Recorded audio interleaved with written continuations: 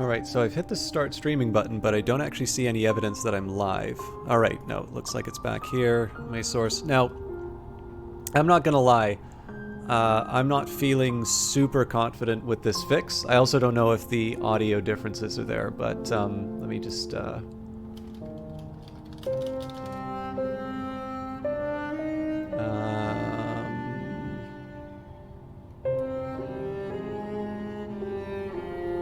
Okay. The good news is I at least have quality options.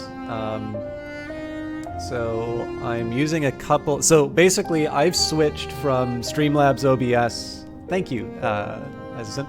So I've switched from Streamlabs OBS to OBS Studio again. This is going to mean a lot of my integrations and a lot of my like alerts and stuff like that are not going to be working. But I'll do the best, you know, I'll do the best with what I've got. I don't really want to spend a whole lot of time trying to diagnose the problems. So, anyways, it does, yeah, and it automates some things quite well, and then there are some other things which, or maybe not automate, but like it does have a couple of benefits. And then there are a few factors that have resulted in some pretty severe degradation of the quality. So anyways, you guys can let me know whether or not this is working for you. We're going to have to redo some of the introductory material, but I was a little concerned by what I saw in sort of the display. Particularly when I got hit, but that might just be... yeah, so like here, it sort of seems like it chugs a little bit, but I don't know though, it might just be me getting a little bit paranoid. But yeah, I don't know, you guys can let me know if it's causing any problems. Alright, unfortunately I got hit at a time where I didn't on the first run, so now I'm feeling pretty bad. Now this is where we had to stop last time, so we'll see whether or not that works out. But yeah, so this is the drawback about Streamlabs OBS, is that while there are some integrations that are nice, as you can see, like it should be sort of the same underlying program running, but clearly Streamlabs quote-unquote improvements are ones that prove very costly in terms of quality.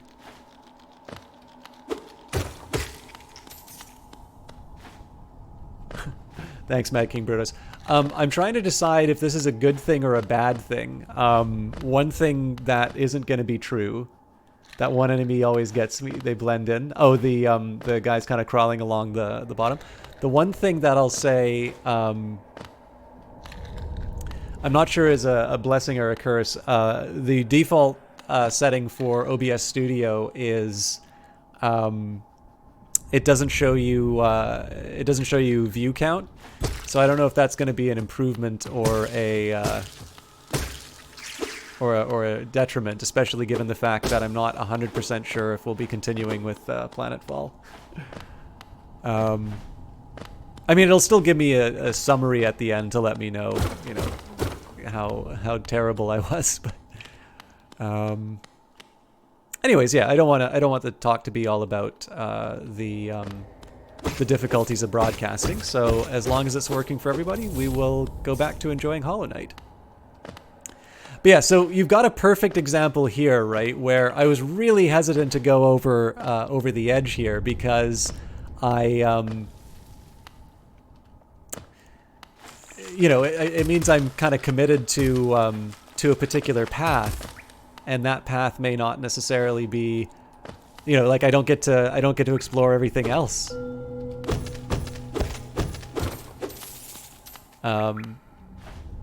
Now I'm gonna guess that I can't make that on my own. The real question is, do I want to attempt it?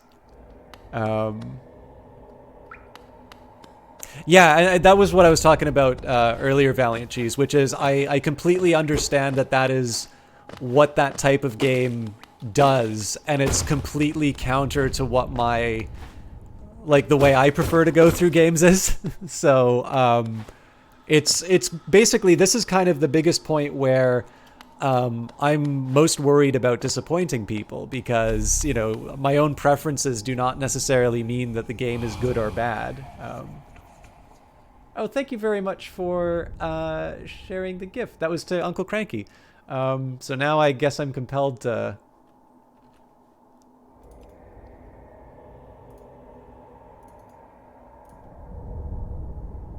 Oh, those...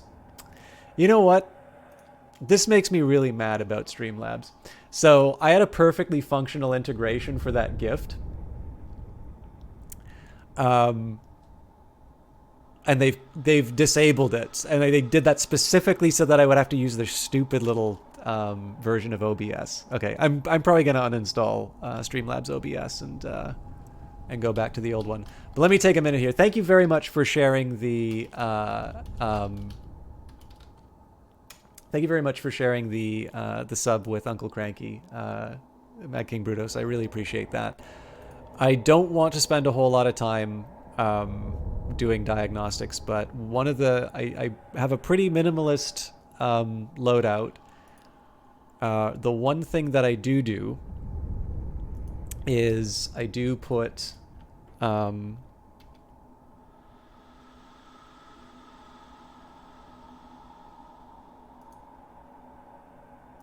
let's try and do that test.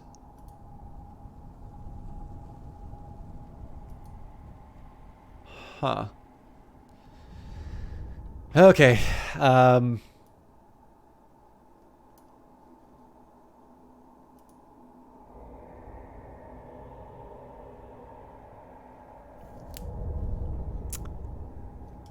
sorry. I will manually thank all of you for doing that. So, higher beings, these words are for you alone. Beyond this point, you enter the land of King and Creator. Step across this threshold and obey our laws. Bear witness to the last and only civilization, the eternal kingdom, Hallownest.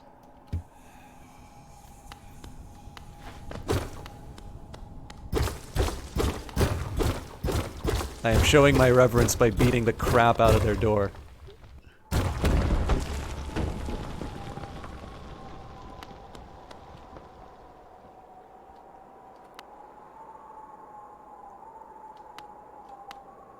Only with the leap from the lion's head can...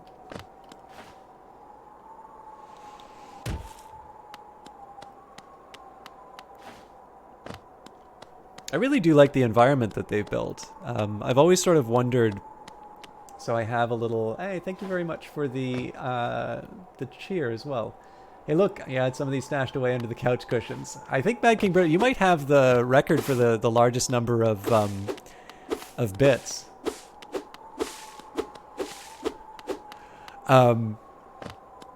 Anyways, yeah, I kind of know how sprites and such work in Unity. I've been going through a few of the tutorials on their website.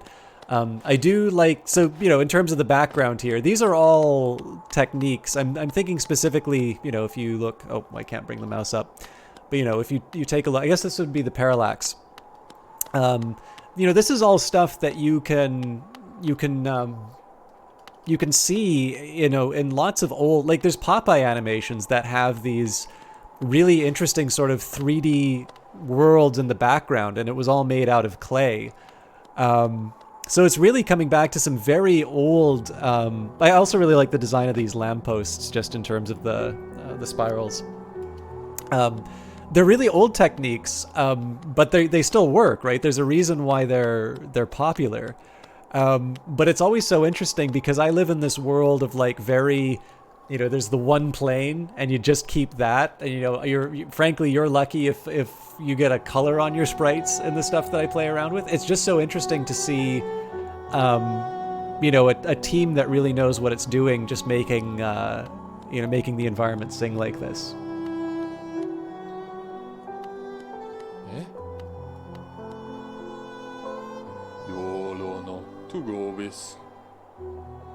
Hello there, traveler. I'm afraid there's only me left to offer welcome. Our town's fallen quiet, you see.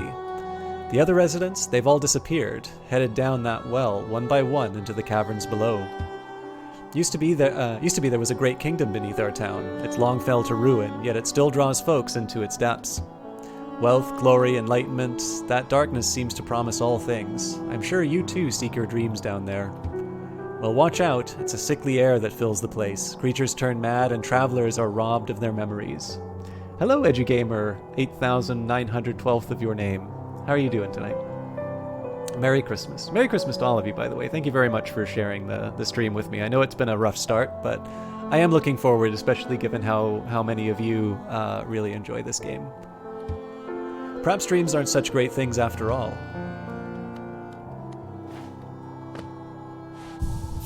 Oh, neat. I lost my little blue. I'm a little mad that happened, but I just wanted to see how he looks when he sits. It is cute.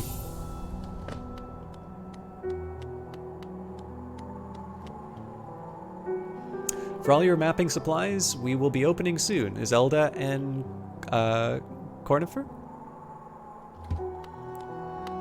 There's quite a few people who love the game here, so I'm feeling a little pressure. Ooh. Team Cherry are great, and they don't employ tactics like Crunch. The sequel to this game was delayed a bit, Silksong, so they don't have to overtax the dev team and could have enough time to make sure it was up to snuff. That is also good to hear.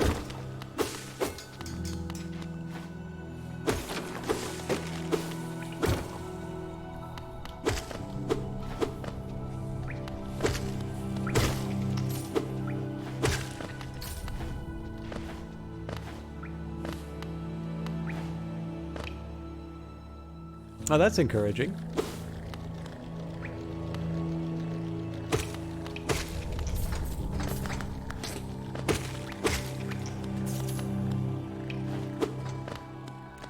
The one thing I did feel a little bad, so I will admit. Oh, that was, by the way, I really liked the foreground touch here with the chains is really nice. But I actually really liked how they had that that creature fly sort of in front of the camera, for lack of a better term. It's, I don't know, little touches like that just kind of really sell me on the environment. I mean, I don't need to be sold on the quality of the animation and the visuals in this game, but I don't know, it's a detail that I really appreciate. Yeah, no worries, EduGamer. I do actually prefer kind of figuring things out on my own. Like, my usual view is that when I play games like this on stream, it's my chance to sort of learn, and I don't think games are always fun when they're being beaten. I think they're fun when you're running into the challenge. So I promise chat that if I want help, I will ask for it. But again, I think, you know, getting lost, getting beaten is part of the journey. So I'll stick with it as much as I can. There was another thing I was going to say about the game, but this person seems in distress, so maybe I'll.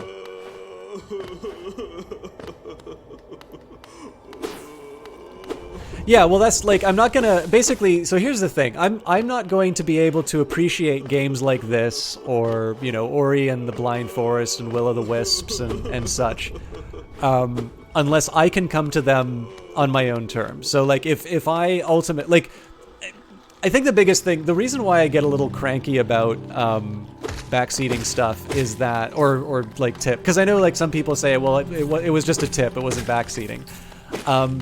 I think one of the reasons why I get a bit cranky about it is that I know how Google works, and so I kind of assume that if you know, if I needed that kind of help, it's available to me.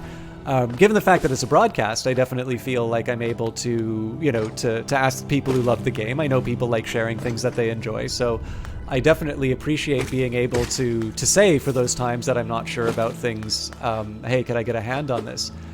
But I think particularly for this genre, which I sort of started off by saying that it's one that I know people really like, but I've sometimes struggled to enjoy. Like, I'm ultimately not I'm not just wanting to learn how to like Hollow Knight. I'm wanting to learn how to like, you know, Ori and you know, Metroid games and what else? I think I don't. It's not Bloodstained. It's something Symphony of the Night.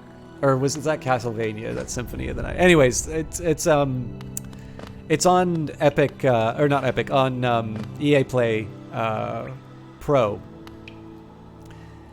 The Pilgrim's Way, travelers of Hollowness descend through verdant wilds and fungal groves to the city at this kingdom's heart. There all wishes shall be granted, all truths revealed. Red Dragon, thank you very much. Happy holidays to yourself as well. Yeah, so there's another one. Maybe it's Ritual of the Night then? Anyways, it's a new one, and apparently everybody complained about the quality of the game. So they did this very kind of garish remaster of it, and everybody liked the developer again. But yeah, like, so basically it's something that I sort of feel like if I'm able to sort of struggle with it and appreciate it, I'm going to be able to enjoy those kinds of games and be able to sort of share with people the experience. The same way that I bounced off of Skyrim when I first played it, but I really started enjoying the Elder Scrolls series by playing the first 3. And likewise, there's another really good example of this that came up recently. Dark Souls. When I first played Dark Souls,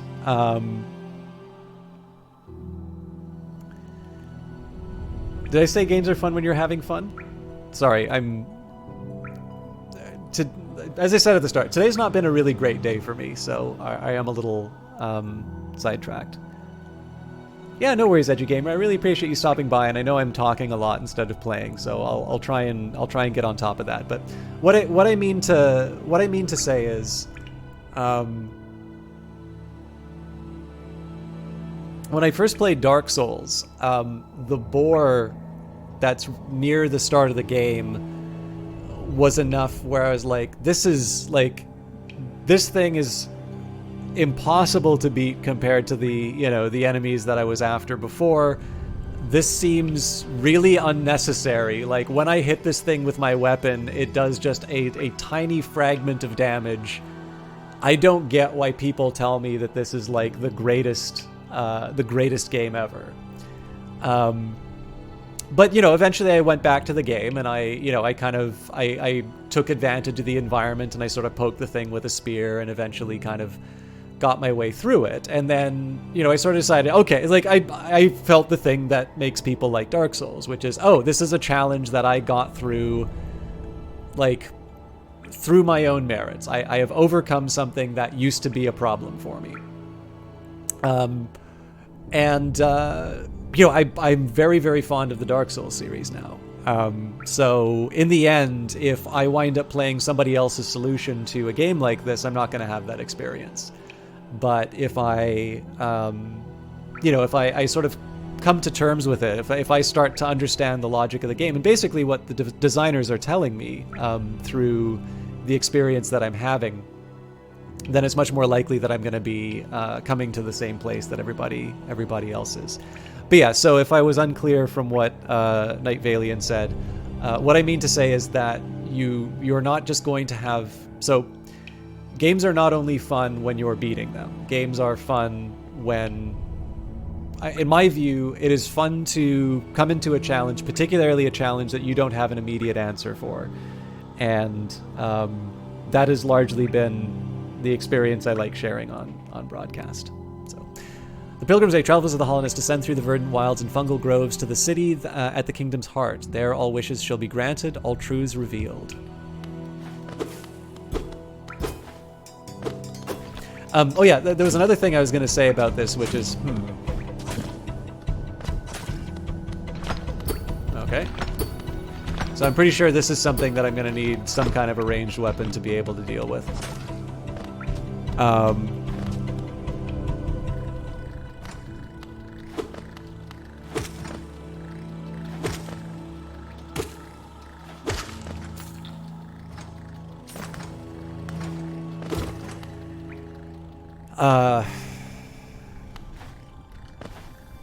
Sorry again, I'm losing track of my thoughts. Ah, drat.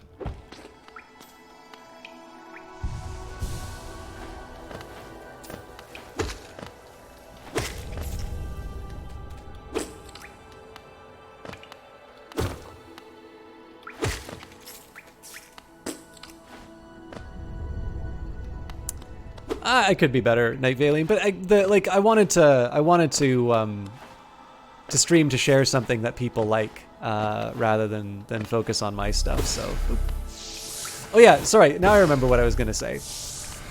So,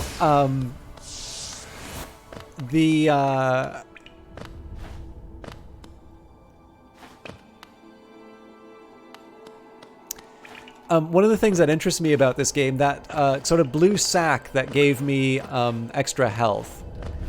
So I'm not going to try and jump off the walls because I don't seem to have been able to do that elsewhere. And I'd rather not land on spikes only to find out that I don't have that capability. So again, we're, you know... oh, I got careless.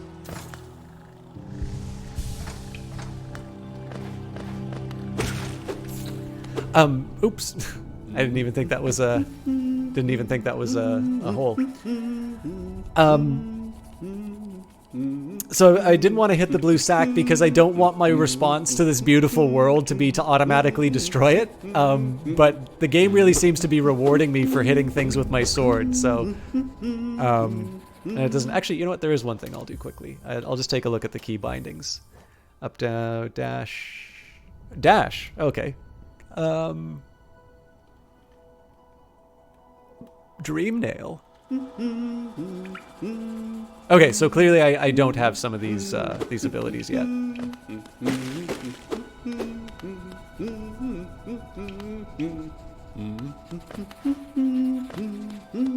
Mapmaker? Ah, hello there. Come down to explore these beautiful old ruins. Don't mind me. I have a fondness for exploring myself. Getting lost and finding your way again is a pleasure like no other. We're exquisitely lucky, you and I. I'm a cartographer by trade, and I'm working on mapping this area right now. Would you like to buy a copy of my work so far? Purchase a map of the area? Sure. To view a map of the current area, press Tab. View a detailed map of Hollow Nest in the map pane of the inventory. A map can be a useful thing, but it alone won't show you where you are. If you've not the head for directions, I suggest purchasing a compass from my wife Izelda. She's just now opening her new map shop in Dirtmouth, selling all sorts of useful things to wanderers like yourself. She'll even sell you some of my old maps from time to time. I pop back to see her whenever I finish mapping an area. She's always so excited to see me. Alright, so of course it does invite the question as to how I'm going to get back, oh, this is nice. So I'm going to be able to... Oh, actually, I really like this touch. I like that your character's sort of looking down at the map as you're walking through. And it's I don't mean that thing that I said about hitting everything with a sword. I don't mean that as a criticism of the game. It's more just this fun little moment where I'm like, oh, this is such an interesting little world. You know, I don't know if I should feel okay about me. I don't know if I should feel okay with me hitting it the way that I am.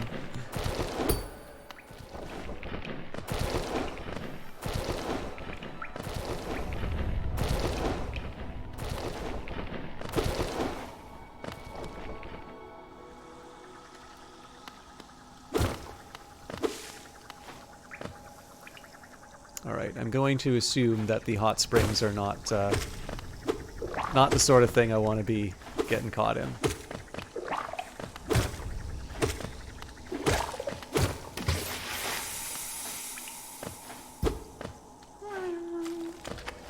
Why is everybody so sad in this game? There we go. It's happy now.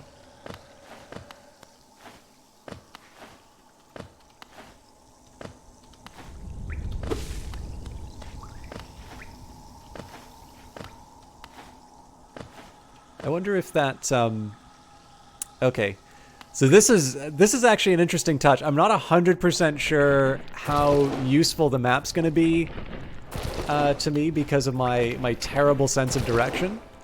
But it is kind of neat that the map will show you the layout, but it won't show you where you... Like, you know, most maps are not like GPS, right? Maps will show you... they'll show you the terrain, but they're not going to show you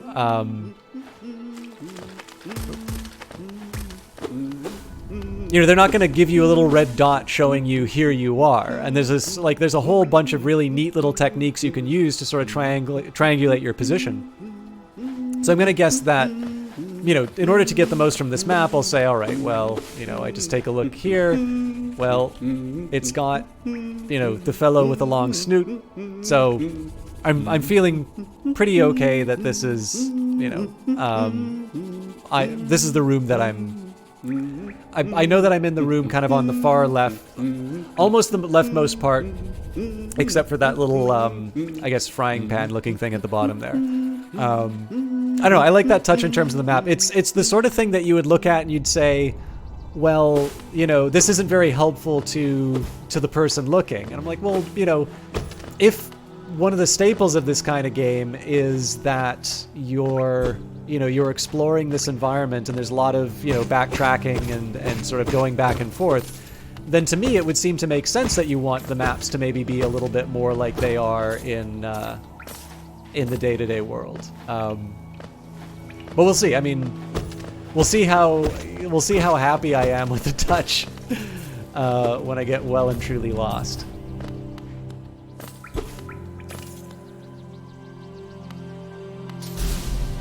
Oh. Also, I gotta remember that oh, damn it.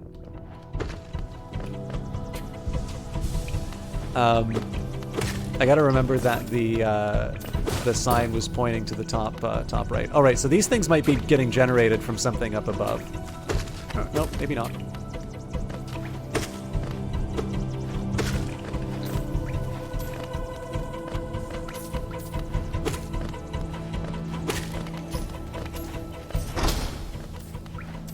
Nope, just a fight club. Fair enough.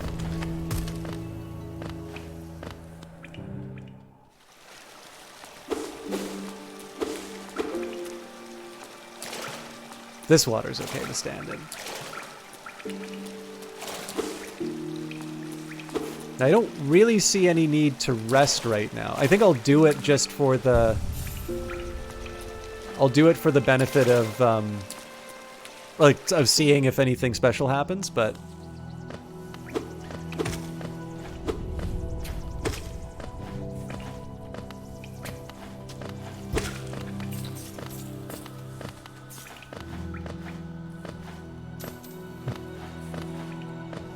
That, or they ate some of my cooking.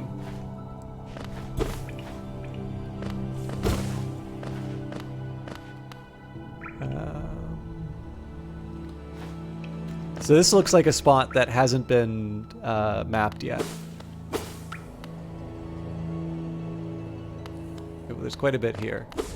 Okay, actually, you know what? I think I'm gonna take a look at the explored parts first.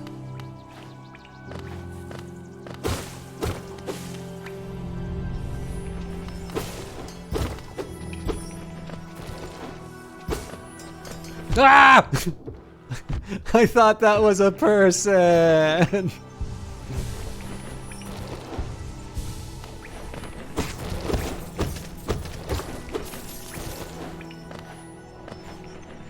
So this is a little corny, but I want to see if I can replenish my... I guess the game calls them souls. Oops. Well, that cost me more than I got, I think. We're about even. But it also doesn't really recommend going back to farm that.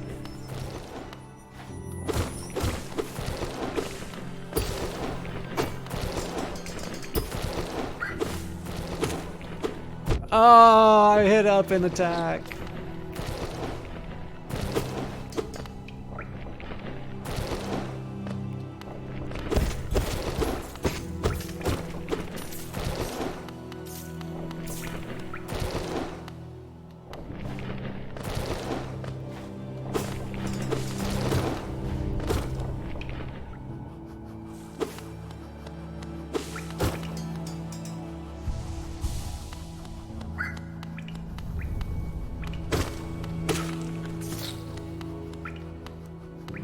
Oh, nice. How you doing, Ponce?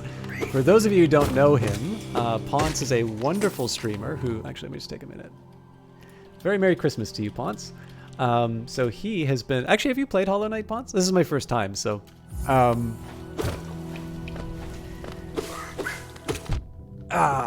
He came out of nowhere.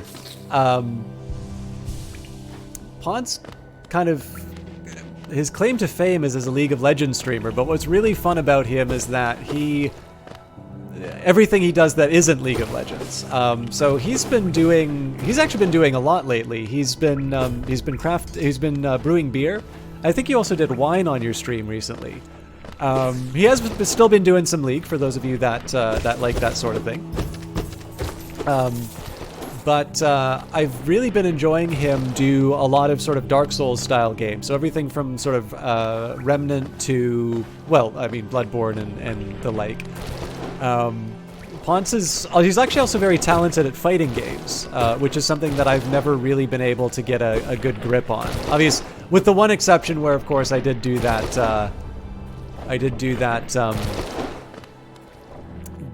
1 Must Fall 2097 stream. All right, so game's telling me go up and right, possibly. Oh, that's interesting. So I didn't think I'd be able to jump that, but it looks like if there's a light, I just kind of fly up. That's neat. You played it in 2018? Don't tell them you haven't played a fighting game in like a year. Yeah. Yes, this is the other thing. I like talking about Ponce's stuff, but this is as much a comment on his diversity as a streamer as opposed to any contract as to the type of material you'll see. One of the things that I liked the most about him was he... so when I was still reading history stuff, Ponce has a background in archaeology. Actually, Alex the Rambler's girlfriend does too. But Ponce started sharing his own historical trivia that he knew. So, for instance, he talked about the origins of barbecue. So it's one of the reasons why I like talking about Ponce is he's definitely a very relaxed streamer, very good at this. Obviously, as you can see, he's got the partner check. But I do like the fact that he's quite divert. Like he's, despite the fact that you kind of know that his bread and butter did come from the League of Legends stuff, it has not stopped him from trying new things and generally excelling at them pretty much across the board. So, all right, let's inspect. A toll machine with a symbol of a stag. Insert geo? Yes, because I'm probably going to lose it in some stupid way.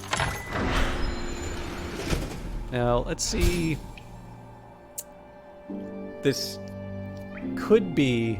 might wind up being some kind of a boss, I guess.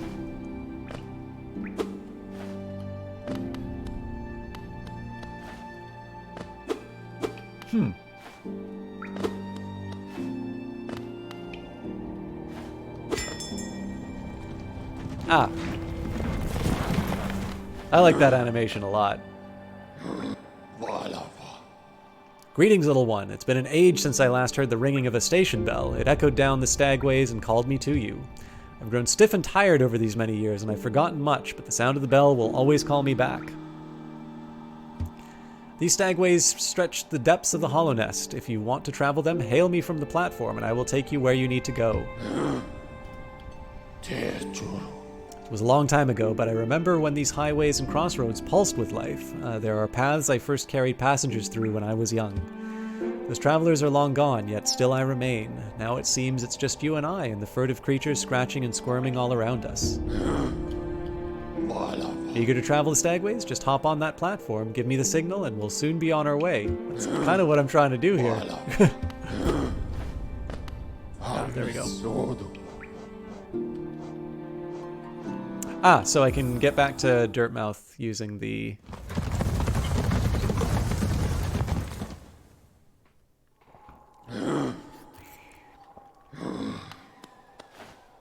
He sounds so frustrated, though.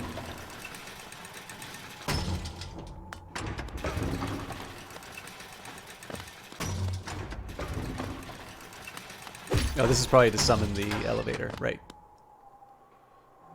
Ah, fair enough. I never thought I'd see such a thing. The Stag Station is opened. That building lay silent since before even my time. I've heard tales of the glorious lines, a web of tunnels running all through the kingdom. Not that I'll be traveling them, mind you. I'm quite content where I am. Let's see if he has anything else to say. A young couple's recently taken up residence in the house beside the station. Seems they're running a map shop, which may excite adventurous types like yourself. She's a tall bug, the wife. I told them to take a larger house, especially given that they're all empty, but they like the look of that one. The way she has to bend just to get through the door, I wouldn't put up with that myself. This guy, reminds me of me, just kind of generally glum and like complaining about everything. I don't know why they play that game. That game's not interesting. Many used to come, hoping the kingdom would fulfill their desires. Hollow Nest it was once called, supposedly the greatest kingdom there ever was, full of treasures and secrets. Now it's nothing more than a poisonous tomb full of monsters and madness. Everything fades eventually, I suppose. Feeling tired? That bench may be iron, but I assure you it's quite comfortable. There's no better place to collect your thoughts before heading below. Plus I enjoy the company. Not that you seem the talkative sort.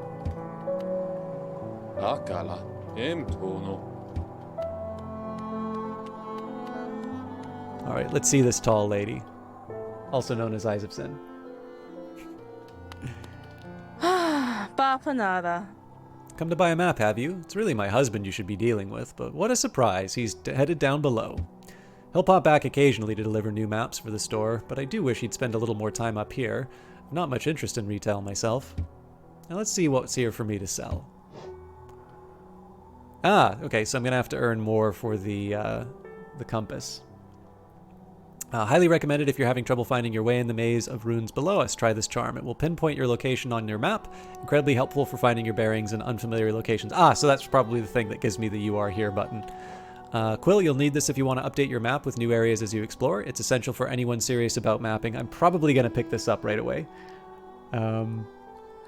Yes, actually, so at some point when you're ready to do art stuff, I should probably have a quick chat with you about an idea that I've been running with, but that's for for her eyes only. See what I did that? Yeah.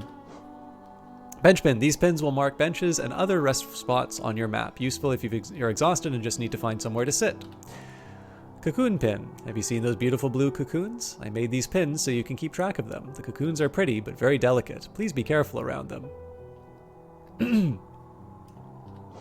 Vendor pin. Use these pins to mark shopkeepers or other interesting bugs you find on your travels. Every so often, you should pass by and see how they're doing. I'm sure they'd like that. Stagway pin. These pins mark stagway stations you visited. They must have been very lively places with the stag when the stags still traveled through them. Hot spring pin. I designed these pins to keep track of the kingdom's hot springs. I haven't visited myself. I wonder if Cornifer might take me sometime. I'm sure you'd make better use of these pins till then. Scarab marker. These markers are new additions to the shop. You can use them to mark interesting spots on your map. The color is quite soothing, don't you think? And shell marker. These markers are new additions to the shop. You can use them to mark interesting spots on the map. Okay, so I will get the pen, or the quill.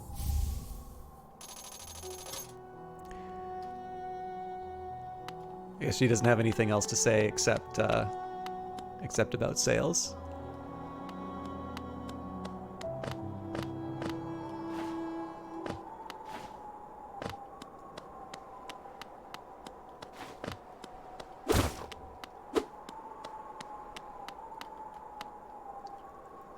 A stone door with a simple lock.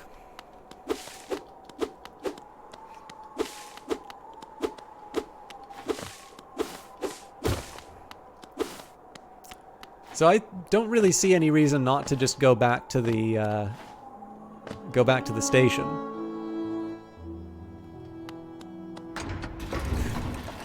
All roads come back to Morrowind, it seems.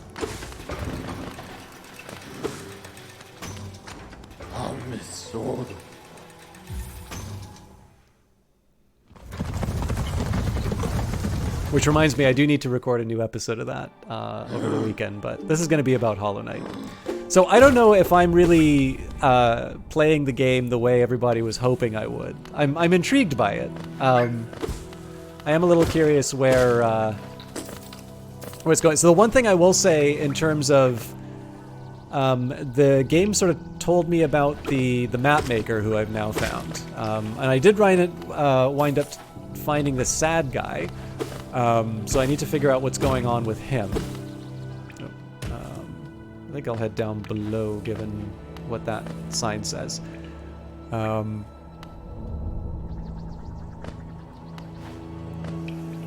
a minute, it's up and to the right, so I didn't actually see the thing that I originally came here for. But yeah, so the one thing that I've kind of noticed is I'm having a little trouble finding specifically what my objective right now is. But I'm not entirely sure that that's necessarily a bad thing, because I am actually kind of enjoying just exploring the environment and seeing what's going on. So, like, I don't feel... Okay, well, we got something serious to deal with now. Oh, it's not Mario. I can't jump on him.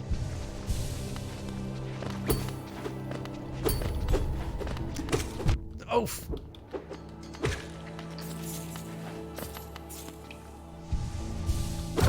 But yeah, so I mean, kind of going around has sort of been a reward in and of itself, which is why I don't... Ooh, I gotta learn the pattern a little bit more.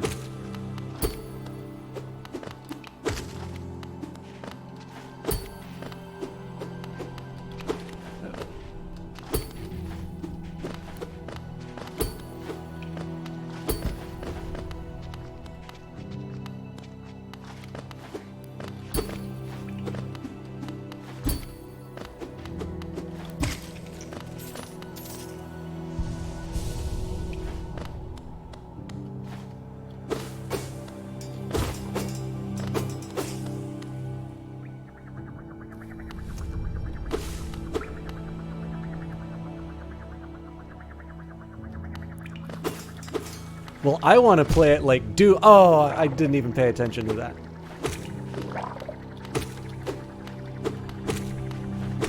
They do a good job of sort of alerting me to the spikes with the shine, but I completely missed the ones just lying on the ground there. This is definitely going to be a tricky... Oop.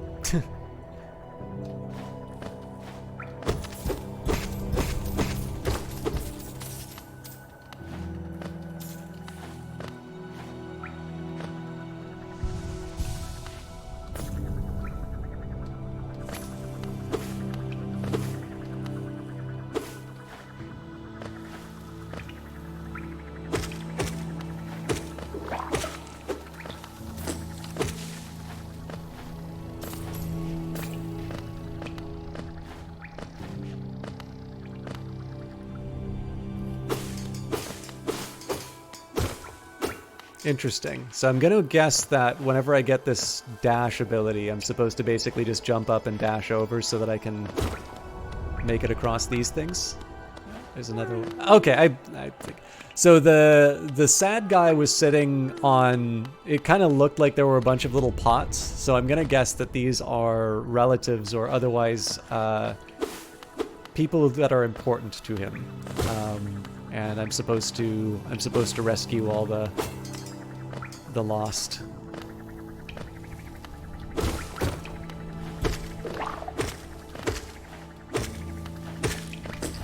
Oop.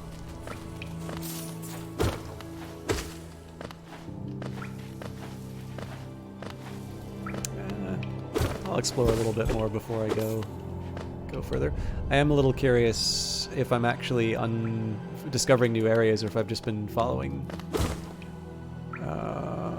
Yeah, so I think we're actually still looking in places that we've already been given a map for.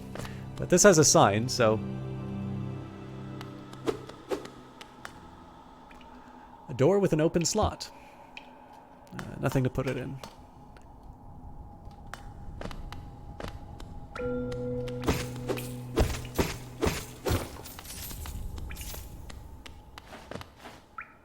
Now here's my question. We've got a... If I hit it enough times, it'll open.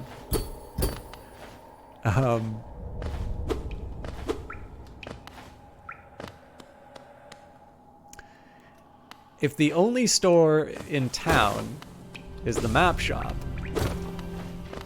what's the currency for? Is it like, is it a commodity kind of situation? Do people eat the geos? Maybe they use it to like power the tram cars? Maybe they use it to make the ink.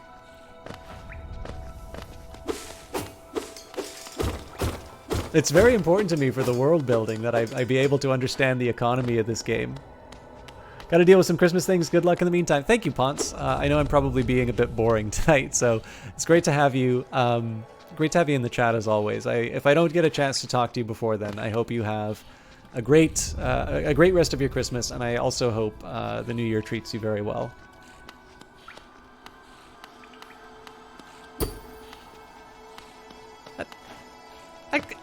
Am I supposed to be the bad guy or something? I don't really want to hit this guy.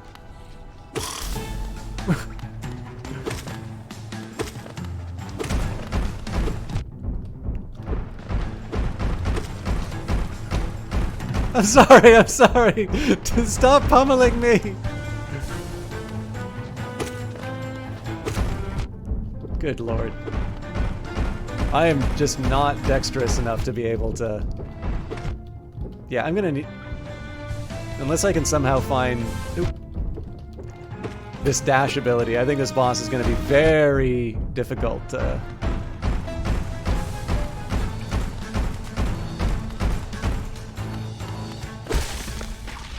Okay, well...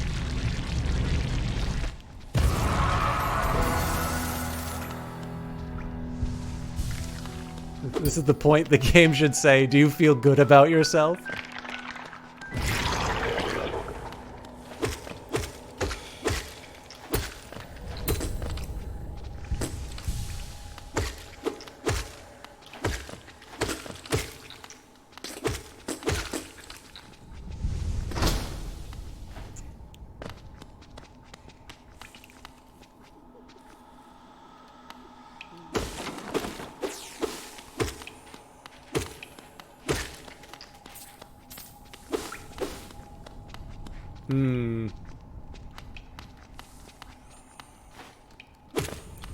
Oh!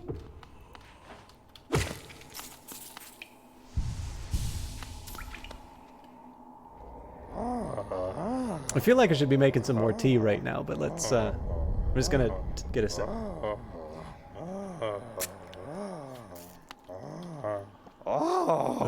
Oro, you oaf! You wield your nail like a club. MC, how much deeper do we have to go? Oh, what? Who are you? I see. This old village. What a strange dream to have led me down here. If you hadn't found me, I don't think I ever would have woken. I'm Sly. Usually, I live an uneventful life up in Dirtmouth. The air in these ruins doesn't agree with me, so I'd best be getting back. If you return above, come and see me. I'm probably the friendliest face left there, and I can thank you properly for your good deed. I just killed a mother and all of her babies. You're exploring, then. Very brave. Plenty of courageous wanderers have been lost to the hunger of these old caverns. You have your nail, though. I can tell, and I can tell just by looking. I can tell just by looking that you know how to wield it.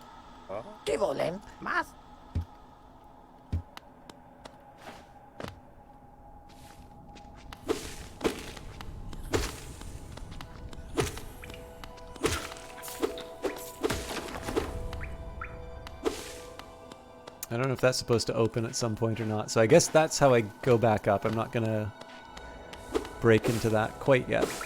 Oh no, maybe all of these are just closed.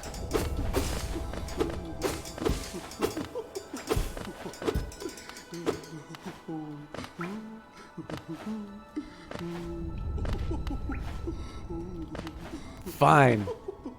The pink mist was promising, but...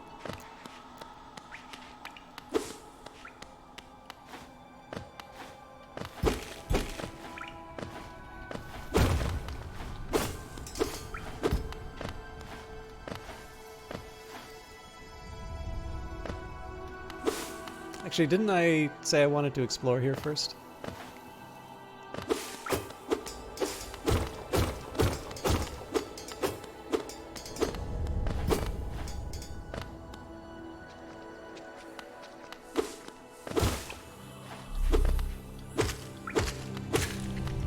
See, I related to that guy because he's tall.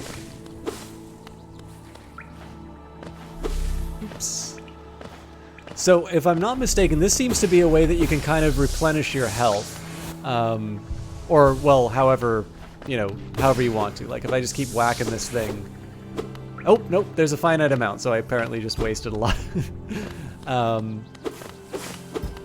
Sorry, it's not direct health, but like whatever whatever spell it is that heals you.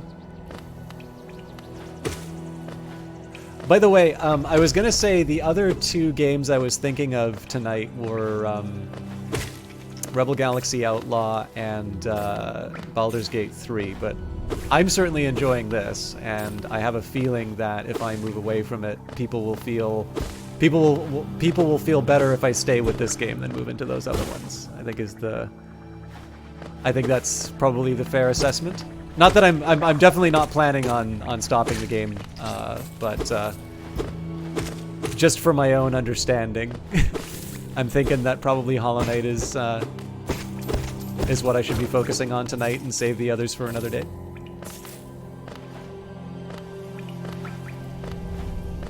Okay. I kind of want to follow the signs, but let's see what's here.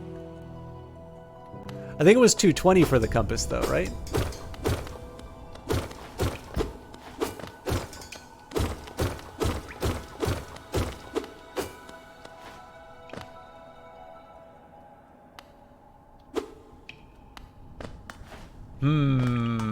Oh, I can't even get on it.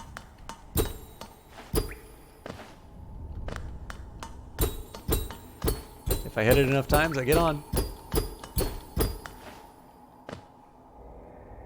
Actually, it might be one of these cases where I need to be on the platform and hit something. No.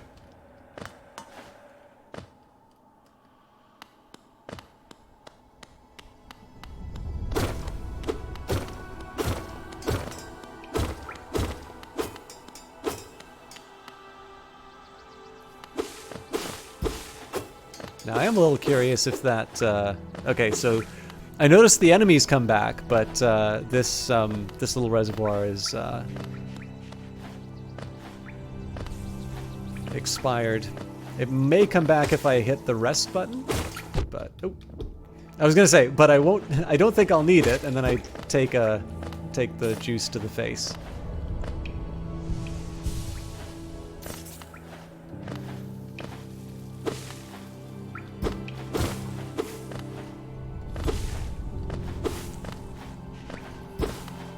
Did that.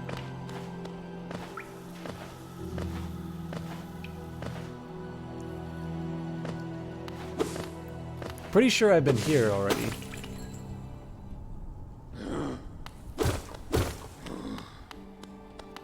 All right.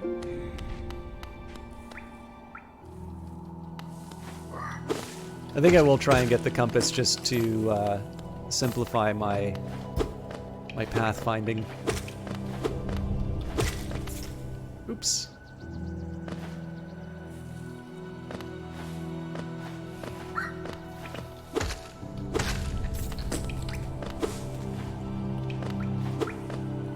I'm also a little curious if those things disappear over time. If they do, it's very generous on the timer.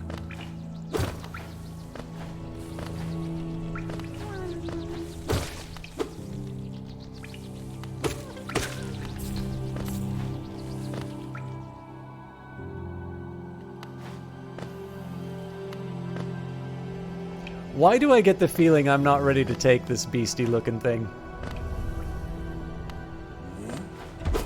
Run for your lives!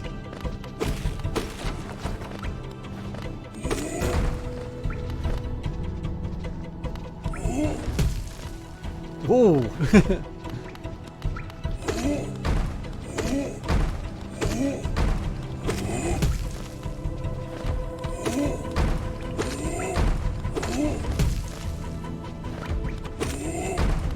Oh, I ruined it.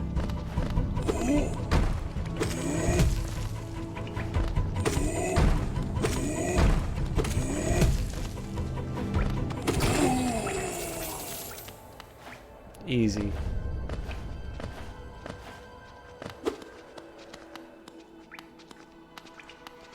This looks straight out of a Ridley Scott movie. Like, is this thing gonna open up and we're gonna, like, the Nostromo is gonna become salvage?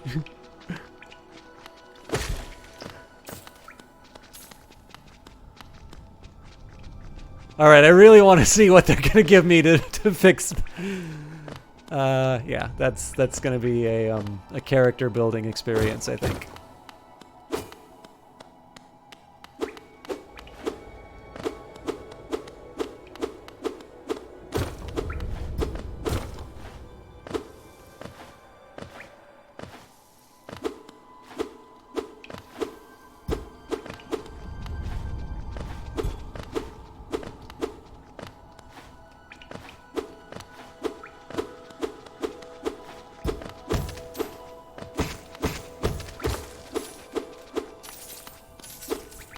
Oh, you're talking about this specific guy's body, okay.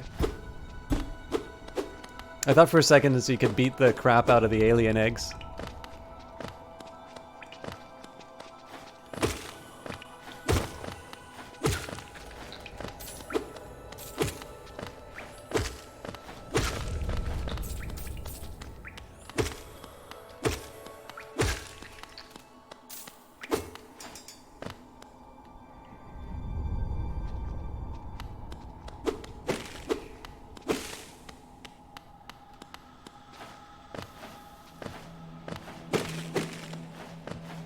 Do you guys want to hear a rant about Twitch?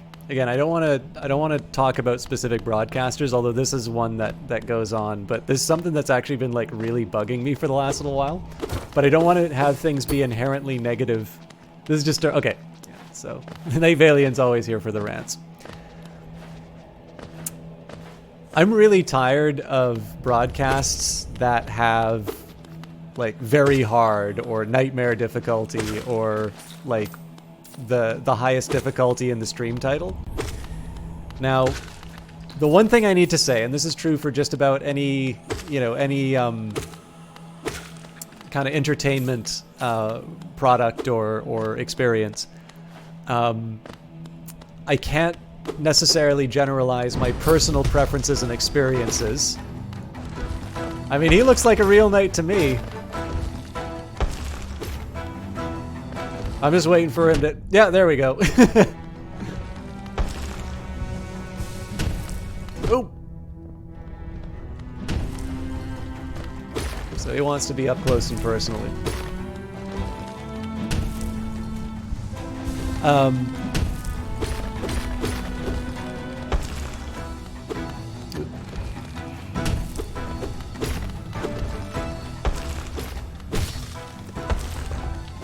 Is that a phase 2 coming up? Oh, that was unexpected. Oh, I get it.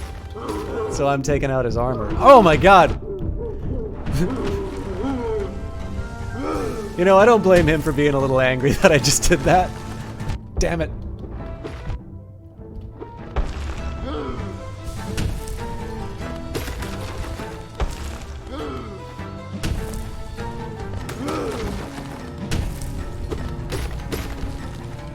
Oh, this is gonna be bad.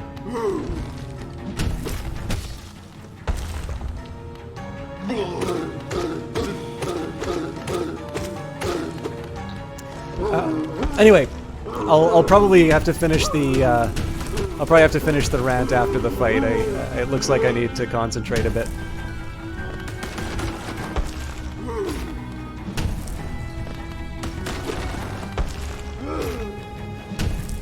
Ooh.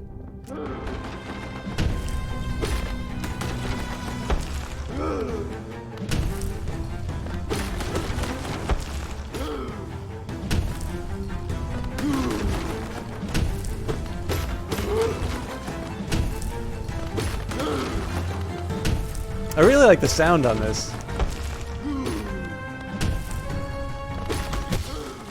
Ah. Alright, I'll get my health back though. Okay, so I gotta give this guy a wide berth while he has his tantrum.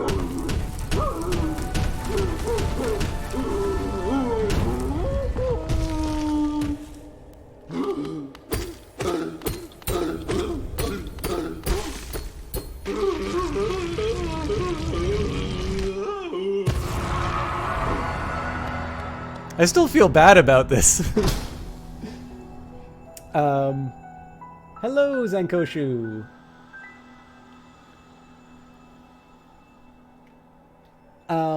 All right, so I'm with you there, Chalky. If you're doing a specific challenge run, SL1 and Dark Souls goes. Yeah. So like, this is the thing. I need to appreciate that there is something about City Crest. So there is definitely something where you are informing people about the type of broadcast that you're doing. If it's, so like Dark Souls is sort of known for its challenge, and there are specific ways of playing that game to increase the challenge. It's like saying that you're playing it with a dance pad. Like, probably there is some value in letting people know that you're doing something special like that. But it does kind of come back to what I was talking about a little bit before, which is like, being able to come to a game on its own terms. To me, that's a big source of the enjoyment. And the biggest thing is that a lot of the people who I'm referring to are actually very good entertainers. It's never been because of the difficulty of the game.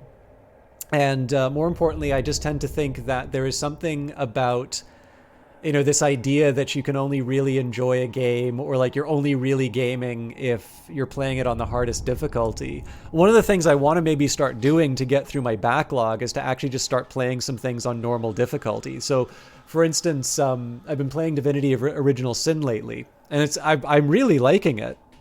But I am playing it on Tactician mode, which doesn't allow you to reverse the difficulty afterwards. And the first couple of combat encounters, or not the first couple, they were like, I can remember 2 specific combat encounters where I needed to sort of like redo it and redo it and redo it. And I'm kind of on track now in terms of sort of understanding the difficulty that comes from that mode. But it was actually almost enough for me to sort of like put it back on the shelf and not experience the game again, because it was sort of, yes, I know I can beat this. If nothing else, just through like enough lucky rolls, I'm gonna be able to get through this challenge. But it's actually something that potentially could have turned me off of what is otherwise a really enjoyable game. And I do think to a certain extent that I hate the idea of broadcasters being any kind of thought leader. But let's face it, there are a lot of people who, kind of the discourse will be informed by what they're seeing on broadcasts. And I'm not crazy about the idea of people just kind of posturing so much over something as trivial as the difficulty of a video game. So, I'm not sure if dexterous enough to beat this boss proceeds to one-shot everybody. I was wondering what that thing was, but you're right, it was the Mace End. But yeah, I mean, like, again, sometime, to each their own. I mean, everybody's kind of got their own degree. But I was really noticing at the line, I think it was because it was Cyberpunk. A lot of people were playing Cyberpunk, and like, the reason you want to watch Cyberpunk is to see what the thing that everybody's talking about is.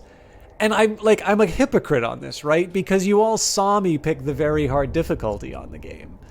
But at least I didn't advertise it, right? So yeah, I mean, it's the one thing I will say differently though is Battlefield Hardline. Visceral actually said that hard is the difficulty we had in mind and how we play the game. So in that one, I'm pretty much going to say yes, I will play that, because that is sort of the game telling me this is their vision for what the experience is like. But you really enjoyed Cyberpunk? I think. You know what, let me make progress in the game before I pontificate on... Oh, wow. Wealth beyond measure, awarded to the brave and the foolhardy alike. So I don't, I'm talking about hypocrisy. I don't want to be a total hypocrite on people's reactions to games. So I was generally unhappy with the way people treated No Man's Sky. I was unhappy with the way that, I don't like the way that Andromeda was treated. I don't like, generally, I dislike a lot of the discourse around high-profile games that fail to live up to unreasonable expectations. I think I'm gonna move ahead a little bit. By the way, I really like that this kind of mini boss kind of taught me the whole dodging the big mace strikes by the big guy. That's a nice little touch. It's a little bit like Dark Souls.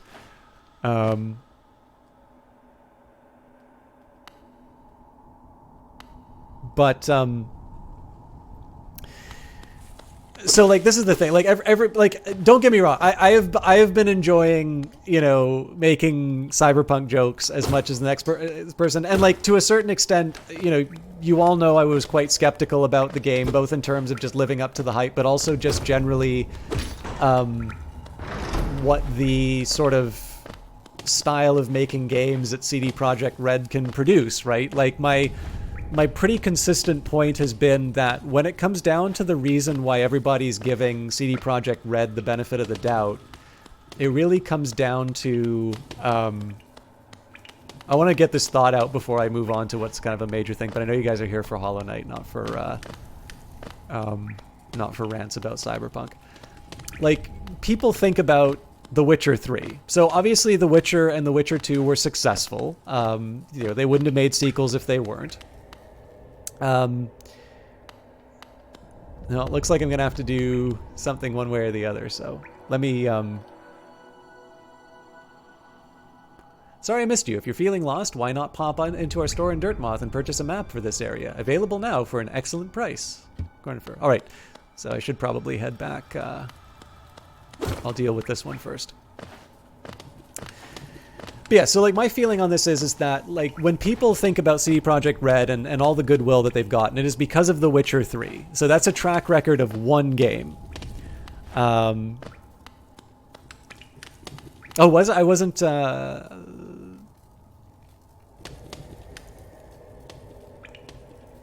okay. Yeah, I should get that compass then, because I didn't realize the I didn't realize I went in a big loop. Okay, so I'll get this out of my system and then we can come back to the game. So, you know, and the example that I'll give you out of this is like, so there's The Witcher Adventures, which I'm assuming most of you haven't even heard of. And then there's Thronebreaker, A Witcher Tale. And that game is the reason why Cyberpunk wasn't a GOG exclusive. Thronebreaker was a GOG exclusive for a while.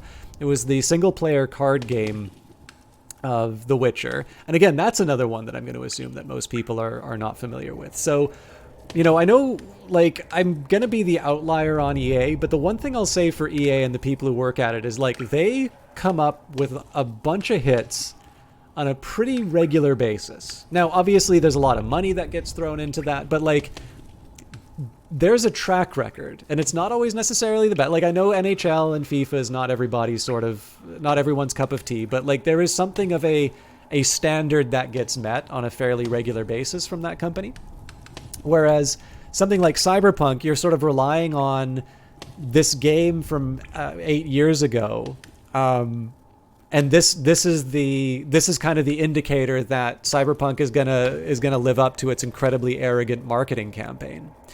Now, you know, the game that I played, I didn't actually mind. I think because I've been able to play a lot of the Elder Scrolls games, I'm now kind of in the mood for that type of RPG. But I also sort of think that, I remember there's a lot of stuff that they were talking in terms of systems that weren't present inside of the game. So I'm kind of glad that I didn't follow the game as closely as other people did, because I'd probably feel disappointed in that regard. And I mean, then there's the talk about the shortcuts, like, so there's no driving AI, and they like just delete the cars and the pedestrians off the road to deal with collisions of that. That's fine. Every game's going to take shortcuts like that. But I'll put it to you this way, like, the state of the game for PC is manageable, but still very unpolished. I completely understand the console thing, and I think there's a very legitimate grievance with the fact that they were hiding the state of the game from console owners. I think that is a case where they're being very fairly criticized. But the thing I really don't like about a lot of the discourse right now is that where there are legitimate grievances with the state of Cyberpunk 2077, and by the way, it's fine to just say you don't like a game. It doesn't have to mean that CDPR are bad people because they made a game you didn't like. The thing that really bugs me about this is that like people are talking in the same way that they were about Mass Effect 3, like because there isn't this bespoke ending based on every single dialogue choice that you ever made, that this is somehow a betrayal of the, you know, of the expectations of the consumer. Like that game was never going to exist. That game arguably cannot exist. And so to a certain extent, like I take no pleasure in seeing games, you know, not be good or not meet expectations. I would prefer it if there were more games that we all enjoyed, even if they weren't my cup of tea. I thought the game was, you know, sufficiently diverting. I thought it definitely was not the second coming that it was portrayed to be, but I already knew that. So going in with low expectations, I was pleasantly surprised. So.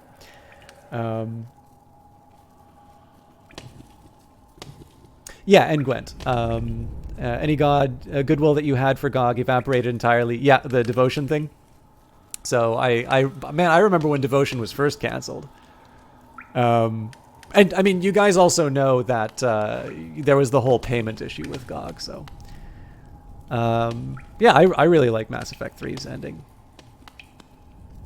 You have an issue with CDPR is that they put an embargo on reviewers' video content until the game after the game came out, and they had to use David. Yeah, exactly. That's what I mean about the hiding the state of the console game. And you know, it's.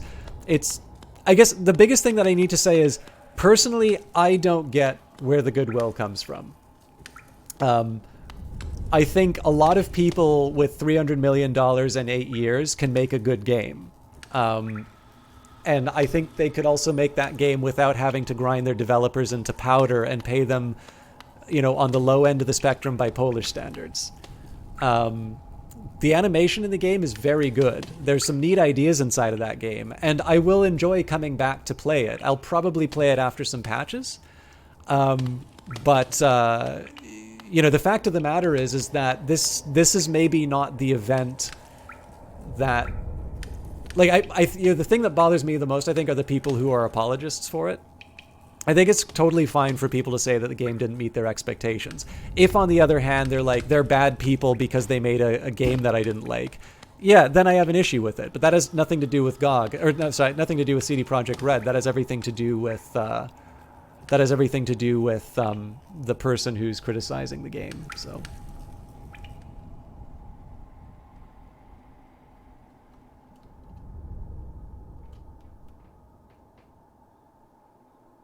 If that's true, I suspect that lawsuit will lose. I think if you look at the investor disclosures, it will talk about the volatility inherent in that industry. More importantly, the reason the share price was high was because the investors bought it at that price, not due to any, you know, I don't know what CDPR's projections were. As far as I'm concerned, they announced a release date for that game to shore up their balance sheet, not because of any state of the game. But I don't know, I should look at it, but I mean the share price has gone down a lot, but I mean it's gone down because of people were expecting it to be just this the problem now is that the share price is reflecting the backlash from high expectations rather than anything. Anyways, I'm really sorry. As I've said, you came to watch Hollow Knight and I'm ranting about games, so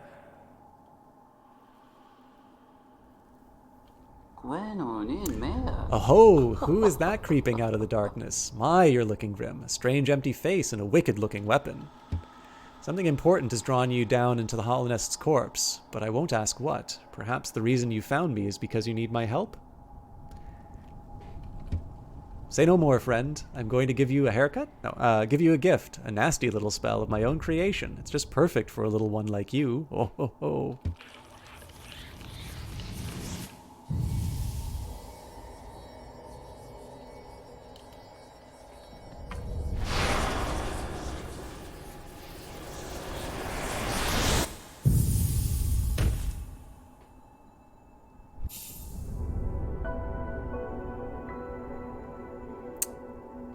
Vengeful Spirit. Tap A to unleash the spirit. Spells will deplete your soul, replenish soul by striking enemies. Cool. Vengeful Spirit is always my favorite character in Dota 2. Oh, you've woken at last. I apologize. Perhaps I should have warned you about the power of that spell. I was watching over you as you slept. And other things that have gotten me blocked on Discord. But it seems to have slipped away myself. Oh. Now we're awake. I was wondering whether you would do me a small favor. Not as repayment for my gift, of course, simply because we're now friends. You see, a horrid great beast has made its home in the heart of this temple. Such disrespect. I'd be quite grateful if you were to venture deeper and slay it for me. It's hardly a creature. It's a hardy creature, but with your new power, you're more than a match for it. Good luck with this small favor, my friend. Yeah, the design of everything in this is really very handsome.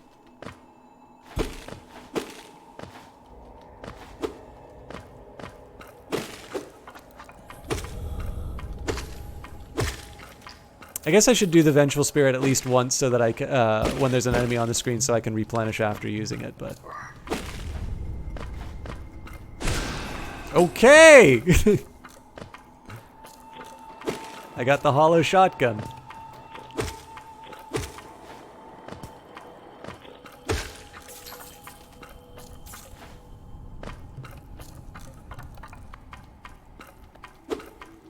My apologies to those of you who didn't want it. So I'll make a deal with you guys. I actually do know a thing or two about the stock market.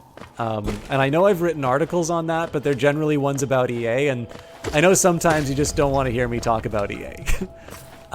So my deal with you is this. I'd like to spend some time talking about Hollow Knight, but if you guys do want to know a little bit about the stock market and specifically why share prices do what they do, I don't mind talking about that. I just want to make sure that the people who are here for Hollow Knight and want to know kind of my feelings of it, I want to make sure that they're sort of getting their time, because the biggest thing is, like, when I ranted about Cyberpunk, like, I stopped playing the game to do that. Oh,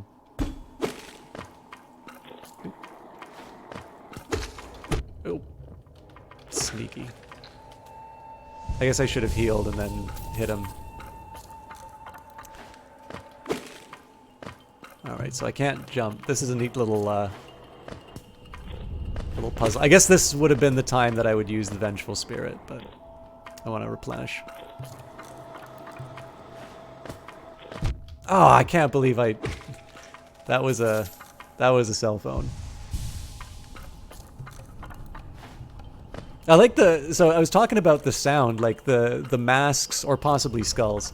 Like I do like the little change to the footsteps that they've done. All right, I suspect this guy is going to be a bit of a trouble, yeah, because strikes knock me back.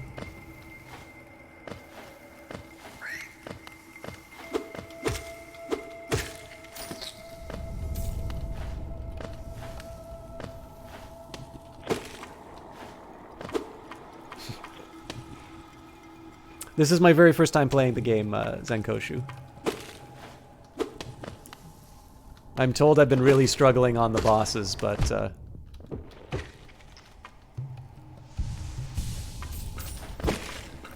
what can I say? If you were looking for quality, you wouldn't be here. All right, I replenish.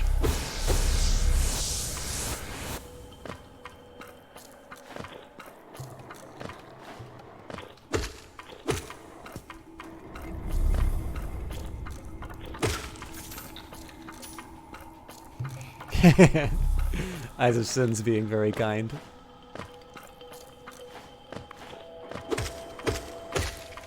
This is probably something I should have tested, which is to see if I can attack fast enough to just keep them from hitting me. It looks like I can.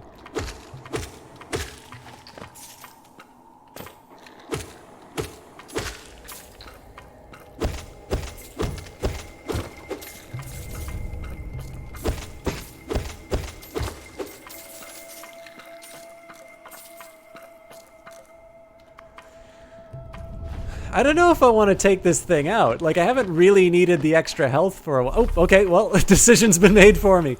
But then again, I'm probably not going to come back here, so... It says they're delicate and beautiful and don't hurt them. but it's mine.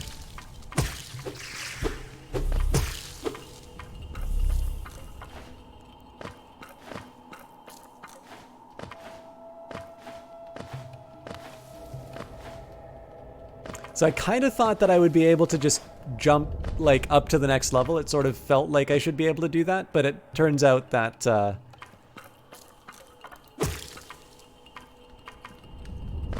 turns out I was wrong. So there's apparently still a hardy beast that I need to get rid of. Oh, I bet this is the hardy beast.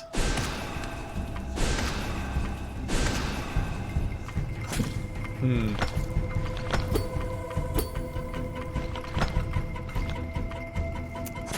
So I'm curious if I can hit the orange... Ah, there we go.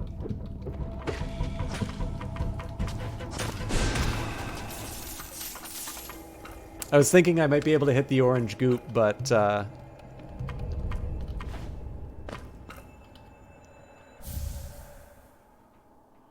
You always smash him because of the blue glow. Yeah, I don't know. Like, have I just become too like, this is the funny thing about me in video games, is that, like, when it's humans... It's like, whatever, screw them, they're not worth anything, just mow them down. It's like Grand Theft Auto 4, the whole arc of the main character is like, oh, I've got this dark past, I'm trying to get over what I did in the Bosnian War. And like the crux of the journey is, do you decide to kill your enemy or leave them by? But chances are, on your way to making that decision, like, you've just plowed through 8 pedestrians because it was faster than waiting for the stop sign. So it doesn't quite resonate in the way that I think the authors intended. But like, if they're little bug creatures, or if it's just a beautiful animated environment, I'm like, oh, it's so beautiful and gentle. I can't destroy it. This is a wonderful world. So you may have been playing the randomizer of this, and it spawned you in here without Vengeful Spirit, so you were soft lock. Oh, Jesus. I didn't realize there was a randomizer. All right, Soul Catcher. Equip a charm to activate its powerful abilities. To equip a charm, open the charms menu while resting at a bench. Of course, if I rest at a bench, I'm going to lose my blue goop, so...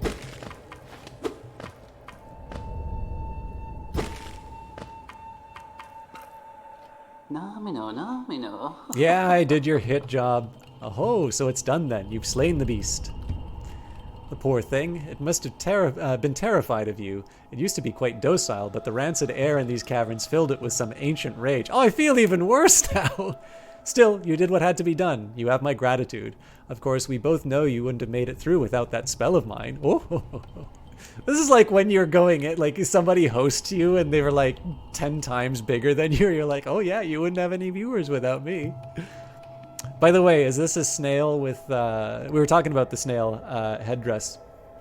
Is that from a snail, or is this in fact what snails look like underneath the...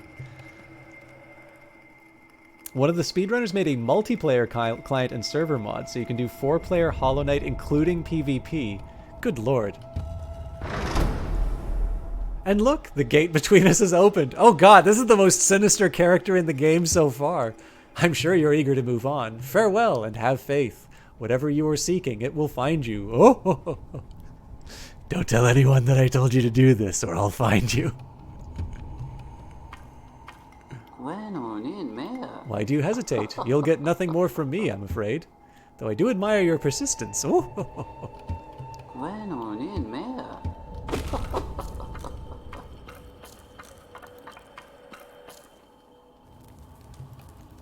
no, I don't want actual answers.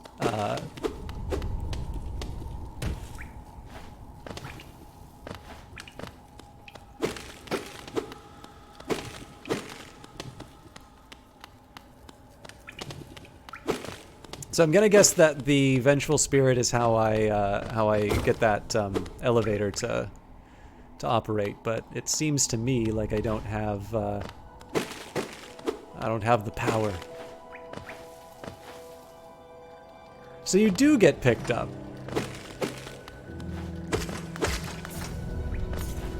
Anyways, I'm fairly confident in my ability to get my souls back, but in this case I want to at least buy the compass so I can get GPS. By the way, yeah, I talked about all the fancy ways that you can triangulate your position, like on a map. Actually, the game Arma 3 teaches you one of them, which was a pleasant surprise. But the easier way, of course, is to have a compass.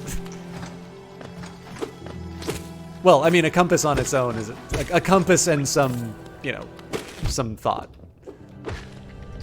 Oh, well, now I can rest at the bench, I guess.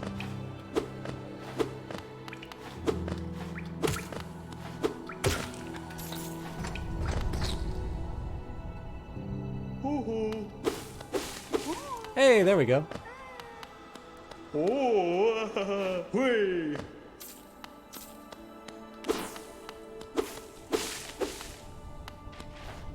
All right, so I'm obviously a bounty hunter. This is like my poncho. I'm the man with no name in the Seven Samurai or the Fistful of Dollars. No, not Seven Samurai. Yojimbo, or the Western counterpart, Fistful of Dollars. Actually, okay, here's a question. I might do this at the end of the broadcast because it will involve a film. But does anyone here know what I'm talking about when I say that scene from Yojimbo and A Fistful of Dollars? Or am I just speaking Greek to everyone? Audi keeps bugging you to play Arma 3 with him. If you can survive long enough in Arma 3, then yes, you had to memorize Arma 2. Jarenus Yeah, I mean, Arma 3 is kind of interesting because it's, to a certain extent, it's almost like a sandbox FPS. Yeah, sometimes people have at least seen like a scene from them. Anyways, let's buy some stuff. All right, so we will start with the Wayward Compass. I just exited, didn't I?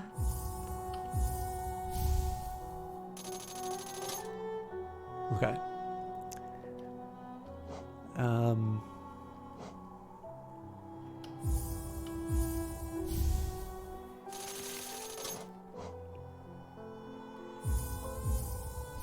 I'm trying to prioritize these based on things that'll be most useful.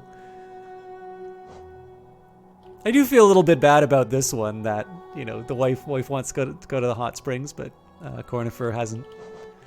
Also, I was under the impression that I could buy updated maps. I'm assuming that maybe this one isn't. We've already got what we can, but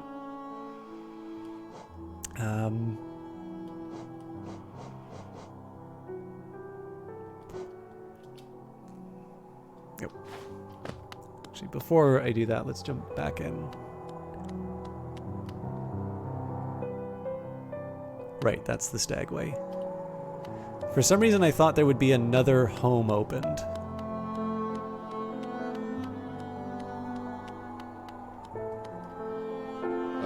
Oh, what a turn. Our shopkeep's come home. Just wandered back in.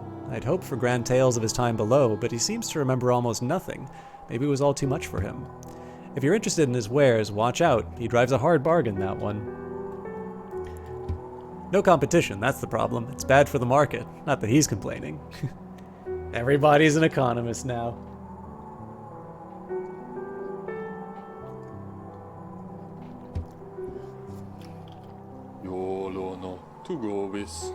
My understanding of the hollowness can be a bit vague, but below those leafy caverns is a fungal grove, once home to peaceful creatures, not quite bug and not quite plant.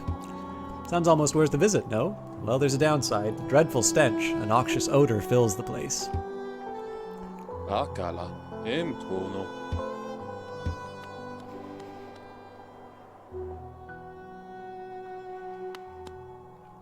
So tell you what, if you guys want, I'm going to take a second here to do something in Discord. I'm going to get an invite for the Discord.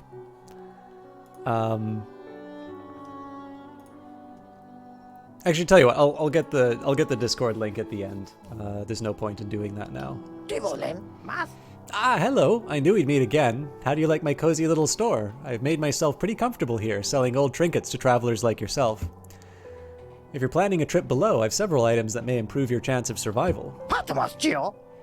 So mask shard, this old thing? Merely a fragment of something larger. Still, maybe you can make some use of it. Vessel fragment, a piece of a soul vessel. You know, those ghastly looking orb things? I don't really like the aura about it, but it's quite rare, so I'll have to charge you a high price. Simple key. Simply a simple key. It will fit a variety of locks, which is useful if you were to like to poke around in places that you don't belong. Gathering Swarm. Do you find yourself leaving a lot of geo behind as you hurry through the caverns? This charm will make sure that any loose change finds its way back to you. That will be very helpful. Stalwart Shell. Life in the Hollowness can be tough, always taking hits and getting knocked around. This charm grants you more time to recover after taking damage. Useful if you need to escape from a tight spot. 1800. My god. Outrageous! What's more important, a light to guide your way or a friend who will stay by your side? Why not both? Take this bright little fellow as your companion, and he'll light your way through the thickest darkness. And Rancid Egg. I found this under the counter. Some creature must have laid it here while I was stuck down in the ruins. I suppose you could buy it. I won't miss its sour odor. Shouldn't you be paying me for that?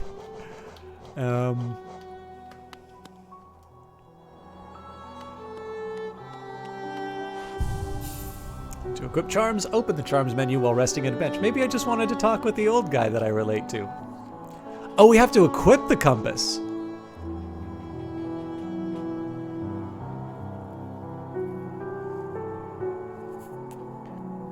So if I equip... Ah, I get it. So this is what stops me from just taking on a ridiculous number of boons and trivializing the game.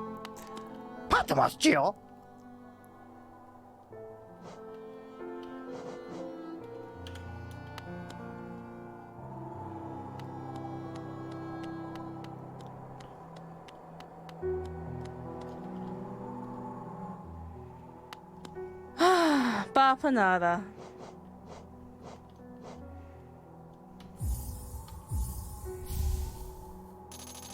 If I'm gonna buy something I don't understand, I'll buy it from the first vendor I know. Alright. Now, something tells me I should probably go through the Stagway, but I think what I'm going to try here, I'm gonna jump down the well again, and I'm just gonna see where I kind of naturally flow. And one of the reasons I want to do this is just because there were some places I sort of hit a natural block, and I don't 100% remember how I got to them. So I'm sort of hoping that if I just follow my nose, I'll wind up back at some spots where maybe I have some new ideas with my Vengeful Spirit. Also, it just feels like there's more of these walking guys around. Maybe I missed them last time.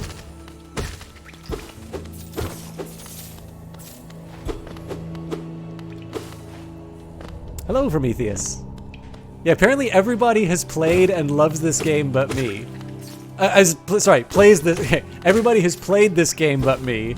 Everyone seems to love this game, and I am very much enjoying it. I hope that's coming across on the broadcast. Whenever I talk about stuff that's not... So, this is a blog that I've been meaning to write for a while, which is... So I wrote one about why I think the Steam review system is asinine. And one of the big problems I have with it... So the way Steam sort of justifies their current review system is they talk about it in terms of how well the game matched its audience's expectations. And of course, as we were talking about, those expectations are not necessarily justified, right? It is not informative to me that someone dislikes Borderlands 2 because they don't like the fact that Gearbox made Borderlands 3 a timed exclusive. I care about whether or not Borderlands is in fact the game that everybody said it was. Incidentally, I actually haven't played that much Borderlands 2, so I can't answer that question for you. But clearly, like, the expectation of the of the audience with regards to sort of the developer's commitment after the game has been released is probably not a very realistic one, and one that I don't necessarily think should be weighed in sort of the factoring whether or not the game is something I want to pick up. The greater concern that I have with that system is that you can have games which are like, I'm trying to think of the best way for me to explain this. Think of some of like your favorite niche products, preferably entertainment ones. So like there's that movie that you really like, but you kind of know that it's not going to be for everyone. So like Rocky Horror Picture Show might be a good example, where there's very clearly a lot of people who really, really love that movie, despite the fact that it's probably, if we're honest, not a very good movie. But people really love like the experience of going to see it with a bunch of other people who like. By the way, I was thoroughly entertained by Rocky Picture Horror Show. I can enjoy that movie without necessarily saying that it's like touch of evil. But Merry Christmas to you as well from Etheus. So, oh, here's an interesting question. Ah, damn it.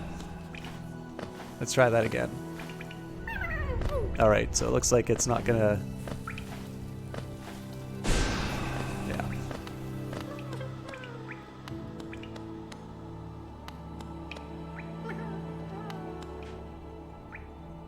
Oh, see, I was actually going to say the overall rating is the one I have the biggest problem with. Because, like, you think about the niche stuff that you like, right? There's going to be a bunch of people who really like it, and there's going to be a bunch of people who really hate it. And so what you might expect out of a review system like that is mixed reviews for games that don't have universal acclaim.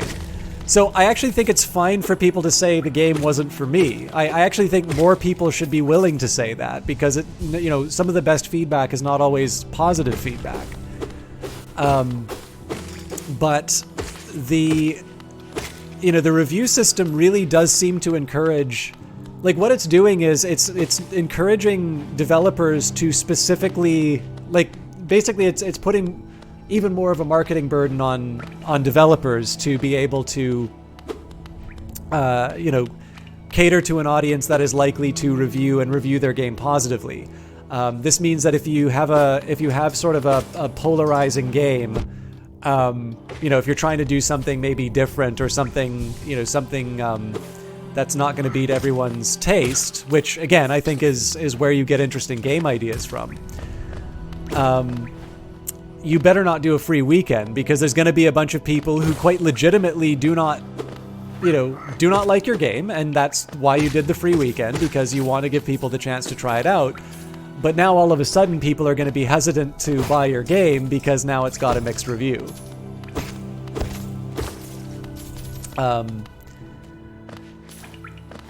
And I mean, again, like, no review system's going to be perfect. If you did some kind of like ratings thermometer, then that's going to have its own problems. If you do, do you do 5 stars? Do you do 10 stars? What do you do about the fact that not everybody thinks it the same way? Obviously, review bombing is still going to be a thing, regardless how many stars you put in. Like, I need to be careful in terms of my criticism here.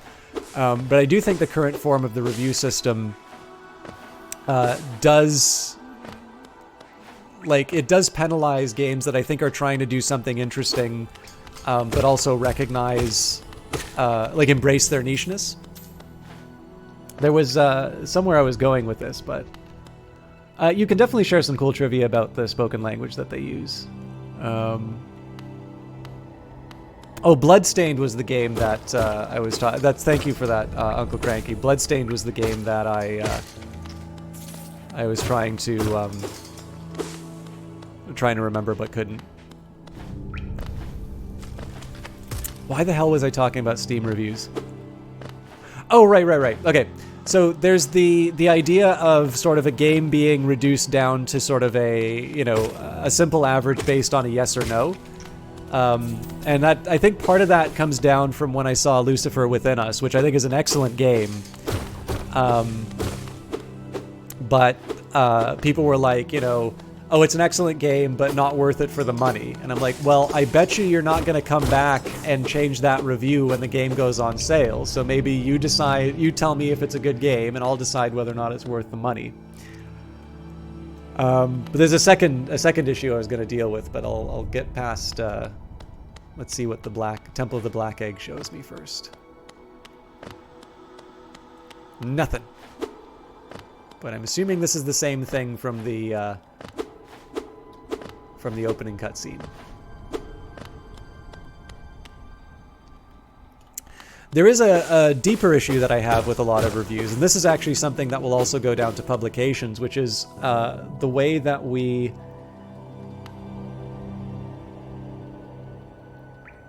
devs have a spreadsheet of all the different words in the bug language. It's an interesting little gibberish with me. Oh, that's neat. I don't know if they did the same thing with The Sims. I know The Sims had some kind of specific intention in terms of the way that the language worked, but I don't think it had...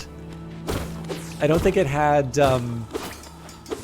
had the same kind of mapping that seems to have happened with Hollow Knight.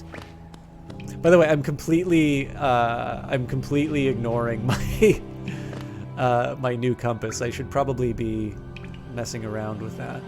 So apparently that guy on the left is a vendor? I know I'm repeating this, but I'll double check. It gives me a chance to finish my thoughts on reviews. One thing I really don't like about reviews, though, are just generally the way that we review stuff. So I'll tell you one thing that, even if it's in print, is a review that does absolutely nothing for me.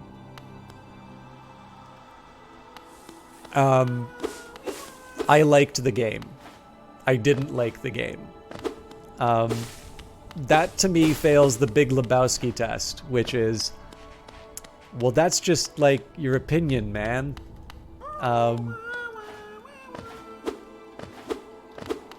Give me stuff.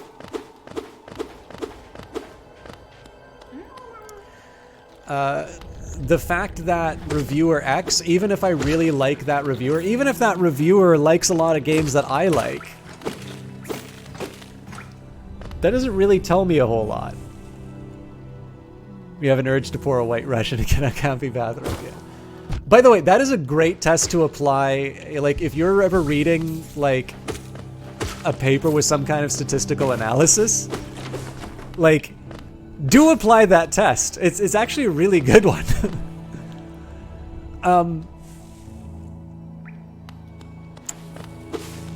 And I've been a little bit spoiled, so I do actually still subscribe to one print magazine, and that's Foreign Affairs. And I really like Foreign Affairs book reviews. So this is independent of the whole Steam review thing. Like, the thing is that when I just take a look at the text of most Steam reviews, like, you can see the people who kind of want to be writing for PC Gamer one day, or people who with, like, their cute little, ratings number system, I give it, 4 out of 5 dirty socks or whatever. But I think the thing that is really missing, and it's hard to do, like, I think there's a certain argument where if you were to consider this a criticism of, like, the print reviews, the easy answer to that is we don't get paid enough to do it this way. But when I read the Foreign Affairs book reviews, it's like there was one on kind of contemporary Russia, and sort of the organization of the state, who has power, various factions.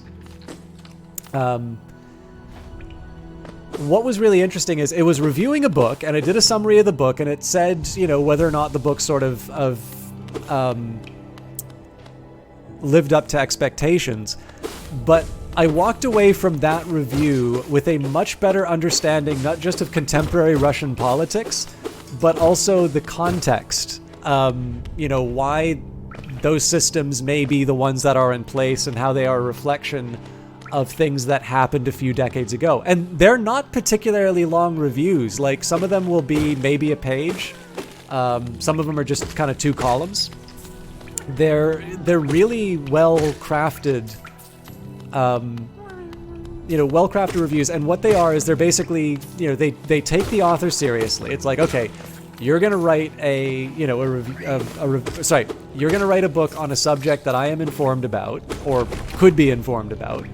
I am going to present this work in the context of existing scholarship on the subject that you're presenting. So, like, if you write a new book on the Marshall Plan, ideally, reviewers of your book are going to talk about how your book adds something new to the analysis of the Marshall Plan, which is a really, that is a fairly well-covered bit of material. And I think that's, like, there's definitely a place for this kind of review in terms of gaming. So, obviously Cyberpunk is more than just metal arms. I'm gonna guess I can't make any progress through here yet.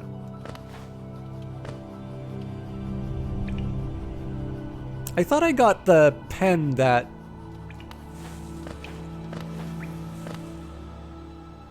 draws rooms as I go into them. Oh well. Being able to kind of talk about Cyberpunk. I think the most interesting review, and there may be one out there because I really don't read a lot of games journalism anymore. I do read games journalism, just not reviews.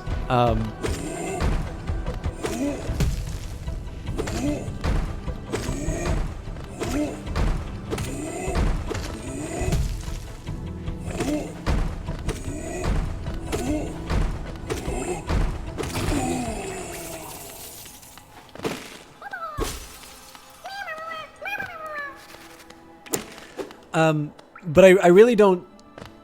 I've not at least heard of a lot of reviews sort of talking about what does a game add to this genre. Or, sometimes it's neat to just sort of know, here's a neat little thing that they added that is actually something somewhat significant in past Cyberpunk stories. Like basically indicating that the person who is reviewing it has done more than just watch Blade Runner, and is able to sort of talk about. It's like, so a really good example of this, I was talking with Valiant Cheese about how, in a lot of Cyberpunk stories, you are an anti-hero, or you're a rebel, or you're somebody working outside of the system, and yet you've got Blade Runner, where you're the man, like, Harrison Ford's character is a police officer, and the Deus Ex games, where also you're the man, like you're enforcing the system as opposed to necessarily trying to subvert it or break it. Obviously, in the case of Deus Ex, you've got a transition from one side to the other, and I think that's an area for really interesting articles to be written. And the idea is that when I read these Foreign Affairs book reviews, I walk away, one, more informed of the subject, and number two, I walk away with an enhanced, like, my enjoyment of the book is actually enhanced because I'm able to appreciate maybe some factors that I didn't think of at the time. And I really think that a lot of games can be enhanced by reviews. Like, it shouldn't necessarily just be that you're making a buying decision, but you're actually sort of saying, hey, I never thought about this game that way. Isn't that neat? And in my opinion, it's probably the biggest missed opportunity for a lot of our reviews. Anyways, sorry about that. I've been very ranty tonight. You've seen The Big Lebowski once. It feels the optimum number of times to watch The Big Lebowski. It's just like your opinion, man. I don't know. I've seen it a couple of times. I definitely like the film. I actually did not appreciate all of the film noir details in that movie until I saw it the second time. So, was punching people in the face for 5,400 critical damage. Most recent playthrough has indeed been all about metal arms and Blade Runner PC game, where you are indeed another officer on the force who hunts down rogue synths. Makes you think after review, not just yay or nay. Yeah, exactly. Oh, bury the knight with her broken nail. Bury the priest. Something about a crown? I can't remember the rest of that one. Maybe I'll just hum it. Oh, hello again. Are you still running about? Why not join me down here? There's plenty of wealth in these rocks for anyone willing to put a bit of work in. Those crystals out there are worth a fair bit, but I have a feeling that there's something even more valuable hidden just a bit deeper in. I can almost smell it. Huh? You're welcome to join me. There's enough for us both. Or if you don't feel like digging, you can just sit and sing with me. This is probably the most charming of the characters I've run into so far. So, this is the rest of the playthrough. It's honest day's labor.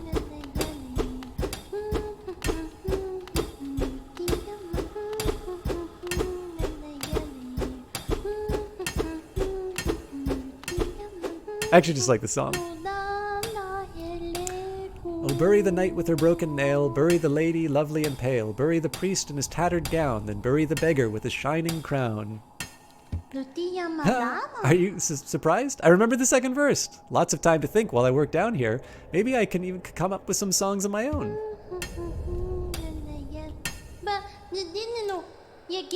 This is hard work, but I don't mind. Down here, I can keep working without even sleeping. It's fun.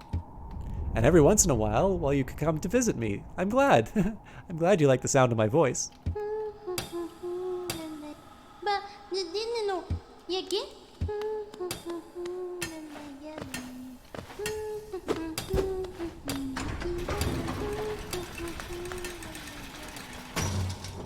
I think I am going to try and go into that other...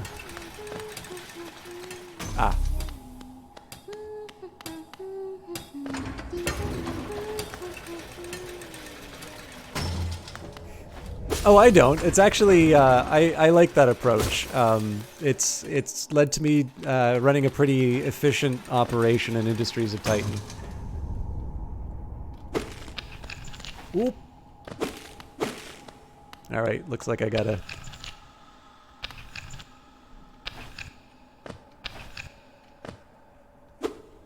Let me down!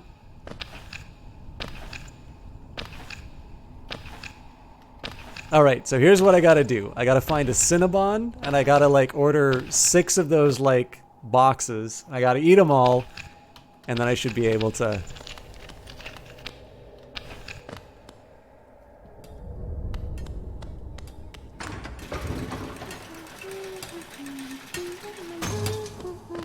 Oh, and I'll deep fry them.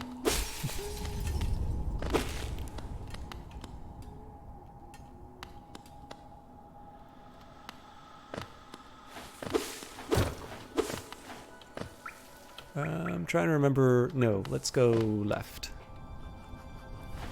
So I realize I'm not making that much progress. I don't know if I'm being tedious.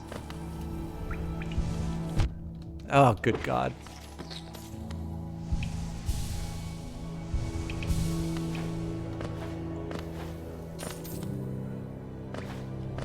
I think I'm definitely gonna save up for that change recovery. Wait, this is the, oh no. I think I've been here before, but I don't remember offhand what it was, so it's probably not bad to refamiliarize myself.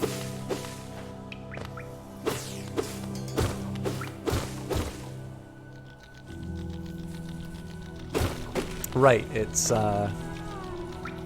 this guy where I need either a double jump or a,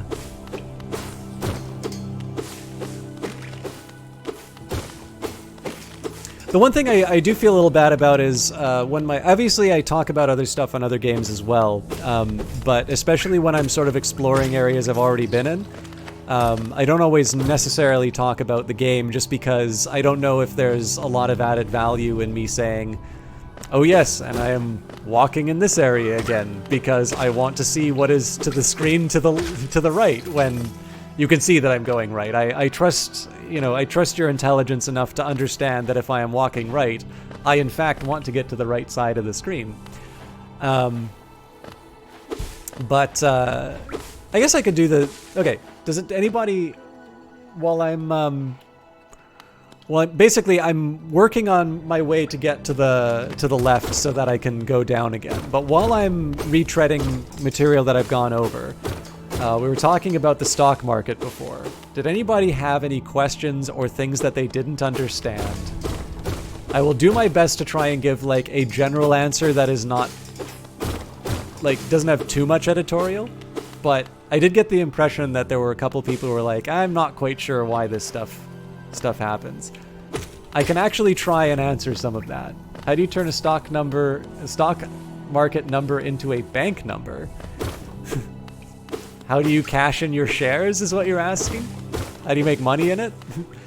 That's the one thing I don't know how to answer, incidentally. I have done investing in the past, and I have made money with it, but I don't have like some kind of a system, and I would be doing people a tremendous disservice if I pretended to.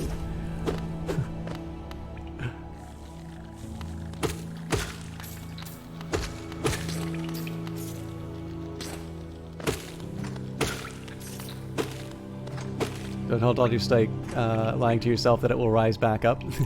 That is a very common one.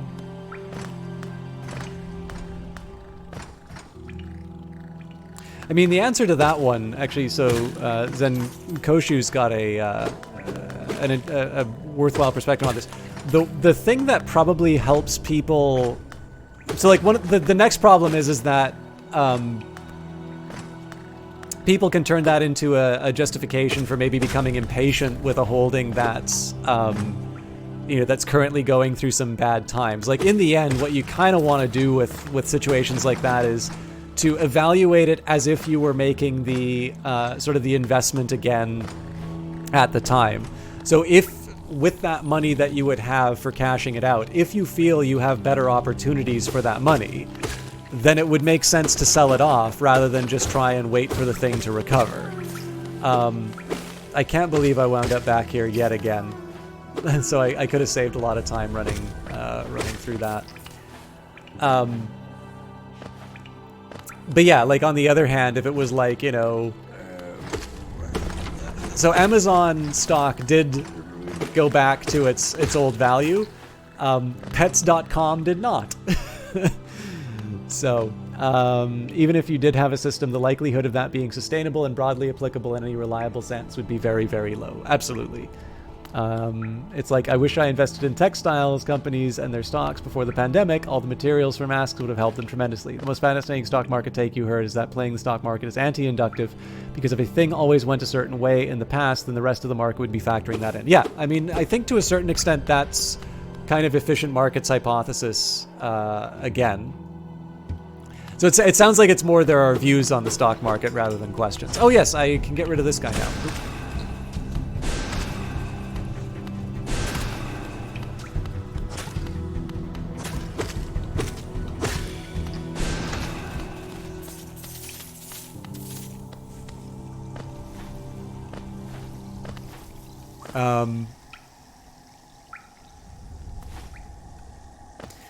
The one, I suppose, small caveat that I would give would be that is sort of dependent on the players in the market.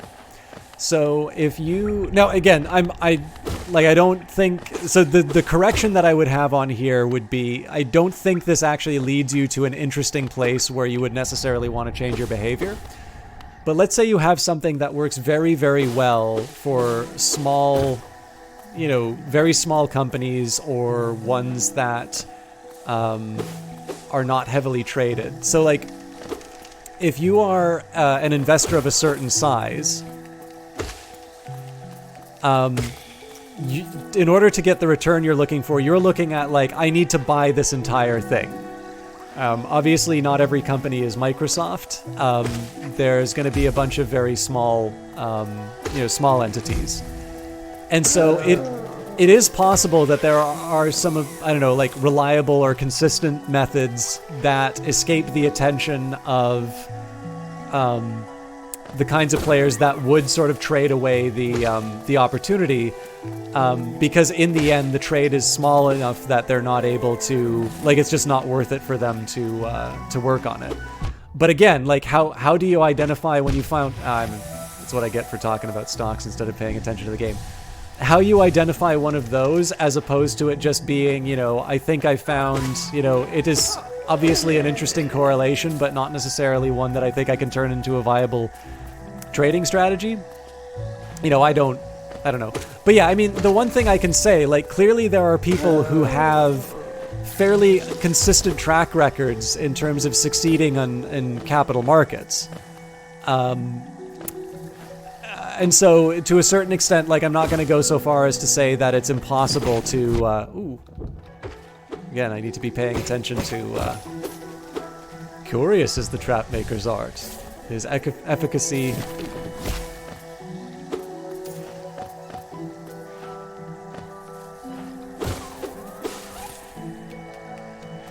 Yeah, maybe I should just talk about the game. It's gambling for... Yeah, so I definitely don't believe in gambling for... Like, so I do have the view that finance does have a role in the world. You know, I went to school on student loans. And those student loans... well, actually, not student loans. I went to school on loans, which is why I still have a lot of debt to pay at not the greatest interest rates. The fact that there were people who had... I think I can afford to rest here. Oh, is that... Okay, interesting. The fact that there was a system for people who had money and no use for it to connect me with money that I had use for is basically what allowed me to go to school and sort of pay back that loan with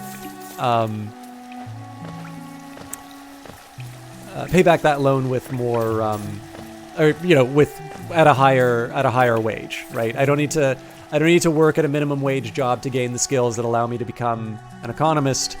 I can borrow the money and pay it at an economist salary, not at a Starbucks salary.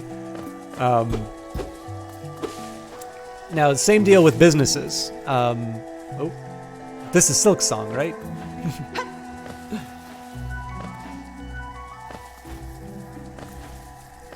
At least it's a very similar looking character to the poster art for Silk Song. So yeah, so for businesses, I mean, rather than banks doing the loans, instead you have a collection of individuals. You know, in some ways, it's you know, it's another financial instrument that's allowed a certain type of undertaking to occur. I think there can be some very useful things, and to a certain extent, like, even if it's just purely speculative investment, there is something to the argument of market making. Like, the fact that there is somebody willing to take the other side of a trade sort of allows those markets to function properly. On the other hand, it is very clear that you know, it's not, you know, the people who work at Starbucks, the only stock they're investing in is Starbucks stock because their employer gives it to them.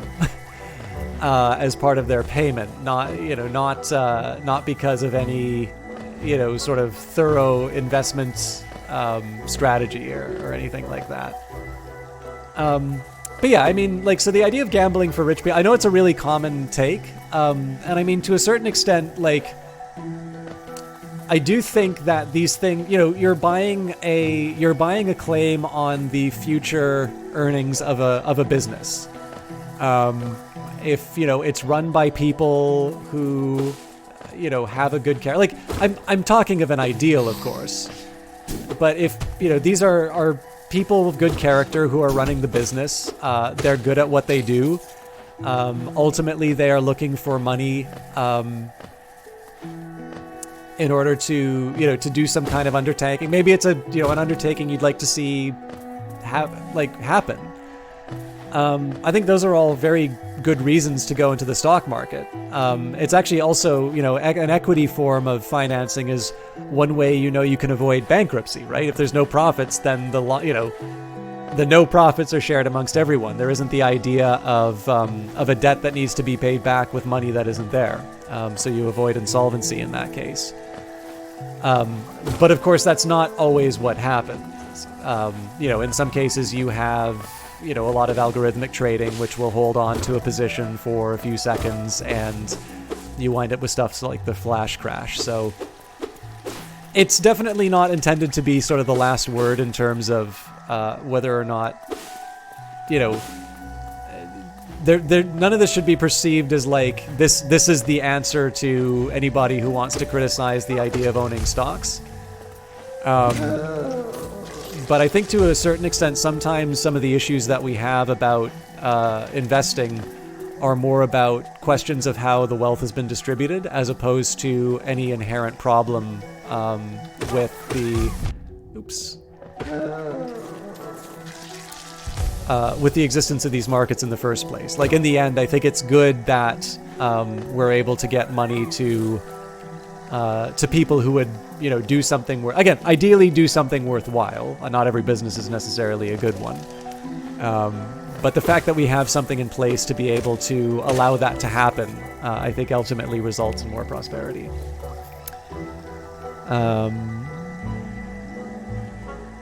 Thank you, Zankoshu. Actual question: what is the range between reliably successful trader and index funds? I haven't read any updated information on this, but by and large, active management has underperformed index funds. So what I have available in terms of mutual funds through my bank, the financial representative always tries to get me to get one of their actively managed ones, and I always I say, it's like, okay, well, could you show me the prospectus for, the couple of, so I always walk in knowing exactly what I'm getting. Like, I know what I want my allocation to be. I've done the homework. And they always show me, the one that they're supposed to show the client, the one that has the good margins for the bank, and the couple of the index funds. And every single time, they start by saying, oh, no, it's really good. It'll do much better than the index fund. And without fail, that's a dirty trick. I was immobilized for falling too far. It's always underperforming. And the main reason for that is that the returns are, ideally they should be, to my bank's credit, they do report them after they collect their fees. The fact of the matter is that those managers, to be able to match the index fund, they need to be doing well enough that they cover their fees. If they don't, then you're behind. The catch is that with an index fund, you're basically signing up for the rocky road, right? You know that there's going to be a downturn. And essentially, if you're long-term invested in an index fund, I can't believe this. You are relying on, whatever that index is over the long run going up. And there's no guarantee, even if you're talking about the overall economy. Like, overall economies, if you've got a broad index that just covers the activity in a nation, nations' economies do shrink. There's no free money. Democratizing the cost of education definitely makes a lot of sense. Did you see the Edge magazine? No, I did not, Zankoshu. Granted, it could be argued that democratization of higher education costs has caused universities to adjust their fees upward. I think that's an interesting one. So I know there's some talk about the UK in terms of because I think they have two different sets of regimes. I actually don't know. I don't know how school is paid for outside of Canada. I know that my education had subsidies from I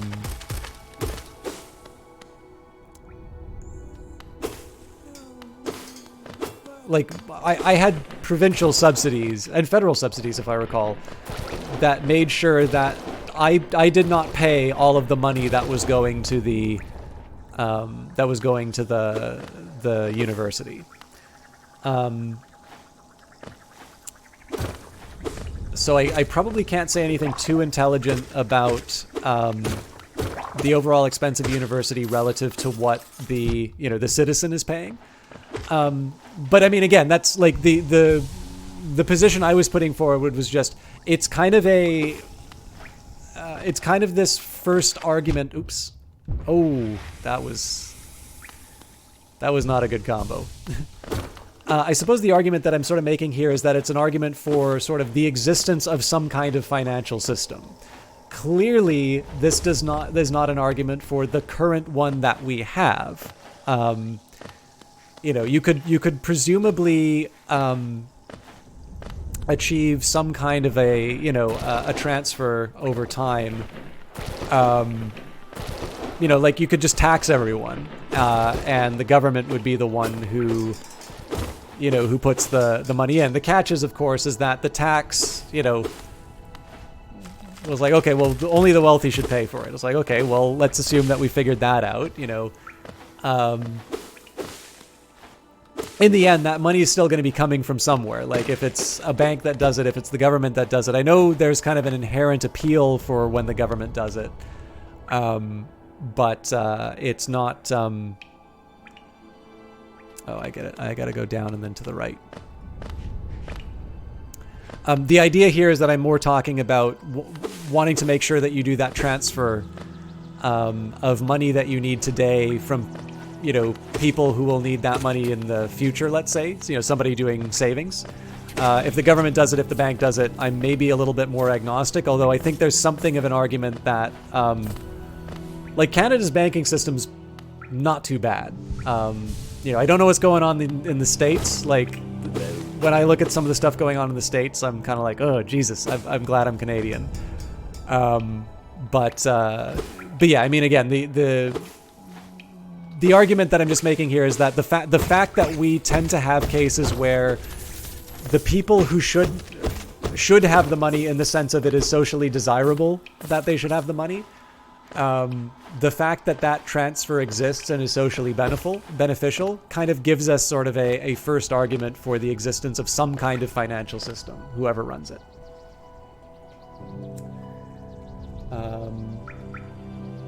One of the more significant NPCs, Miss Hollow Knight Silk Song.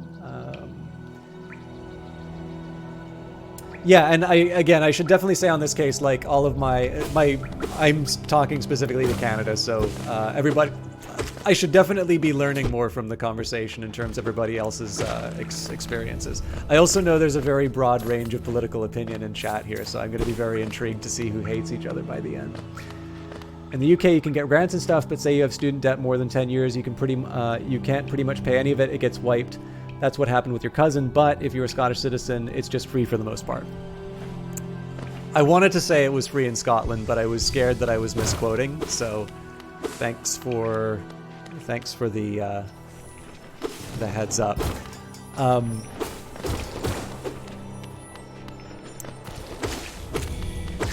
I know this is actually a bit of a conversation going on in the States now, too, in terms of the idea of forgiveness for student debt. Like, to a certain extent, like, I'm not sure that the Yale law student who is, about to become a partner should have their student loan forgiven. Like, they are benefiting from that education, and they have the means to pay it. Someone who got an education and is not necessarily seeing the financial return. Like, as a society, we do benefit from a more educated population, even if it's not the major that you would necessarily want to pick yourself. And so, saddling someone, creating a disincentive to become more educated, I don't think is necessarily the best long-term decision for us. So I'm not necessarily opposed to what's going on, but like, the problem I have with, like, the universal forgiveness proposals that everybody's talking about is that I think it's a regressive tax policy. It's one that basically is making sure that people with sort of the means to pay for some of this stuff are getting the break.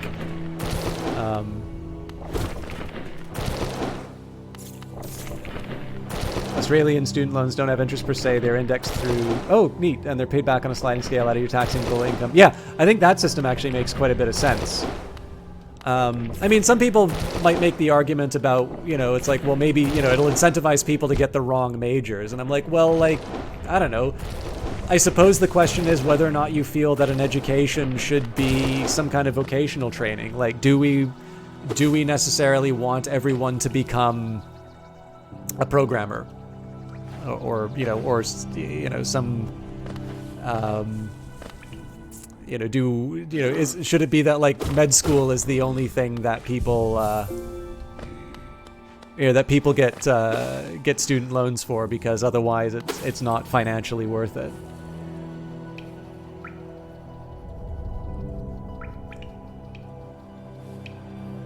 Anyways, I've definitely gotten off of the stock question.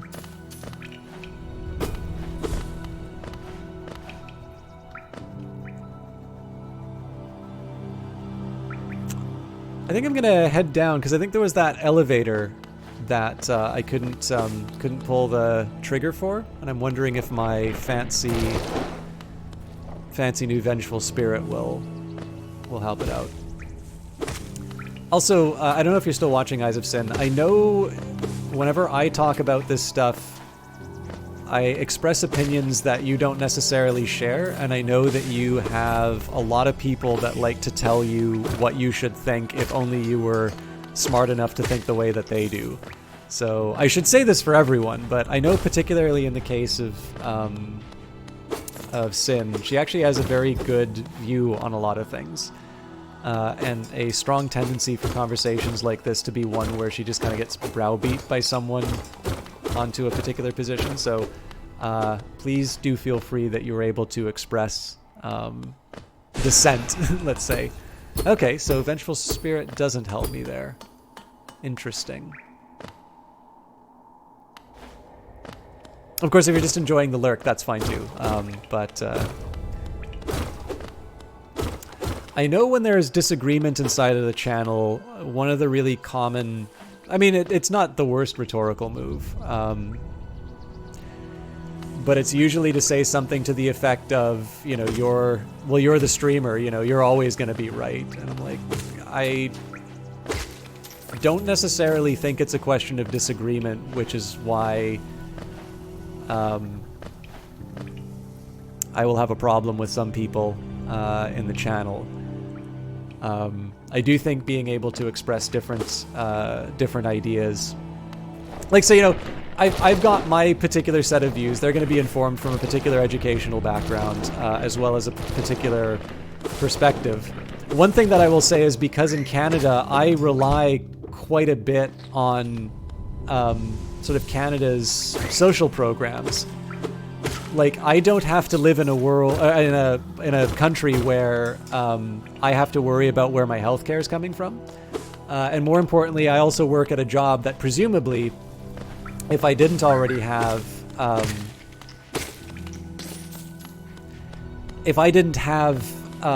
what I had through the state, I'd be working at a job where probably that wouldn't be a concern for me.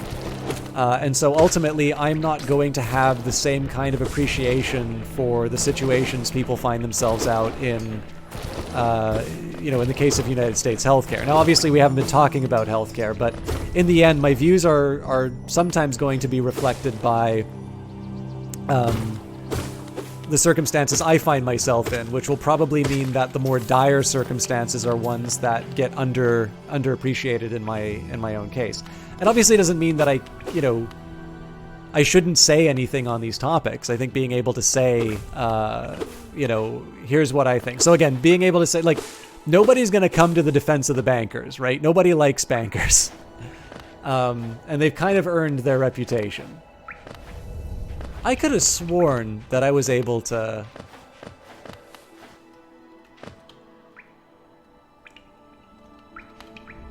Huh.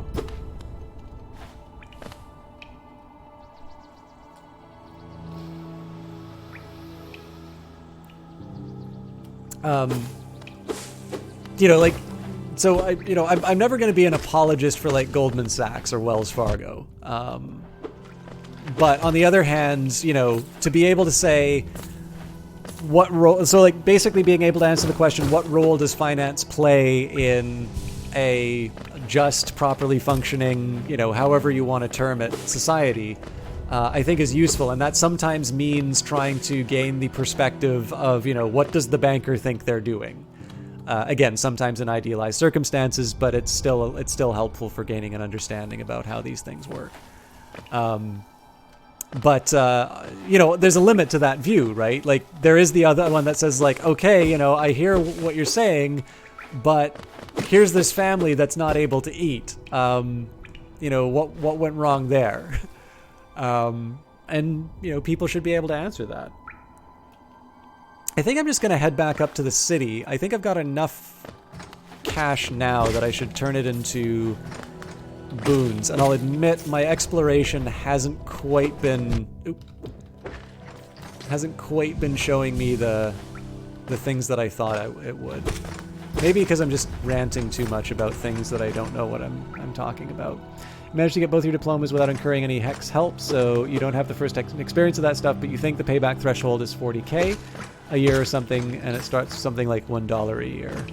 Left-leaning small government centrist who's too dumb to defend my position. Browbeat away. You understand. Healthcare is great. When it has funding, every time a Tory is elected, the NHS dwindles. And see, I always thought, so my outside understanding was that, like, Johnson's whole deal was that because Corbyn was sort of seen as further away from the center, admittedly on the left side, that he was sort of able to do the whole, like, split the difference of, is like, I know you guys don't normally like the Tories, but at least I won't defund the NHS. I'm going to give you conservatives without, like, the defund thing. Now, I mean, politicians will promise anything, but, like, I kind of thought that was the split that he made. So, like, the argument he made was, like, I'm not going to be as extreme as that other guy. But again, like, whether or not they actually follow through, if in the end there's just a program to, if there's a program to, you know, just kind of cut the funding through other means, it's still just as bad. Democratizing, not democratizing public services with dramatic socioeconomic value like education and healthcare feel like they're at least close to sitting in the same bucket. Yeah, I mean, so there's some interesting questions that I have for Canada, which is that in Canada, healthcare is a provincial responsibility. And to a certain extent, I wonder about that. Like, should healthcare for Canadians be different from province to province? Or should it be, if you are a Canadian, here is a certain standard that you expect for healthcare? And I'm kind of curious why we wound up with the system that we did. So even then, like, just even if you agree for some degrees of socialized healthcare, you know, ideas about whether or not there's any private providers or whose responsibility it is to fund it. How do you make sure that you can ensure a certain level of quality? For instance, in Ontario, I still don't have a family doctor. So those are some sort of second order questions that still make it kind of interesting. But healthcare should be public for critical care. You need surgery or you die, or certain less critical procedures, and private for elective cosmetic, or you just want to jump the public care queue. Zankoshi says Boris Johnson's campaign was waving a Cornish pastry around and being extremely pro-Brexit. As for predecessors, each one cut £2 to £3 million per elected Conservative. People just don't read the manifesto. Oh, this is great. So actually, this is great, Zankoshi. So what you're saying is if we elect more Tories, then the amount that is cut per elected Conservative will actually go down. So you're saying we should, like, elect a parliament full of Tories, and then the amount that goes down per Tory will be lower, right? Valiant Cheese, I'm kind of the opinion that allowing people to jump public queue and the normal triage process puts society on very shaky ground. That's why you've refused to employ private healthcare in the past. Give that money to the public system instead. When you say private, you mean privately funded, of course. You can pay for private care. It wouldn't be coming out of the public purse. Gobbles up public resources, beds, infrastructure enough. It will go down because there's nothing left to get. So yeah. Okay, yeah, so you're saying that once we're at zero. Fair enough. Obviously, I'm being very facetious on that. I'm sure there's somebody who's going to be like, oh my god, he's like Milton Friedman. Okay.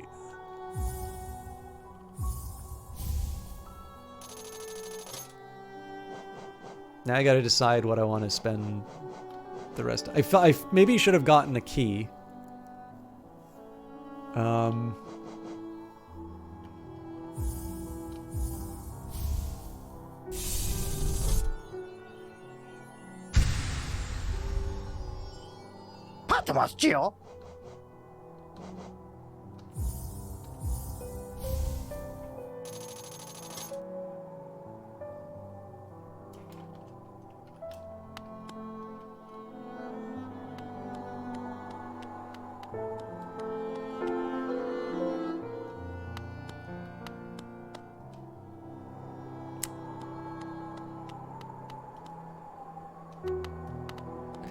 I did a survey for a city that Bapanada. would actually do your driveway for, like, they would clear the driveway for you.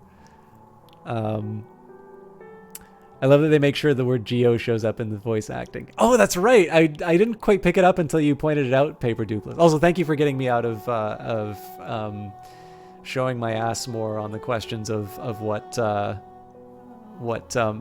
services should be provided out of the public purse.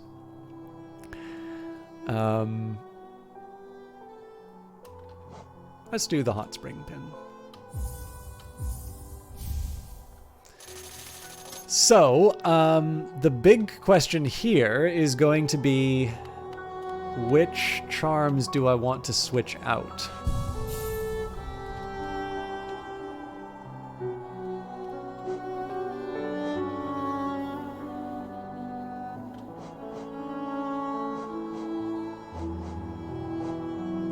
You know what?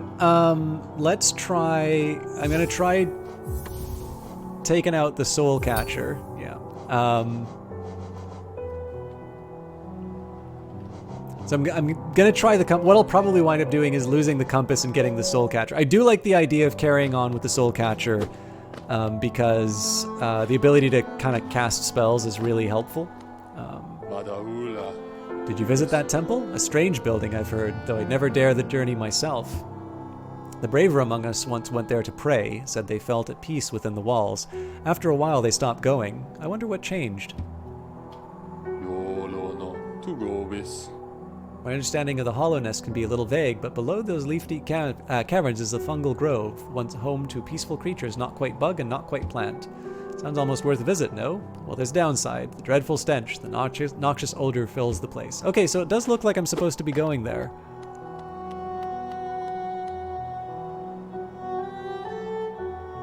Funny snow story. A few years ago, an indoor ski center in the south of England had to close down because of too much snow. The car park had a snowdrift, but that's just...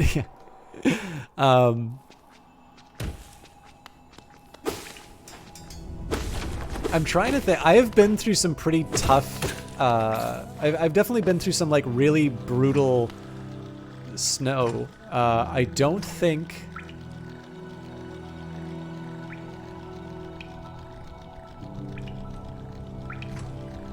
I've ever had to deal with...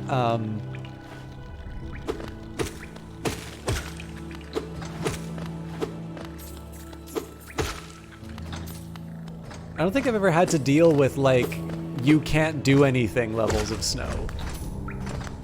Or at the very least, my bosses have been enough of a hard ass that I still had to show up for work.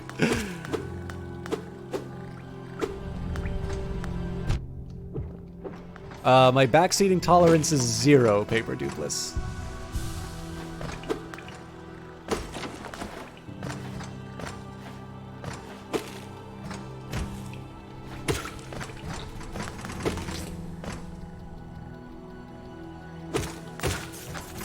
I was doing Universe Sandbox with the coins there for a while. It was really sad to see it go.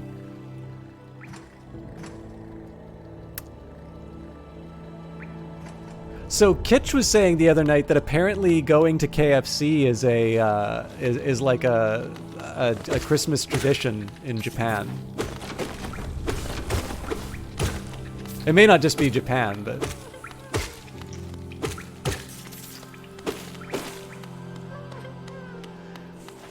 So we know about our comrade here. I don't think, unless there's... So generally I tend to think that if there's something like really far away, I should either be able to like make it without this pixel perfect jump. It's not like the Ninja Turtles Nintendo game. Or I need another item. So I'm gonna say that guy gets saved for later.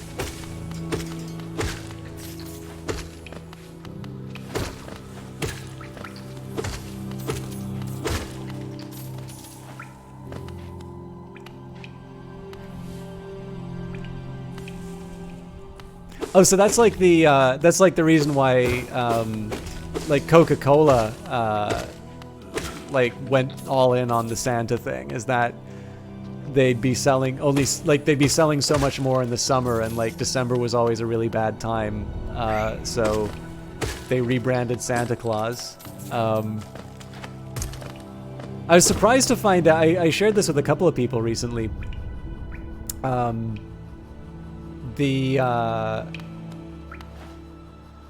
don't know if people know, but like the Charlie Brown Christmas, the one that's all about how Christmas is too commercial, was sponsored by Coca-Cola and had a bunch of Coca-Cola branded advertising in it.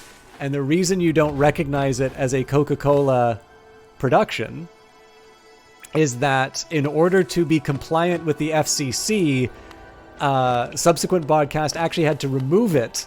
So like that's the argument. Like you can say sponsored by doesn't mean it's an advertisement. All I can say is that there was enough advertising in it that to be compliant with the FCC, they had to get rid of those references.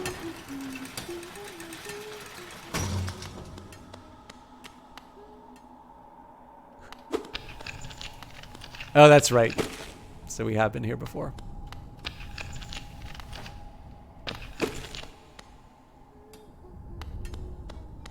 MHA? Or is this the Charlie Brown Christmas thing? If I've blown at least one person's mind with that tonight, I'm gonna be happy. Oops. Oh, and okay, sorry.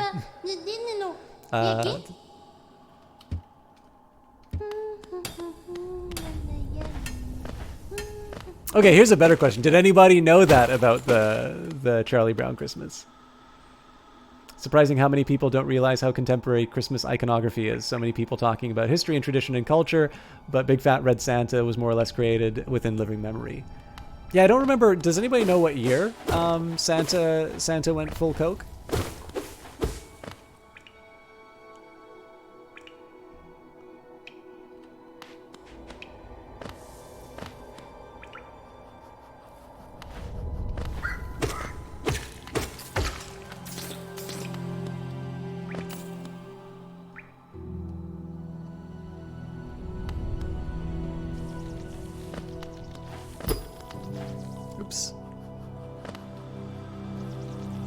So again, I'm just thinking here about the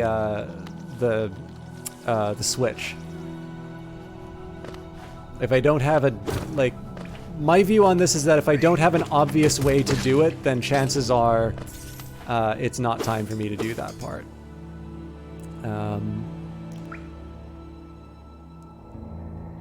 Although I am going to slightly adjust my path. I want to see if there's...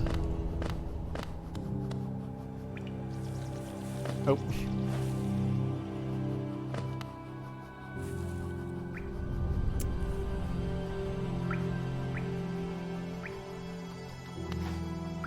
I do actually want to get back to the stag path, because it occurred to me... I knew I was going to get hit by that thing eventually. 1931.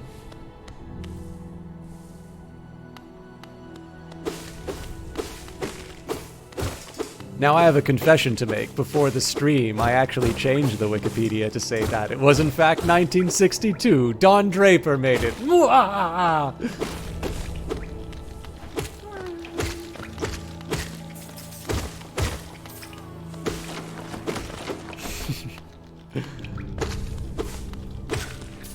Oh, damn. Okay. I was actually going to say, I say that because I should probably feel ashamed about doing this, but I really don't. I did do debate in high school and university. University debate was actually very unedifying, but one of the things I really liked was in prep for a tournament on a given subject, I actually went and adjusted the Wikipedia entry on the motion that we were debating,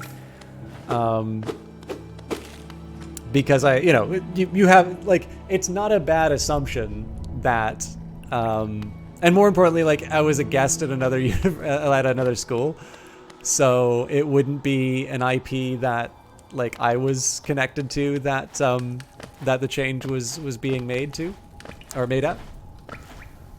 I don't think our friend is going to have anything new. But yeah, like it was basically it's a pretty good assumption, which is the opposing team's going to phone it in. They're just going to do one level of research from one source. And I played to win.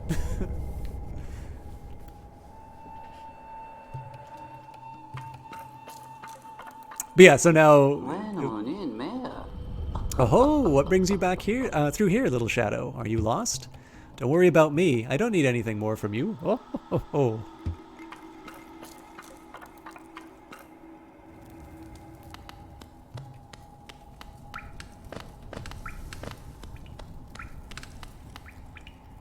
It doesn't count as a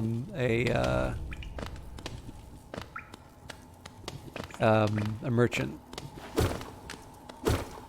The university press would still scare their students with that. I will vandalize Wikipedia right before the exam. Am I telling the truth? Who knows?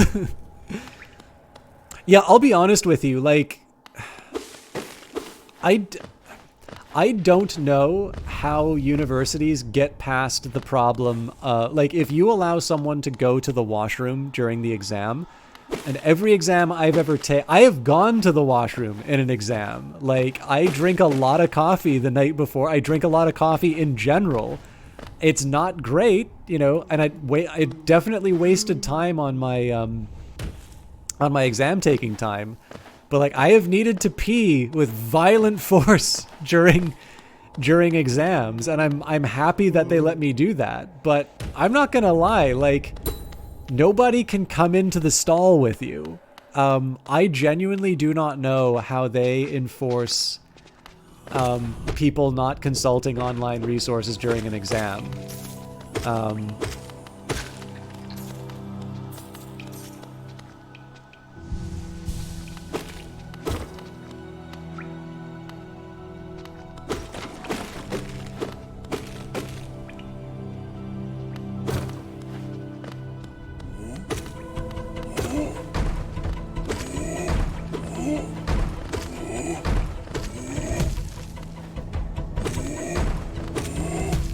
Oop.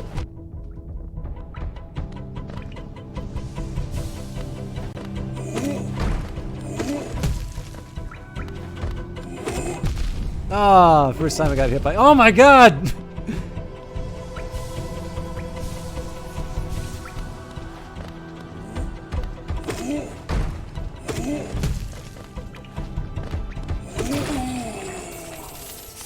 I don't know why that guy suddenly became so difficulty for me.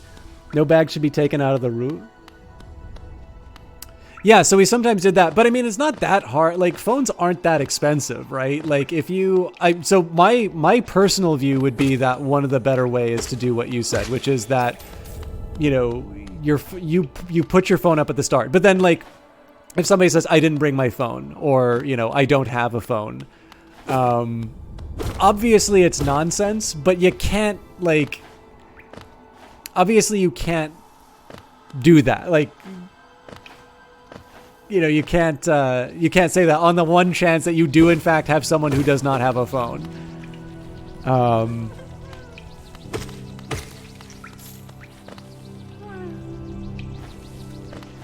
But yeah, like,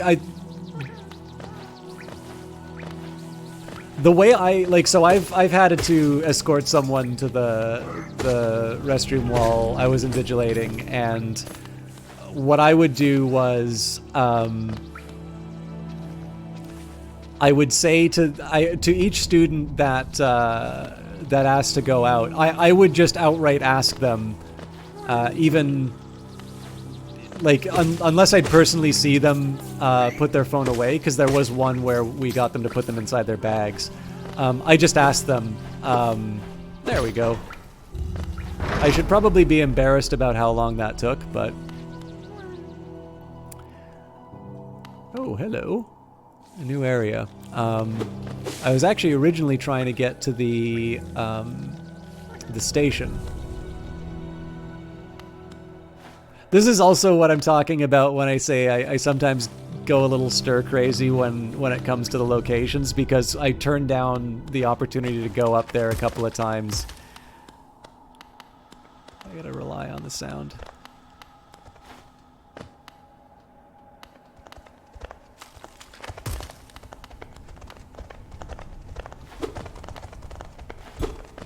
I thought that was going to be for the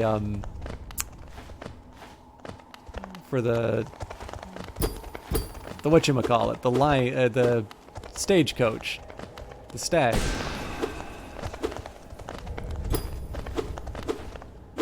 All right, well.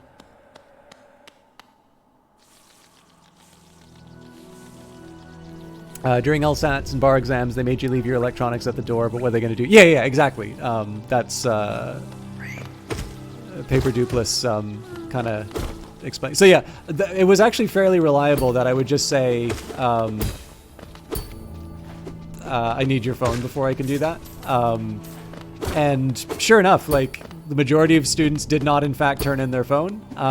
But as soon as I said it to them, like, basically as I know you have it and you need to give it to me, the funny thing, the one thing I was waiting for was when someone said, because I didn't know, it was a pure bluff. I was waiting for the time when somebody said, I already put it up at the front or something like that. But I'm assuming what might have been happening there was that the risk of the lie, like, if you get caught in that lie, then it's pretty obvious you're trying to cheat. Whereas if, you're just relying on the invigilator to be lazy, then you're, then that's a little bit safer. Nobody's gonna spot it. I don't know though, like, I know there's a lot of pressure in school, and it's,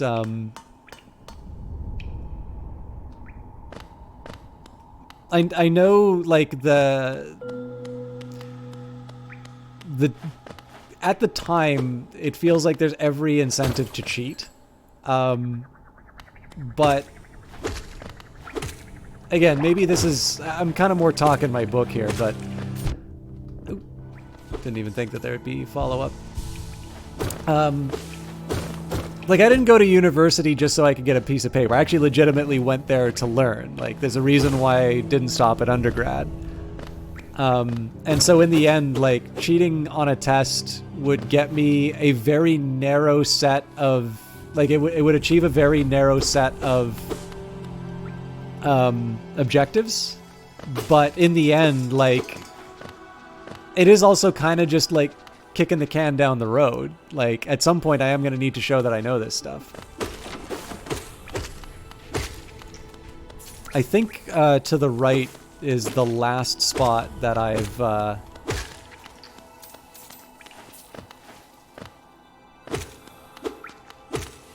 that I haven't explored.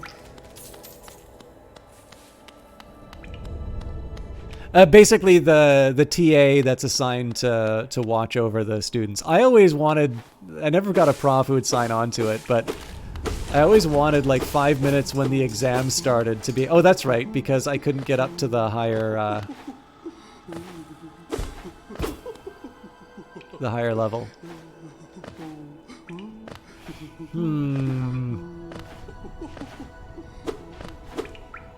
So obviously it can't be the last spot, because then I'm stuck.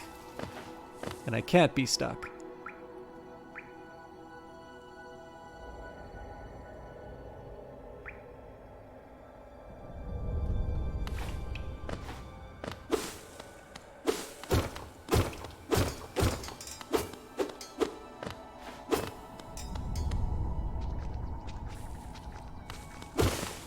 But yeah, I basically wanted a plant, so we have someone kind of come into the room at the start of the exam with all the students, and in 5 minutes, like, from the front, like, somebody who's, like, maybe in the middle, 5 minutes into the exam, like, point to your plant, like, you!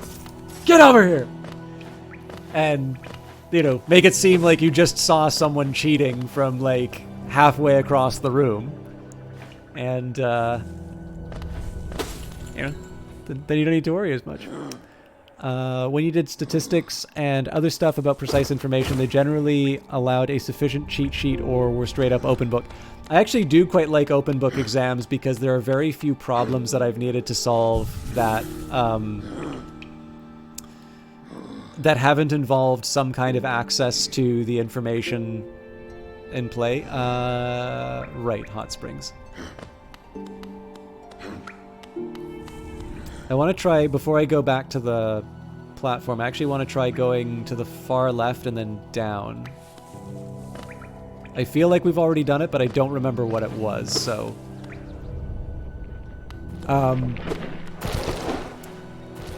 yeah, stats, they let us have a cheat sheet. I sort of got it. I mean, it's a tough one because to a certain extent, you know, there is actually benefit in learning how the stuff works.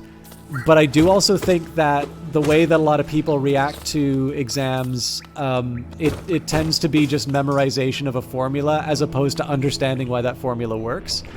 And so I think probably like a cheat sheet is sort of a second best, a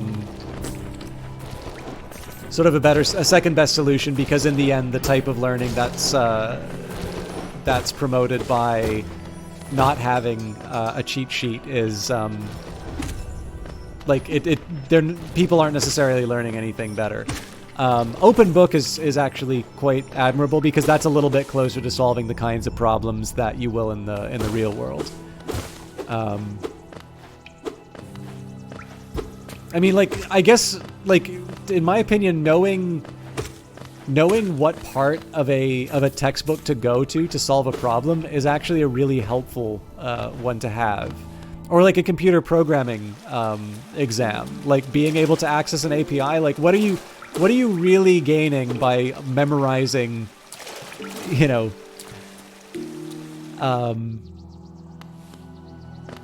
memorizing the doc string or whatever for that particular set of functions that you were going to be tested on. Like, I'm not entirely sure that's helping anyone.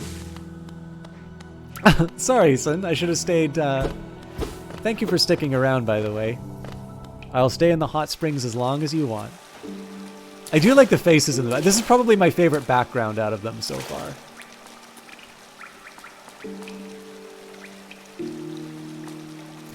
Hey, System Jock. It's getting a bit late. You were actually originally supposed to be done a while ago. Do you think you should still stream the game? All right. Well, Hollow Knight guy said yes, so I guess I have to.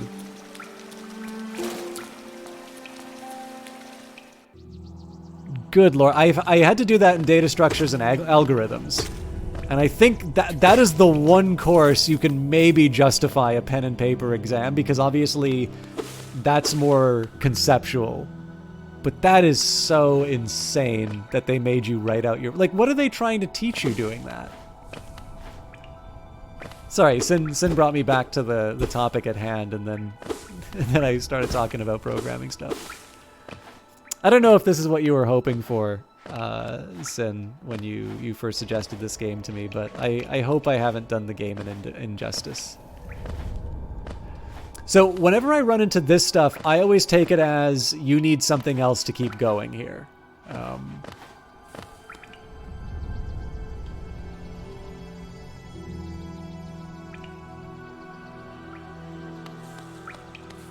Never studied for exams in school, but that was all high school level stuff.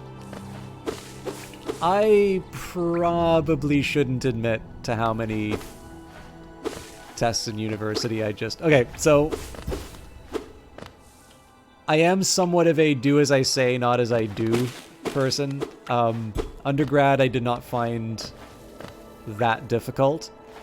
When I did more moderating on Twitch, and I would run into viewers who would be like, I should be studying for exams, but I'm watching this instead, I would actually time them out for the duration of the cast with the permission of the streamer, but they were okay with it, because I do think, like, if you're at a university, somebody else applied who didn't get in, and if you're not gonna put in the effort, you shouldn't be there.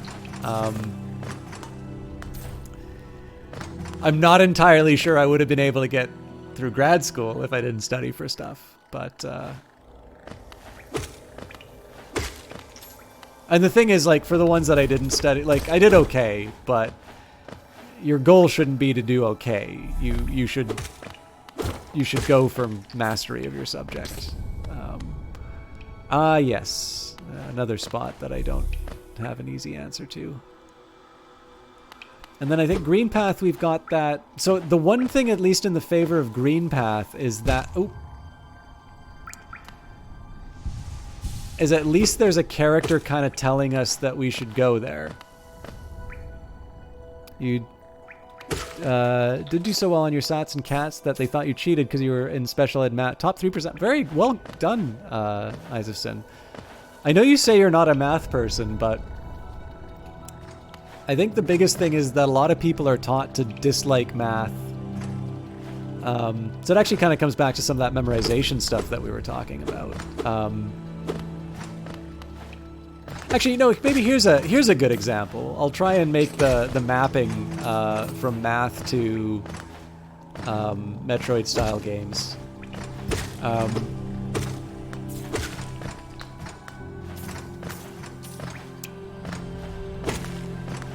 If you had asked me why I don't care so much, or maybe not don't care, but why I don't do Metroid-style games that well, is, you know, something to the effect of, I feel like the game gives me a set of challenges and then throws me into a maze without any, you know, any real guidance as to what's expected of me, and then punishes me for not doing it in the order that they intended.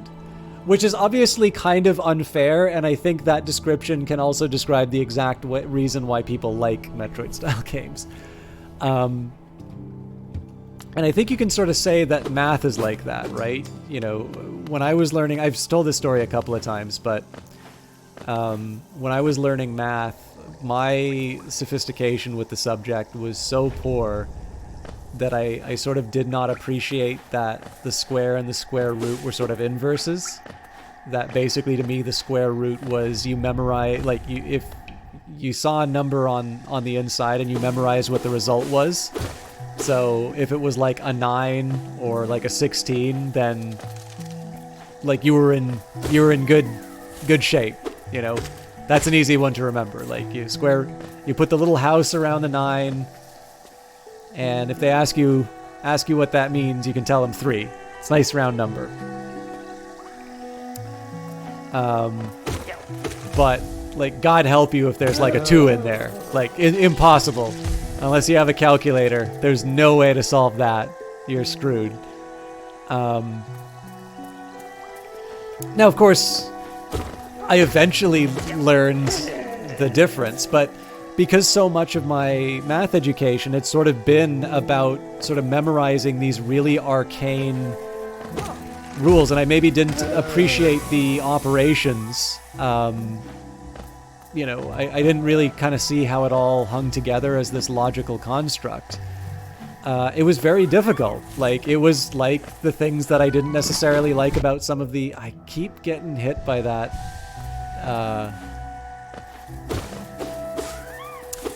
Like, when I heard the rumble, I'm like, oh yeah, there's a thing here, and it's too late.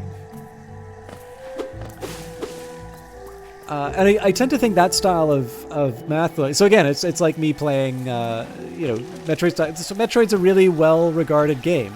And I'm sure I'll really like it when I get around to playing it. But I do need a certain level of presentation, I guess, for lack of a better term. I don't know why I visited it. It just really felt like sitting on the bench.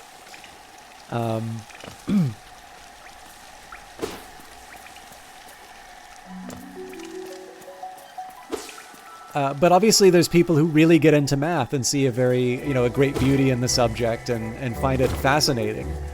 And more importantly, they are quote-unquote good at math.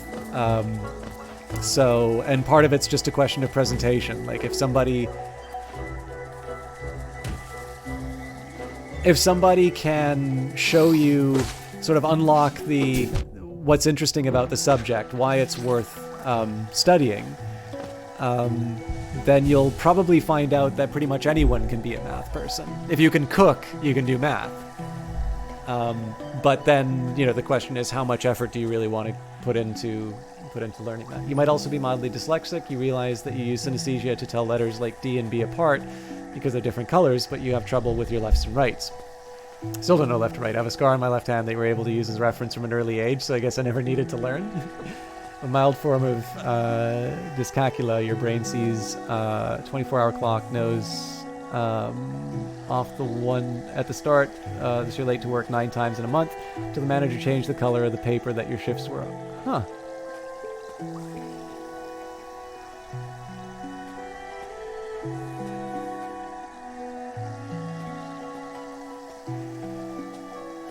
But what if I choose a different base, Uncle Cranky? What if I define addition in a different way? But no, you're right. Like, it's, I'm actually, you know, the funny thing for me is one of the things that made me better at math. So when I first went to a university, or college actually, my intention was to do philosophy. And it was actually the fact that I really liked logic. And then eventually the penny dropped and I sort of, you know, I kind of saw math and logic as being very closely related. And all of a sudden, and again, that doesn't mean that I enjoy the fun sort of fluffy parts of philosophy too. Like, you know, it's fun stuff to read, and it's neat to see how people have struggled with sort of the big questions in the past. I don't know why I keep trying. I really feel like I should be able to make it. And I know no matter how many times I try, it's not going to change.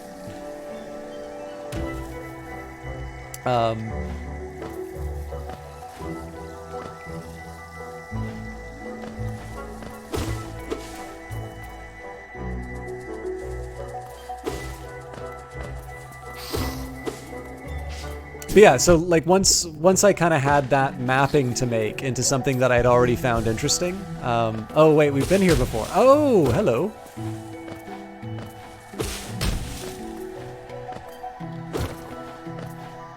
I've slashed everything else but those tangle. Thank you to those of you that did not backseat that. Obviously, that's a very straightforward puzzle that I didn't get, but.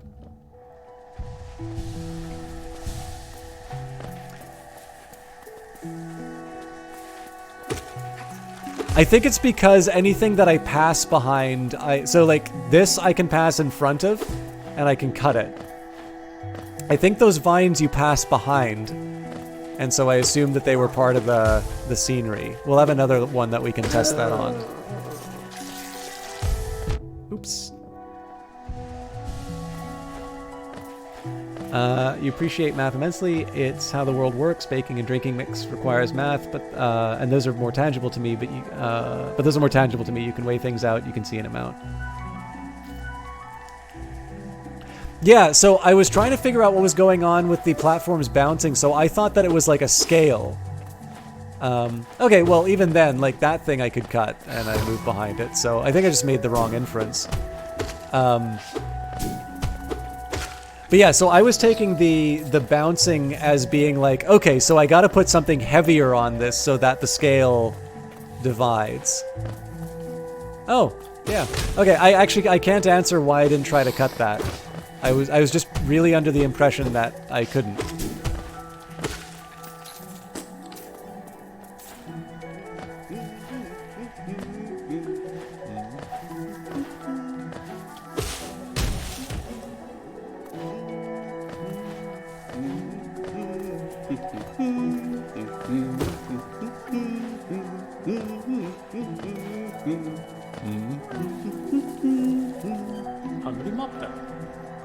Isn't this a contrast from the crossroads? Such a humid, lively place. The roads twist and turn in the most wonderful ways.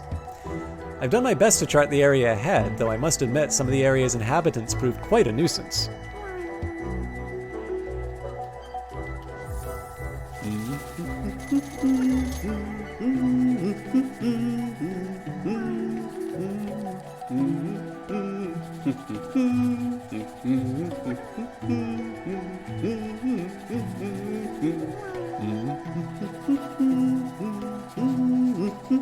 Alternatively, for your Baldric, some beans plus some beans equals 4 beans. Yeah, Valiant Cheese. I was out of everybody in the... It would be first Valiant Cheese and then second possibly Eyes of Sin, but... Eyes of Sin tends to surprise me with some of the references that she picks up. Or makes herself, for that matter. Oh, by the way, I haven't introduced myself yet, have I? Yes, I should apologize for that. When you spend a lot of time by yourself with just your own thoughts, you forget the niceties of conversation. My name is Cornfur. Didn't he introduce himself, though? And I've always loved exploring the world. Why, when I was first hatched, I wandered off immediately, leaving my brothers and sisters and poor mother behind. That's why as soon as I could, I moved to Dirtmouth with my wife. A huge unending kingdom to explore right on our doorstep? Who could resist? Anyway, I'll let you return to your travels. With a little luck, we'll meet again. Be safe, and farewell. I ran into another traveler as I made my way down here. I tried to call out to her as she dashed past, but she barely even glanced in my direction. I got the same problem too, Cornifer. Not an appreciator of maps like you and I, obviously.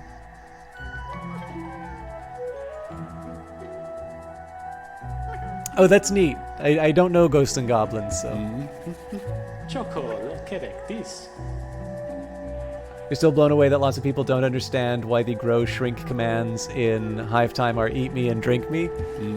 Yeah, well, you know, it's, not everybody likes Marilyn Manson, right? So...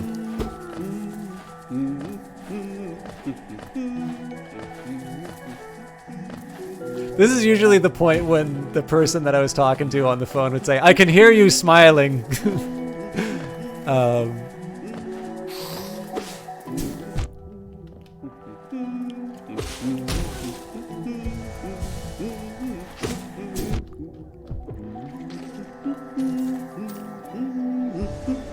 It's sad that you only know that because of Kingdom Hearts, not because of the Disney animated movie?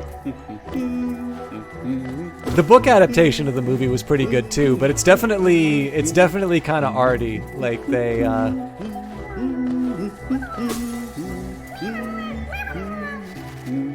didn't watch the movies or read the book. I haven't seen any of the new ones. I've only seen the Disney animated one. I'm assuming that Valiant Cheese's head is about to explode with this conversation.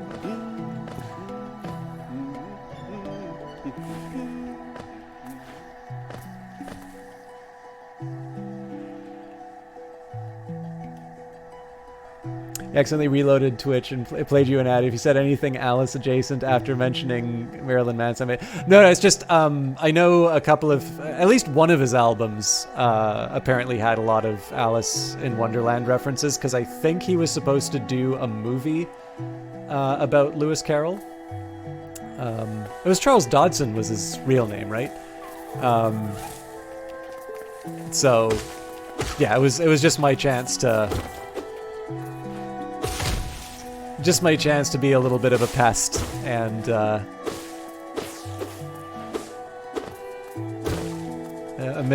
incorrectly reference the work. Was that a PlayStation 2 game?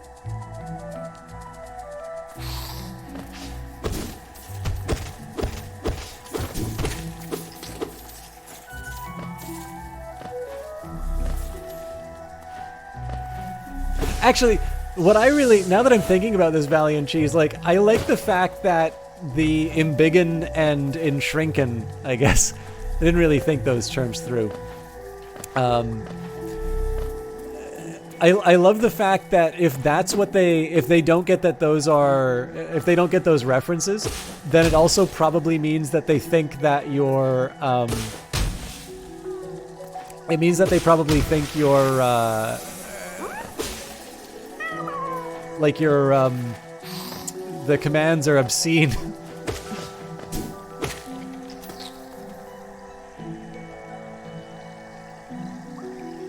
Embiggen works, yeah, and shrinken doesn't quite work.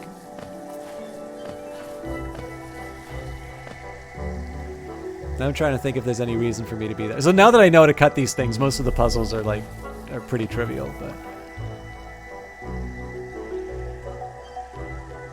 Is it in The Simpsons?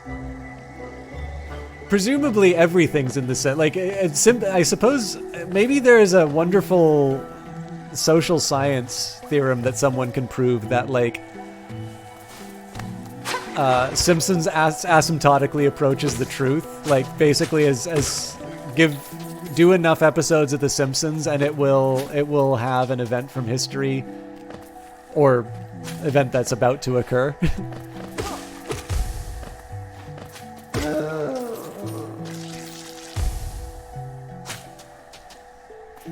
Isn't cromulent with a C?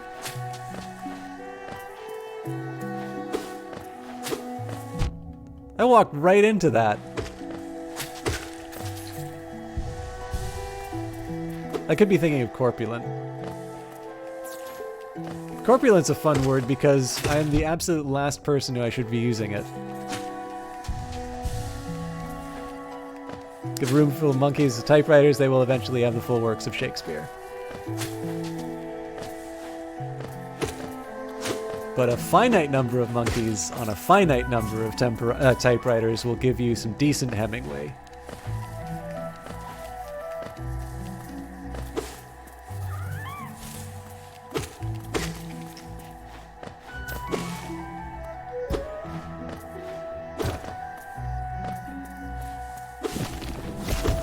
Ha! The day is mine.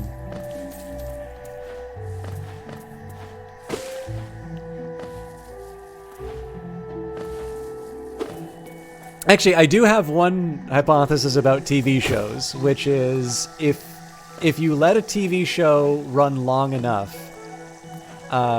the probability of a boxing episode approaches 1. One of the first episodes I worked on... Okay, I got him twice.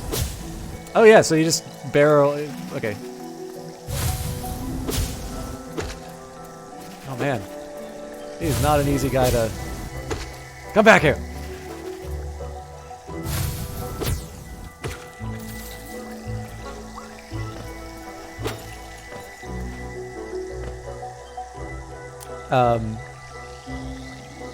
Kind of wish Conan O'Brien was still right. I didn't know he did write for The Simpsons. But yeah, so one of the first episodes of Battlestar I worked on was a boxing episode. An episode of Smallville I worked on. I guess it was like an underground fight club, so it wasn't exactly boxing, but it was darn close. There's a boxing episode in an old HBO TV show, Oz, which I know Uncle Cranky really likes.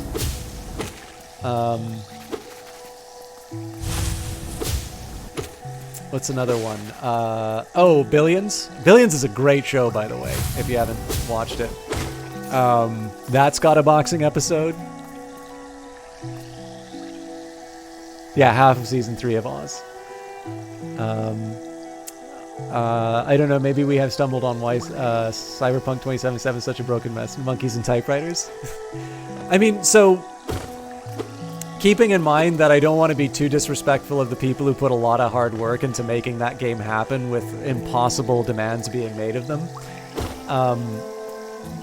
Having read some of the Glassdoor reviews, so there was this thing about where people looked at Glassdoor for CD Projekt Red and said something's rotten in the state of Denmark or Poland. Story stuff. Okay, I've been this place too. There's a nice lady, you're chasing her down, and all of a sudden, wham! I'm gonna run into her boyfriend, aren't I?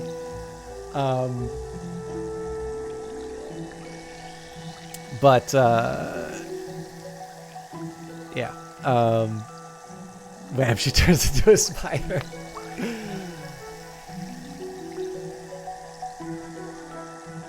But yeah, it seemed to be that at least some of the approach, and there's something to be said for an iterative approach to designing games. I have no business talking about what it's like to make a game. I don't know, anything useful about. Okay, that's not okay.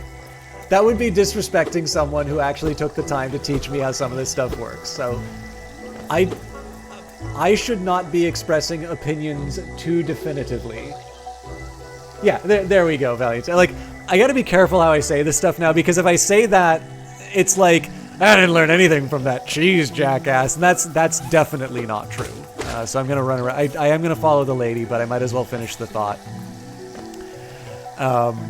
But I think, if anything, broadcasters in particular could stand to have a little bit of humility when it comes to talking about how games get made. Like, just because you stream games on the internet does not mean that you have any insight into what the people who make them are going into. The talk I hate the most, and I've seen so many streamers do it, is some variation on that. How do you make your game good for streaming? And it's like, you can talk about your stream, you can probably say, here's what it'll take for me to stream your game, but maybe this game doesn't have to have, streamer appeal be the first priority. And like, everyone seems to give this talk, whether or not anyone wants to hear it. But I get it, right? If you're at a convention, if you're at a gathering or something, people are, you want to stand out, you want to make your mark, and so you'll talk about what you know.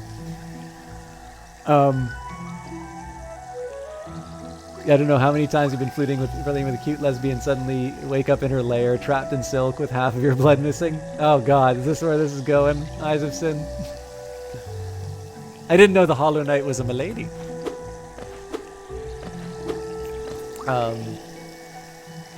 I do also need to catch up with what was being said in the chat.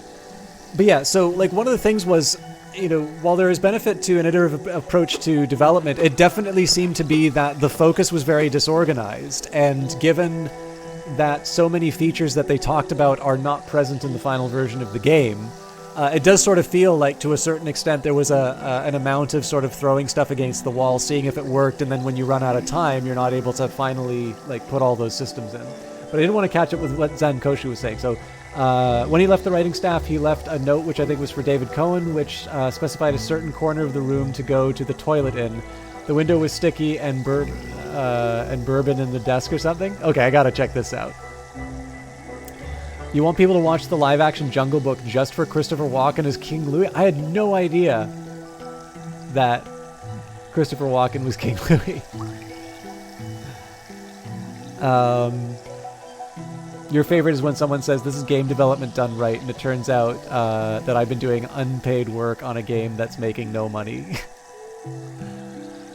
I know it comes from a place of positivity, but celebrating the unsustainability of your work bums you out. Exactly, yeah. You're being paid an exposure by a game that no one is playing. For those of you, by the way, actually, Cheese, I don't have a link for Hive Time available to me, but if you'd like to link Hive Time to people, that is a city builder, a hive builder that I tremendously enjoyed and have done on the channel before, and it is a pay-what-you-want game. So if you'd like to make someone's Christmas, you can either get yourself a copy of the game, or you can gift a copy of the game, or you can do both.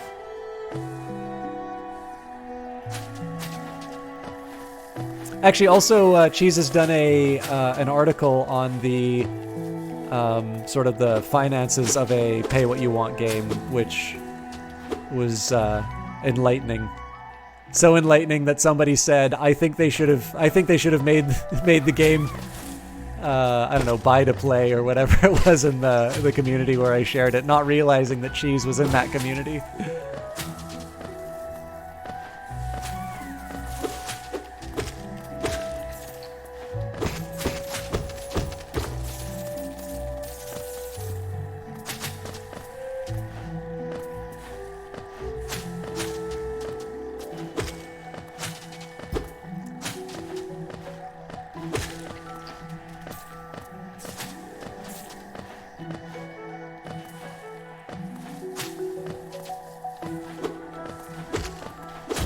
No.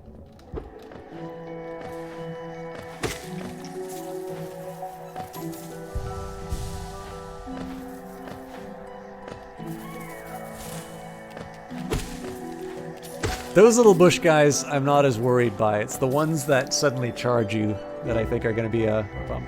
Had a bunch of people skim the article and say the dev should have made it fixed price without stopping to appreciate that success or not, the whole point was being able to write something about other than fixed price models.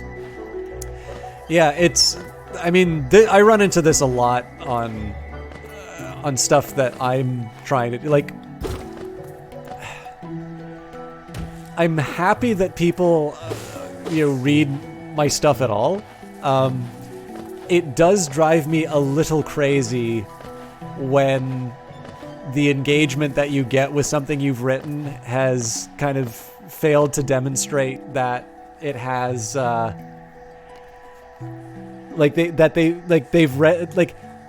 they've looked at the words in the article, but they haven't necessarily read the article. Like, the basic idea is clearly not present. So, like, when you do something on... Like, so, I guess the first thing that I get reading that article, independent of the fact that I know you, is definitely not, leave a comment at the end saying, is like, you can fix the price to your game and you'll make more money. And, like, I just watch, like, this sudden realization come over your face, like I've just given you the greatest financial advice of your life. You can lead a horse to water, but you can't make it think, yeah. Toll machine with a symbol of a bench. Insert geo. Yes. Not that I need the bench, but it makes me happy to know that I've spent my money well.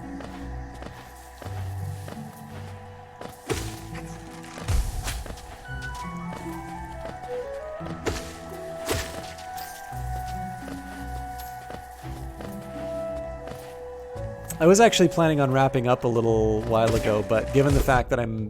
one, I didn't make progress for stupid reasons, and they're gonna blow up again. And I'm on a little bit of a roll here. I can keep going on.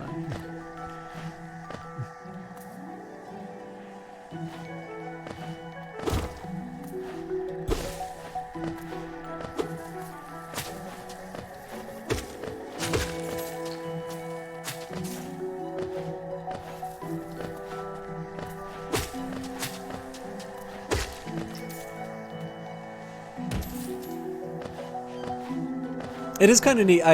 I'm wondering.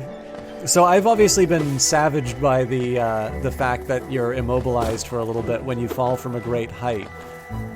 I am intrigued by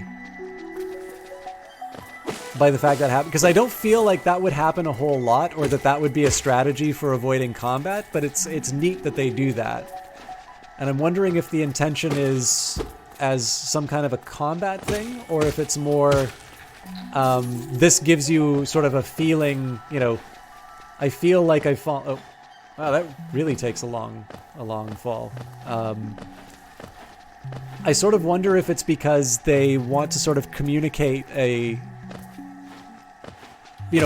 unusually heavy fall, or if there is some sort of combat thing that I haven't fully appreciated yet. I think there's also a bit of derision about your initial expectations of a 10% play to payer conversion rate. When I think about us dealing with a pandemic and a global recession during Hive Time's lifetime, I think it's probably done pretty well for something with an optional play tag. No, it's not even considering alternatives. It's just more. I like the feeling of it, and I was wondering, because it is also something that has had implications for my. It's had implications for my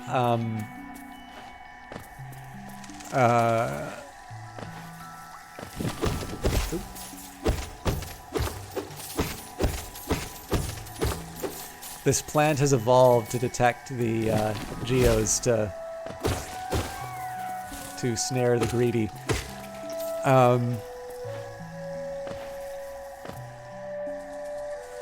It's just more. I guess I'm a little curious if the intention is to do something in combat, like to have a consequence for doing a big drop, or if it's just to kind of give you the feeling, like a screen shake or something like that. So like, maybe I'll give you an example, like playing Crypt of the Necrodancer, which I finally got past level 3.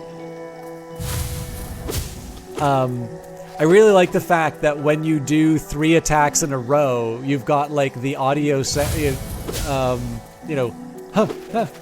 those are your first 2. It's just the standard attack move, but then your third one's always going to be ha! It's like, you don't need to have You don't have to have bright flashing lights, or you don't have to have the, the rumble pack on to show the impact of the attack. But it did. I don't know. It's a nice little touch, and I'm just kind of curious if there was an intention. If there was an intention behind one of those choices.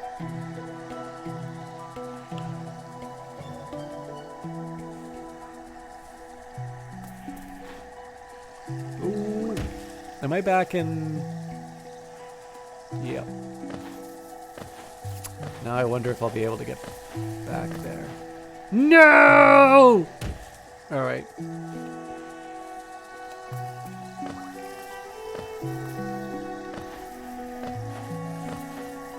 Oh god, how did I get... Oh, right.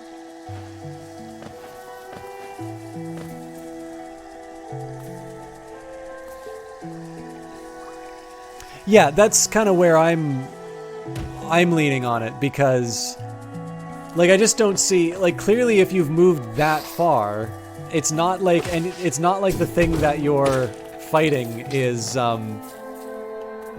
threat to you anymore.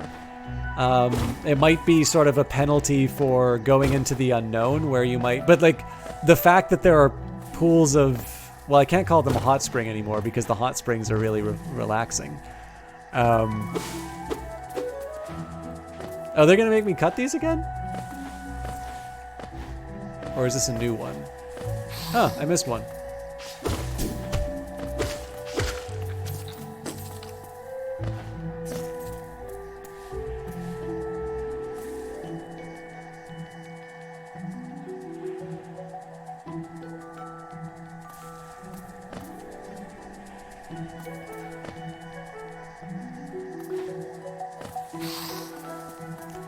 I owe it to myself to get that last one. Oh. I get so mad whenever I get hit on those ones because I feel like... I feel like I should be much more effective at countering them now. Alright, I don't know why I hit that, but... Gotta find me some souls.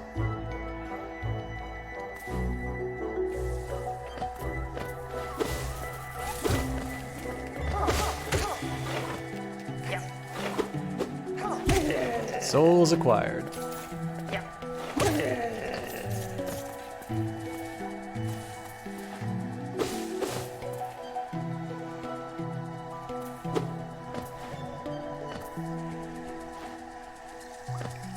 I was probably a bit premature on that. There's actually one other thing I wanted to check out.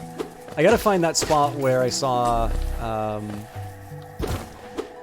the Lady Knight move back up. That should probably be my priority for... Oh.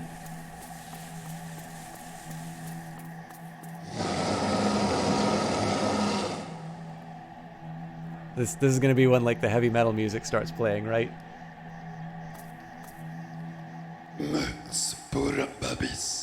Tiny Squib, you approach fearless. Are you a hunter like me? Do you feel the urge inside to stalk, to kill, to understand? Then take it, my journal. It will aid you. At first the text may seem difficult to discern, but a learned hunter will come to understand its words. Venture the depths of this land and slay its beasts. Prove yourself worthy to bear the mark of hunter.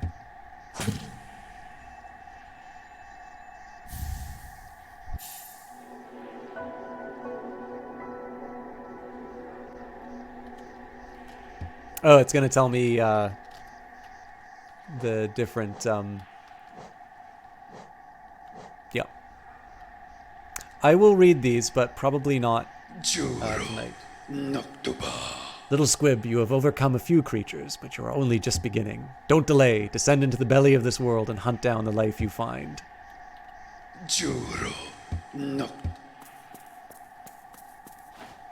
I thought the heavy metal music was going to play, and I'd have like a nightmarish boss fight.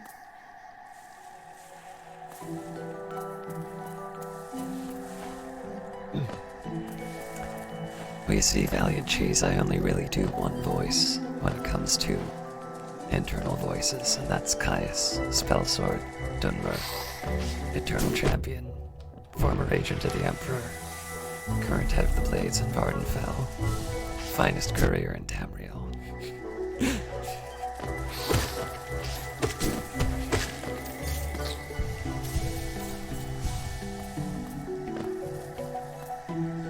What was I thinking?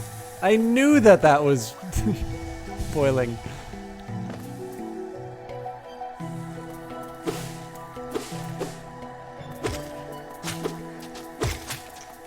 Parchment boy. Paper's expensive.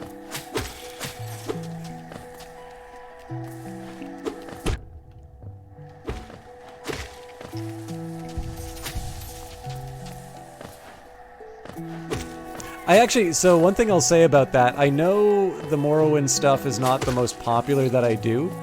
I am intrigued by the fact that I kind of want to go down. Okay, let's see what's down there. I know I'm getting sidetracked, but I think that's kind of the point. Ranged enemies! Okay, this is not so bad. This is so bad. I like the deflating sound. That is a nice touch. The sound again. So clearly, the visuals speak for themselves. The game is a feast for the eyes. But I really do like the little details on the sound that they've done inside of it. Even just down to little things like the different surfaces and the sound of your footsteps as you walk through them. Oh, this is going to be a tough one. Bring it. All right.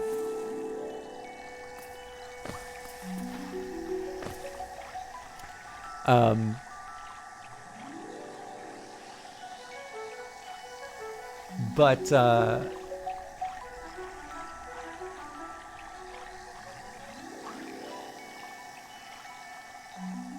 oh wait, did somebody wind up picking up? Did somebody wind up picking up Hive Time? It looks like it.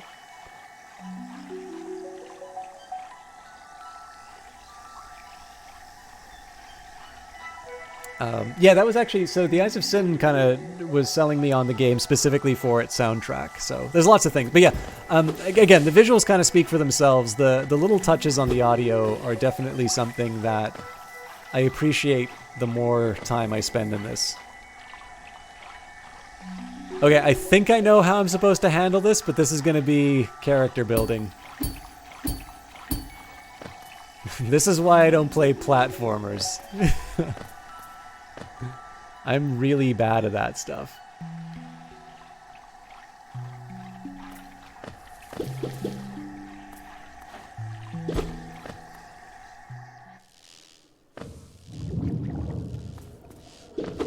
Ooh.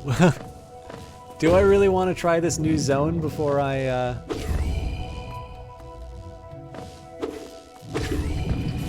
Whoa! Mutual assured destruction in the fog cavern. The icon on the bottom left, I think, is the journal entries being updated. Okay, this area looks super cool, but I think I should probably try and deal with Green Path before I go too much further. Yeah, so it's the same, it's sort of the same,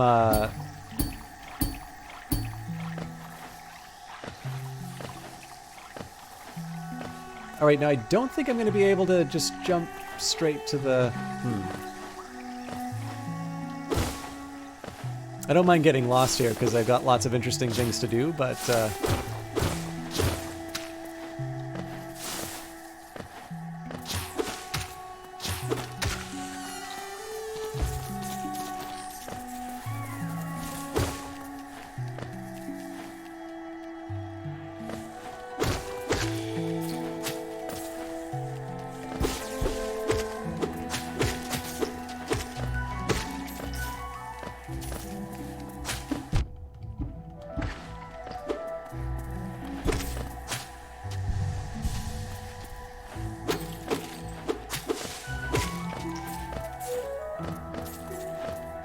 I keep chasing after the keep chasing after the cash, even though I specifically put on the perk to not have to do that.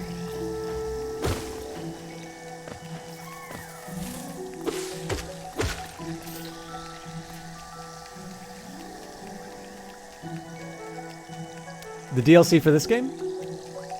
Anyway, sorry, Valiant Chase, I don't know if I answered your question, but the sort of spider eyes are the same eyes as the hunter character I met who gave me the journal. So I technically, I guess I can confirm it, but we should see the, oh no, yeah, okay. So I just kind of marked away, yeah. I just marked all of the entries as red, but that's fine. We'll know sooner or later. I will get around to reading those properly.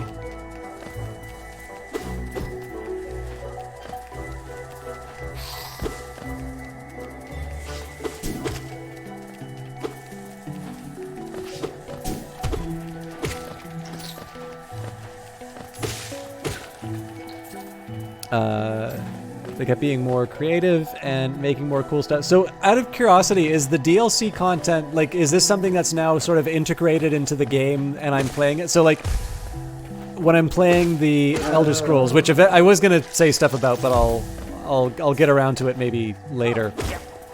So like, technically I could have done Blood Moon or whatever the hell the other one was called, Tribunal, without, okay, I gotta stop being dumb.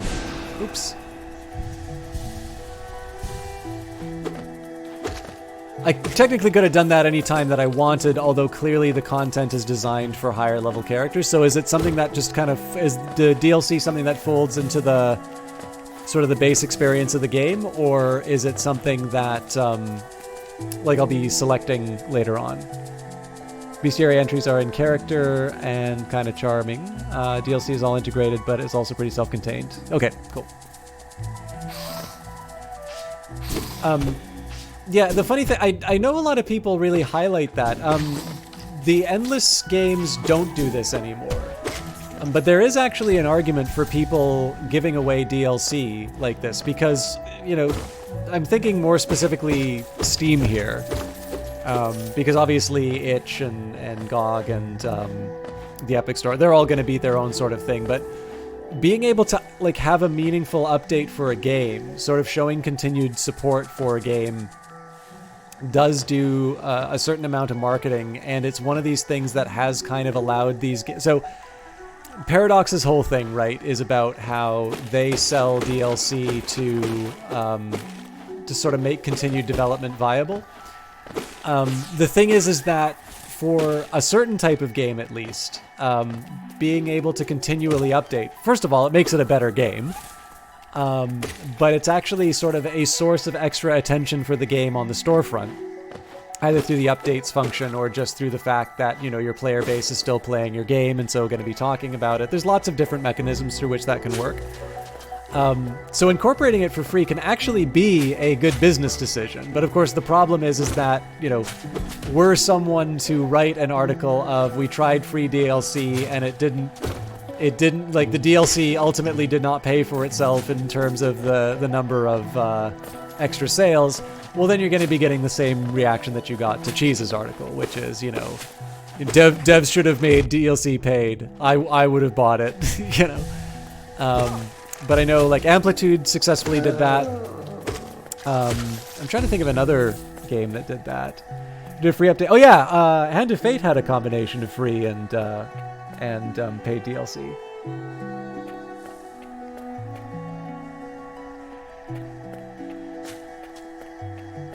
Valve tried to champion the idea that large free content updates were a better model, but I feel like most of the industry took away that you can do that because your Valve message. Yeah.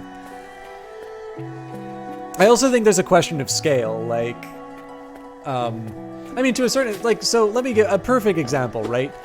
XCOM The War of the Chosen should not be a big free update. XCOM War of the Chosen is about as close as we get to XCOM 3 until XCOM 3 comes out. we're hoping to reach a bigger audience for the away team by relaunching with a free expansion scale update. So did that materialize, or did that ultimately not sort of turn out? I'm interested in this because, like, certainly I hear kind of the hearsay about it, but if all that I'm doing is sort of recycling Valve's branding, then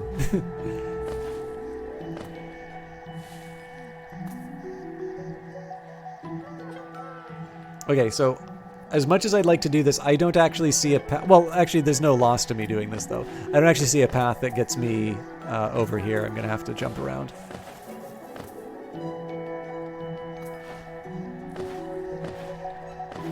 I guess the other thing that I can say, too, is, you know, it's all well and good for me to say that the greater mind once dreamed of leaf and cast these caverns so. In every bush and every vine, the mind of Un reveals itself to us.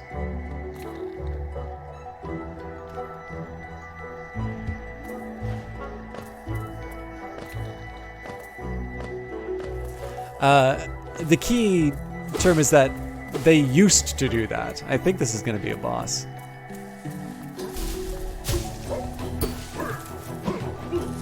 Oh, this is going to suck.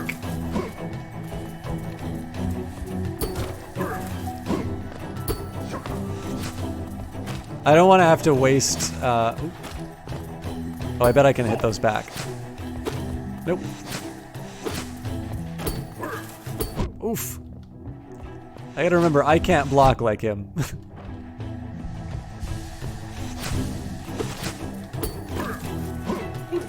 Ooh.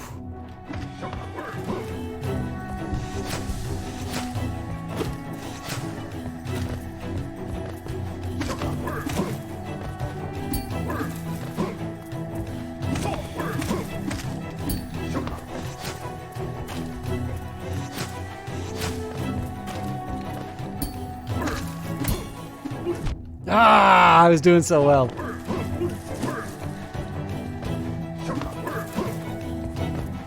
This is a neat one. I've actually done fencing, so it feels a lot like kind of the... So I did foil, but a lot of the back and forth and like an evenly matched bout.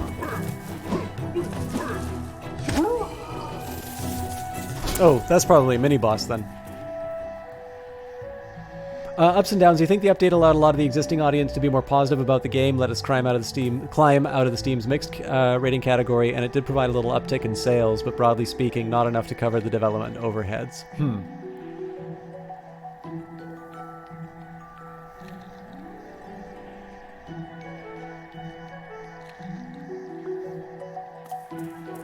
I forgot that you had chat integration in Hive Time now. I gotta do that again.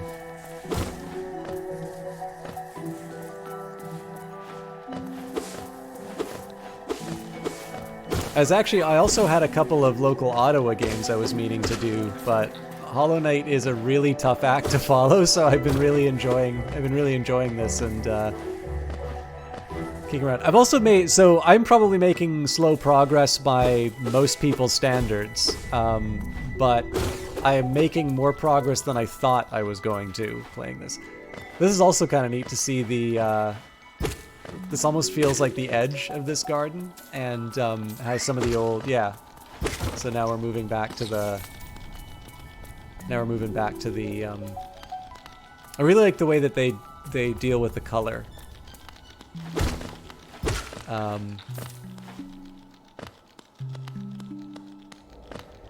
Okay, this is going to be a cinematography rant. So, like, this is fine. Like, the color shift is just for mood, right? And that's sufficient. For me, like, in terms of the logic of the lighting, I always just sort of take the idea that, well, you know, the light's going to kind of reflect off of everything in the area. If everything's green, it's going to have a green tinge. It's just fine to say, you're in the garden, now you're out of the garden. You know, you don't need that much of an explanation for it.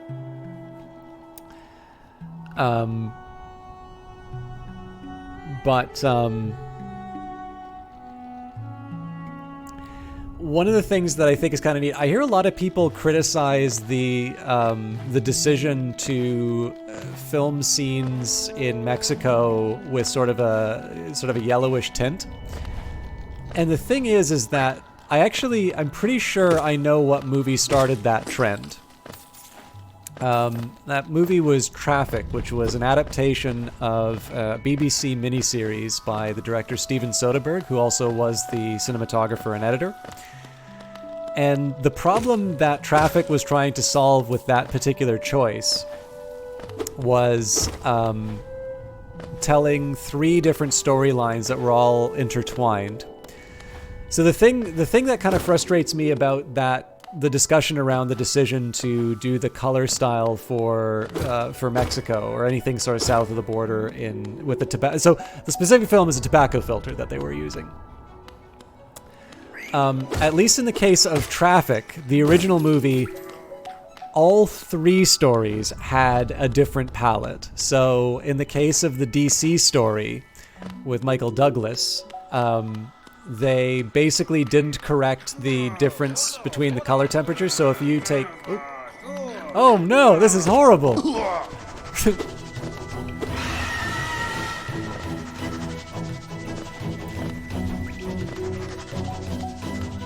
So they didn't correct the... oof. So like if you have film that's balanced to tungsten stock, and you film it in daylight, so 5600 Kelvin light, it's going to take on a blue tint.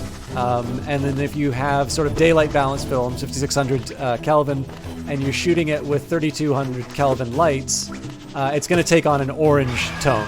It's the same reason also that if you don't make any adjustments with fluorescent lights, they look green, because the color temperatures are different. And sometimes if you're trying to go for a particular look, you won't bother correcting those color differences. So in the case of oh man, I'm getting careless. In the case of the DC story for Traffic, I'm pretty sure the way that they achieved that look was basically they didn't correct the tungsten balanced film for the daylight, or either the daylight or the 5600 Kelvin lamps that they were shooting under. I'm just going to say K, but please keep in mind that the K I'm referring to is not 1000, it's Kelvin. But basically, like, DC is not blue. You can make the same argument that it's prejudice or that it's inaccurate to portray DC as being, irrepressibly blue. And then the LA story, man, he does not look happy about being eaten. I would not blame him. And then finally, the LA story was sort of flashed, so it has sort of this kind of hyper glossy look. The shadows are sort of washed out a little bit. The highlights are really poppy. Now, the fact of the matter is, so this has kind of gone into the lexicon. Specifically, the color choices were ones that were appropriate to the choice to tell 3 different stories, and you wanted a very short visual shorthand to tell you where you were. And no, I don't think when you go to Mexico, everything looks orange, but you're probably going to have a fairly good idea of sort of the desert areas as compared to DC and LA if you shoot stuff with a tobacco filter. Now, later films maybe are not very good at making that choice. Maybe in the end they're doing it for a really cheap visual shorthand. I don't know. But I sort of feel in this case that there is a very legitimate artistic choice that's being made and sort of being denigrated in favor of pushing a particular interpretation of the movie, which was very clearly not intended if you actually see it. But yeah, actually, in Fight Club they don't balance out a lot of the fluorescence. So yeah, a couple of scenes in Breaking Bad they do it, but again, in the case of Breaking Bad, all of the multiple stories that they tell tend to be ones that are. Those are still ones that are all shot normally. I think it's usually when Tuco's cousins are coming after Walter White, where they do that. So, I can tell you for sure that the Fight Club choice, pretty much everything in Fight Club was very meticulously organized just because of the people who were working on it. Yeah, the life gain is a neat little way. Like, there's a cost to it. Like, you need to have done a certain number of things to get your mana back up, and you are not able to do other certain activities. But you don't need to go running back to the bench. You don't need to undo all your good work. I like the fact that basically you can kind of keep some momentum.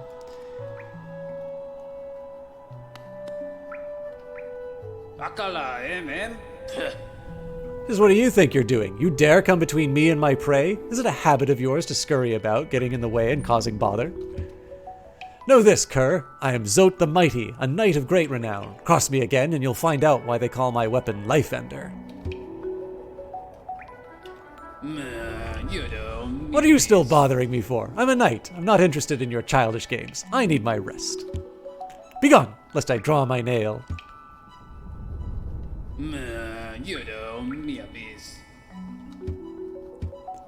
I'm not gonna lie, I really like this guy's facial expression. Has nobody here seen Traffic? It's a very good film.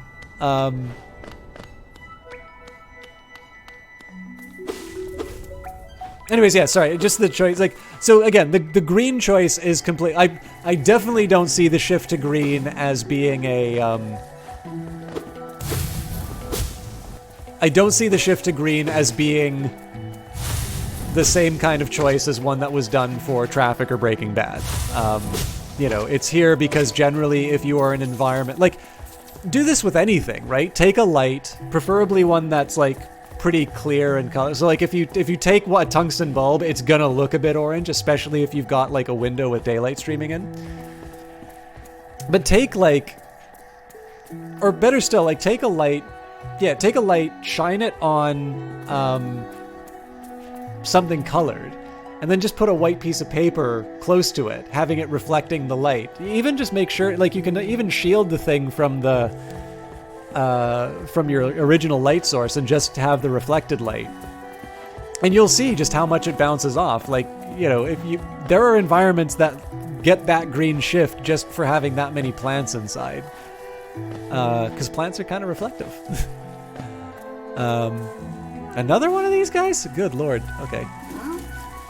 Bring it. Don't bring it.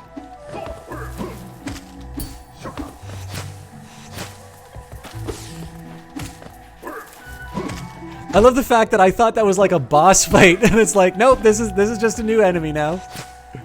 It's kind of like in Dark Souls, where I suddenly found out the Capra Demon was just like a thing that I would be taking groups of, and that was my life now.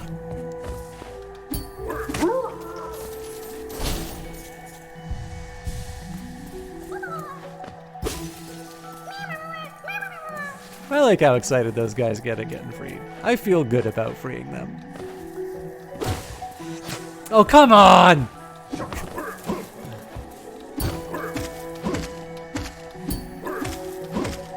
The floor is lava. Oh, damn it. They do learn. You're kidding me. Another one? Okay.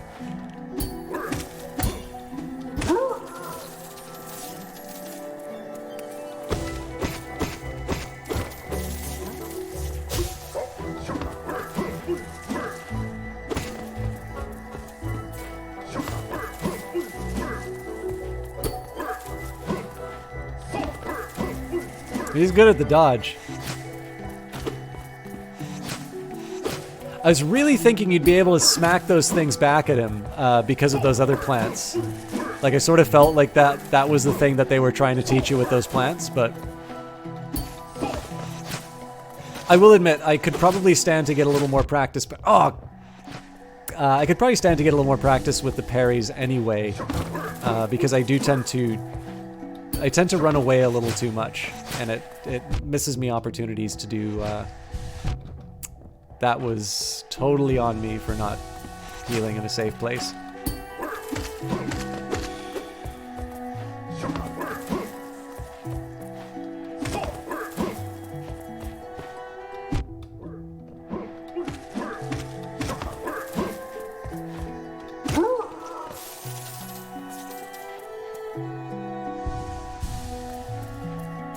Gargoyles being demoted and the Taurus demon. Oh, so yeah, you're right. Taurus demon also.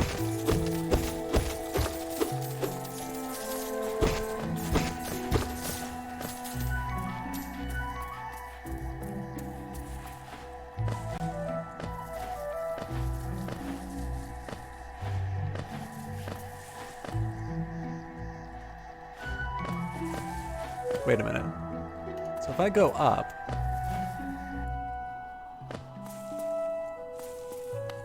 Yeah, we've already been here.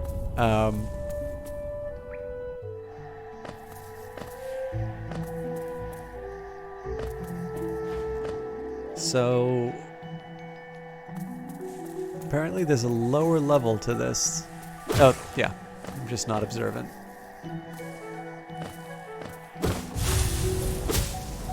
See, that's a perfect example of like where I run away when I should just be standing.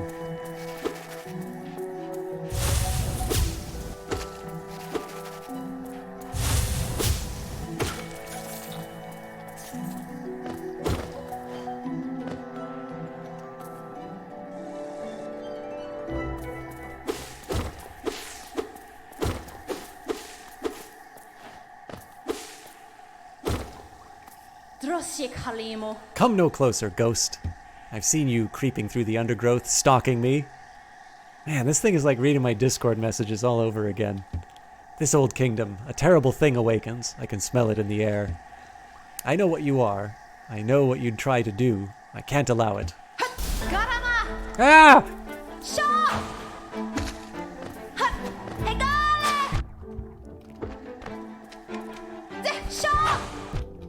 Well... Good lord, okay.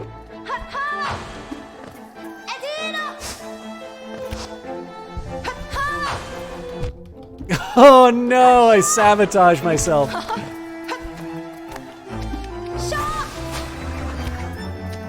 I did not mean to do that, I did not mean to do that, Vengeful Spirit.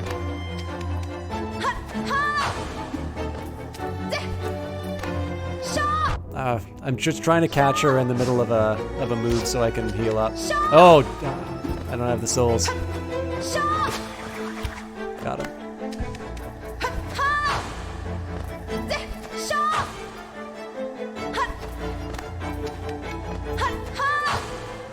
Oh, so if you abandon a heal.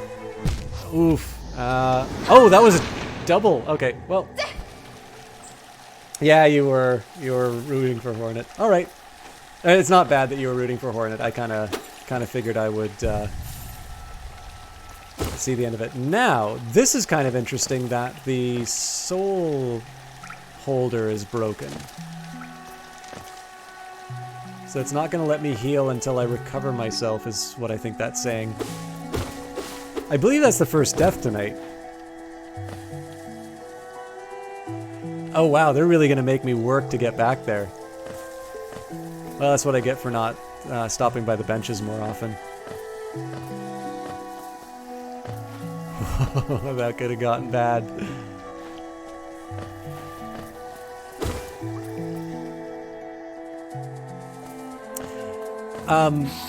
I also made a couple of fairly sizable blunders there. Just for the fact that, so I didn't appreciate that if I'm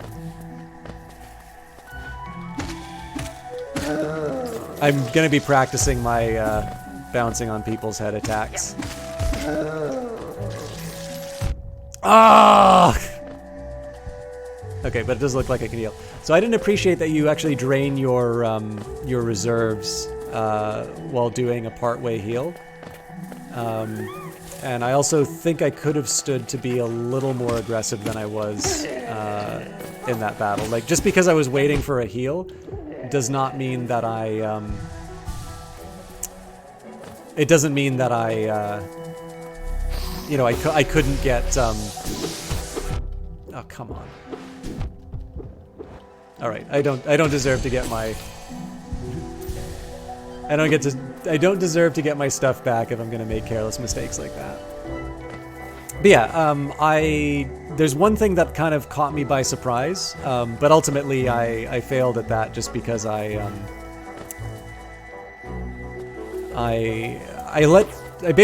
let a succession of blunders kind of reinforce themselves rather than sort of taking the L and moving on and trying to make the best of the situation. In fights like that, I do tend to get in a really bad habit of being like, okay, I was trying to heal, so I'm gonna keep moving forward, and I'm gonna get my heal in no matter what. And that suddenly becomes the big priority, and that's really not the best way to think about stuff like that. What I tend to find is a little bit more effective is if I I kind of play the situation as it is. So if I'm finding it hard to heal, I just accept that I need to minimize the number of times that I get hit. And then if it seems like there's an opportunity for a heal, I capitalize on it. Otherwise, I should, I should just kind of accept the world as it is rather than as I wanted it to be a couple of turns before. Hollow Knight's healing system, no refunds.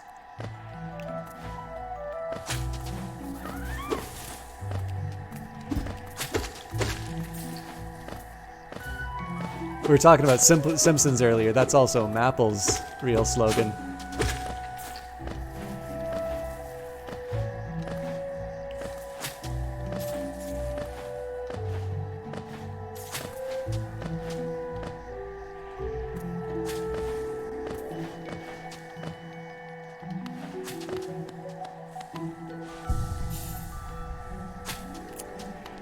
Gravity Falls? Never heard of it.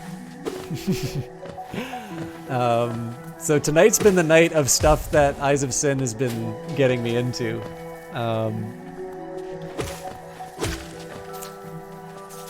We haven't got that many episodes done, and I don't know if that's my fault, but I've very much enjoyed what I've been shown so far.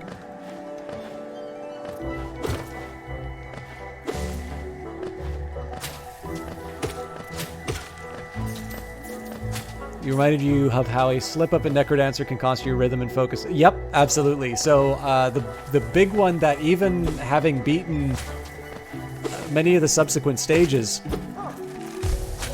I still get by is when you have those shielded skeletons, and if you get the wrong pattern, you just wind up like continuing to charge into them. And sure enough, there is a change I want to make.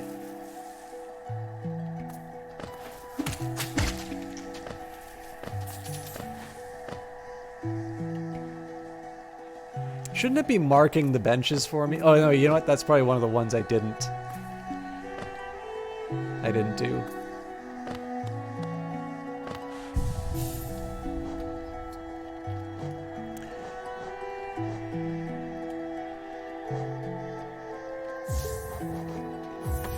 I know where I'm going, so.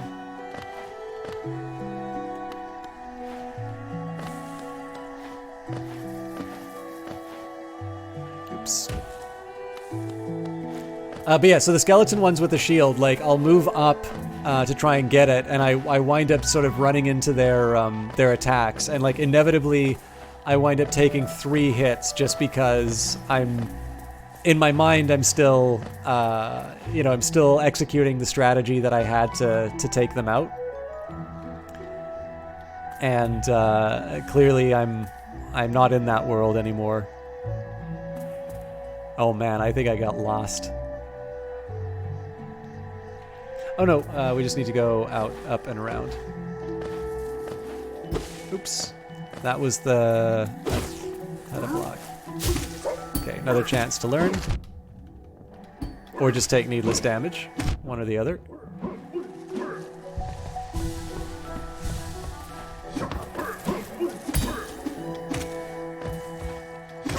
I wonder if that ting sound was the two... it sounded like a shield, but it looked like it was the two swords hitting each other.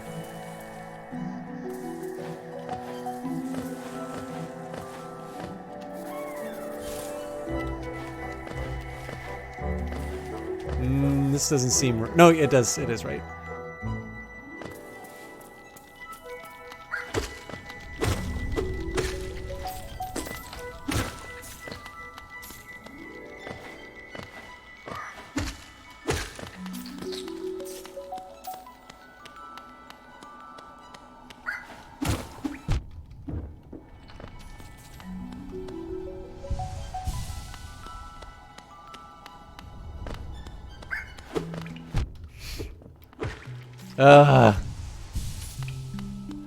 But yeah, so the struggle I was really running into on that one was I clearly needed to, or sorry, on the previous fight was I clearly needed to heal, and I had a strong tendency to waste the souls that I had. So one of the ways I can counteract that, of course, is by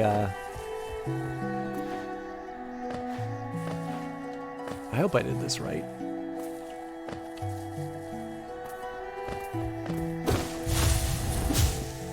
One of the ways I can counteract that is by increasing the rate at which I acquire souls.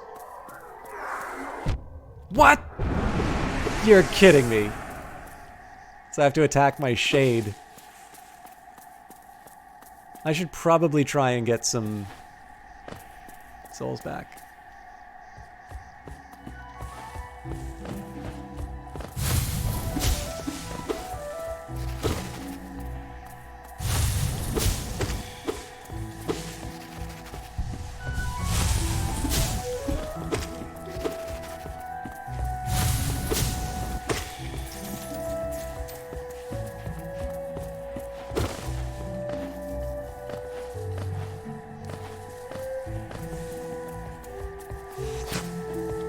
Look, I'm not even gonna murder you. Just let me extract enough of your soul to make it worth my while. Alright.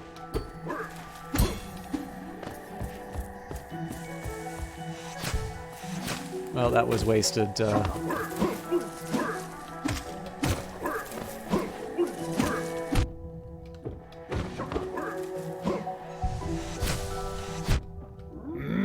Oh, this is gonna get bad.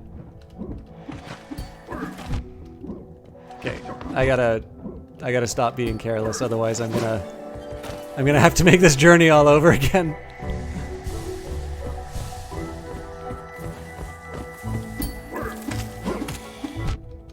You're kidding me.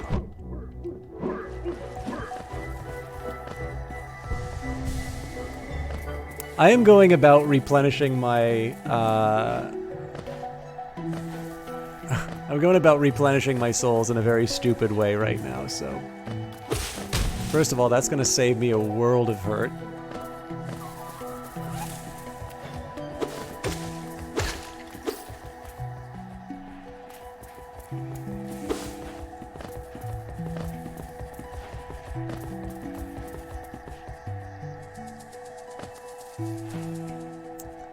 Mostly I'm looking for things to bully right now.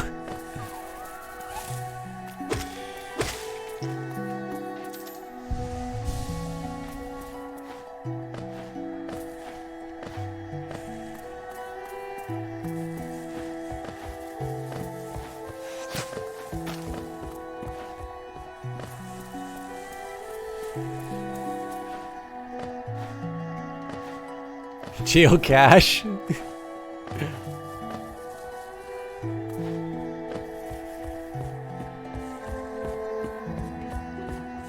Surprise!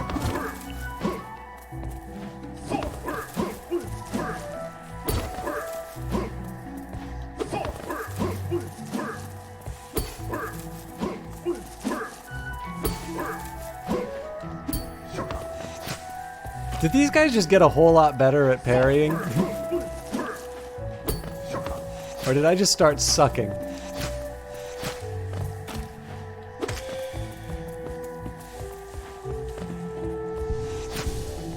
Oh, I don't think I filled the...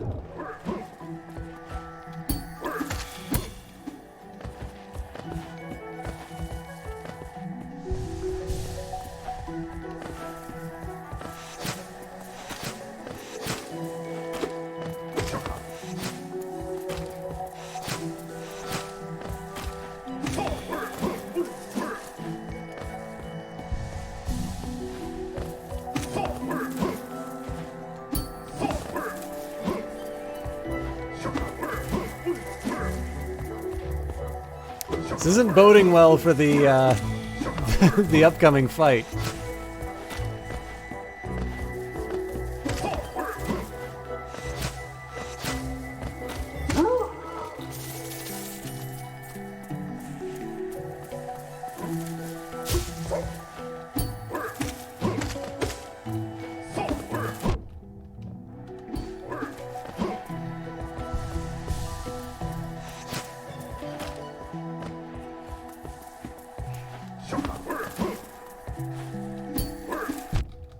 Alright, that was just bad timing on my part.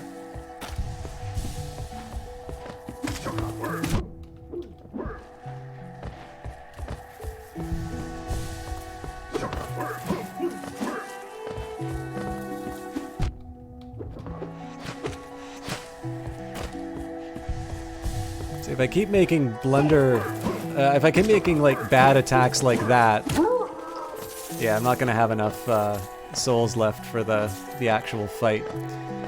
I have enough though, so.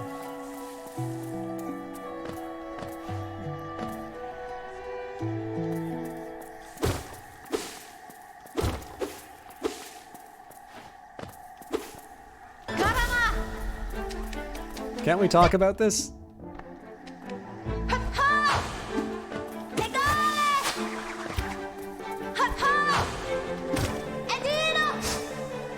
I cannot get those jumps done that fast. I don't even know why I try.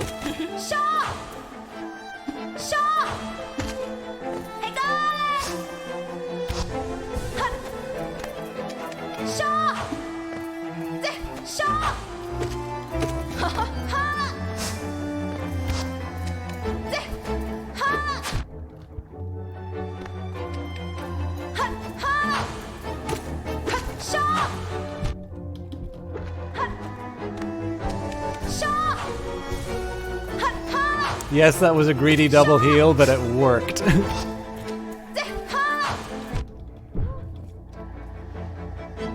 Oh.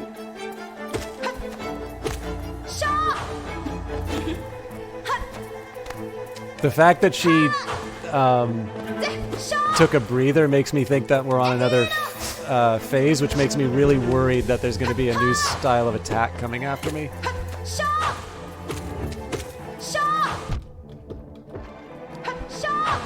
I'm also not giving regular attacks enough credit. They're actually quite... I think I've landed more just straight up standing slashes at her. I'm kind of treating her like she's got a shield, which she doesn't.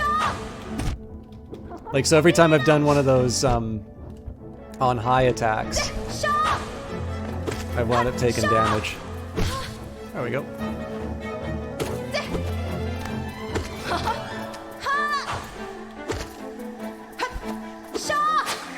Ugh. I deserve that.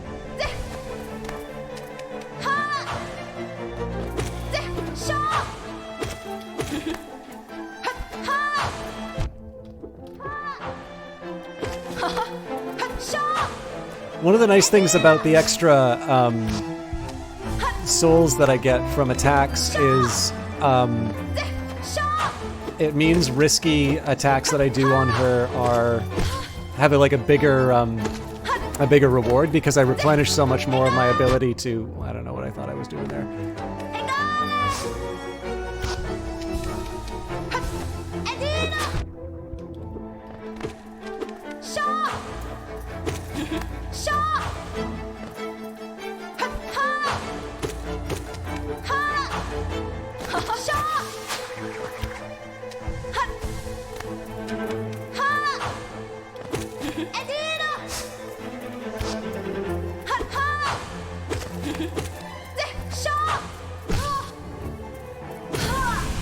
There we go.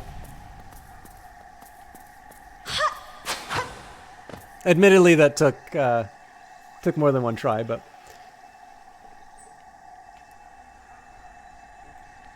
But it's after this boss fight that you were stoked for Silksong to come out. Good work. Thank you, Isaacson. This is 100% one of the fights you wanted to see a reaction to when it comes to speedrun settings. Oh, I don't do speedruns, so I couldn't say. that boss is a rough one for a lot of folks. I mean, I can't say it was trivial because they definitely showed me a thing or two.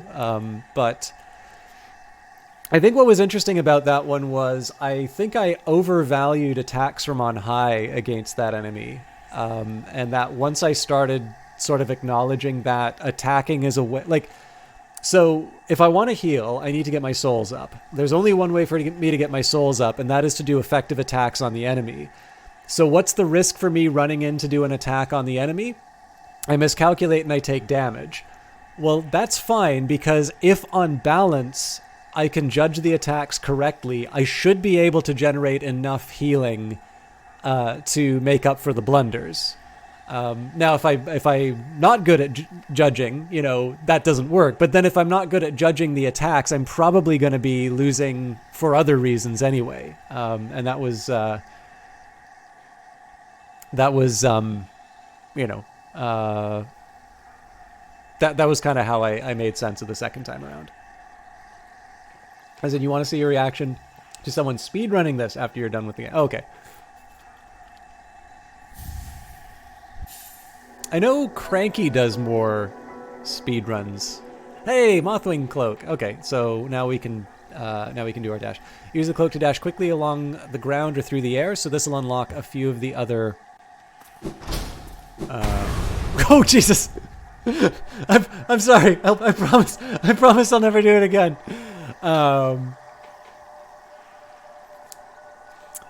Would it seek to break the seals? They cannot be undone. They must be undone. Let us sleep, little shadow. Return to your darkness. Allow us our peace.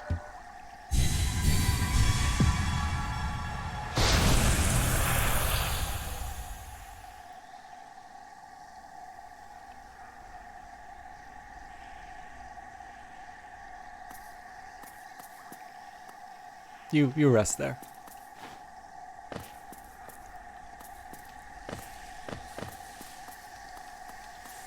What? Oh, I pressed V. Sorry. Excuse me. Okay, I'm going to try and find a save spot. Is anybody going to feel too hard done by if I call it a night here? Because I'm definitely getting to the edge of... I'm kind of getting to the edge of what I can... Oh, is keyboard not the done thing? I kind of do keyboard for everything. Hello, is it Celericity? How you doing tonight? Merry post-Christmas, I guess, now, unless you're in Western Canada.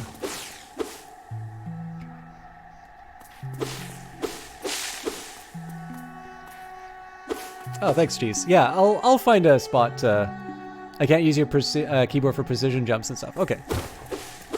Yeah, by default, I pretty much always do.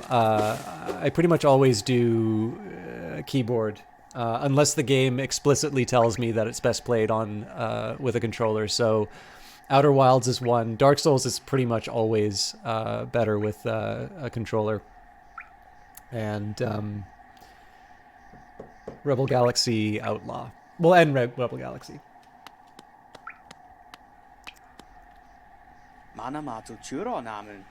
Oh, hello there. It seems we both tread far from the path. I can hardly believe those dusty old highways led to such a lush and lively place. This building suggests some form of worship, though its idol has clearly been long forgotten, and doubles equally well for a monument's respite. I saw a strange fellow out there. He seemed quite taken by the lake. I planned to offer greetings, though I figured I'd first tend to my nail on chance our meeting goes poorly. Your nail looks a fine instrument, but it's showing signs of wear. Well, I did just fine. Okay. I'd wager up there it would take you far. Down here, however, I suspect you'll soon meet dangers the surface world can't match. With a D-pad. Oh wait, no, sorry, you're not. I thought when you said D-pad, I thought you were talking about like a Dance Dance Revolution. Or no, you are saying a dance pad, right?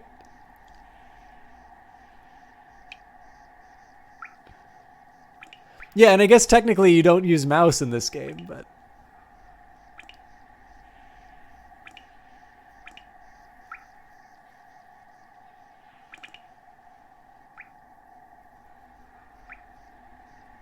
He looks really neat. Anyway, sorry. I'd wager up there it would take you far. Down here, however, I suspect you'll soon meet dangers the surface world can't match. Hollow Nest is perfect for vigilant explorers like us. So tense and thrilling. In this place, you're either alert or you're dead.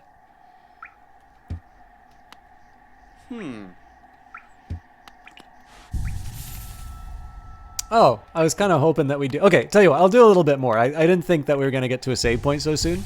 So let's see what this fellow who's looking at the lake... after I'm done punching some columns. All right.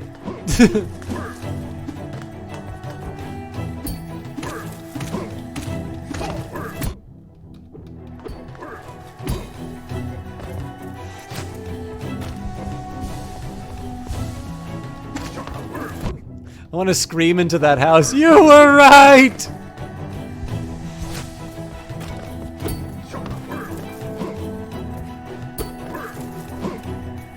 This is totally unrelated to Hollow Knight, but I'll tell you one sort of set of animations and one character design I've always really admired was Providence from Risk of Rain. And particularly because it's obviously a very pixely game. The fact that they kind of had this almost gravitas for this character during the fight, no less, I always thought was really impressive. All right, I could be... There we go.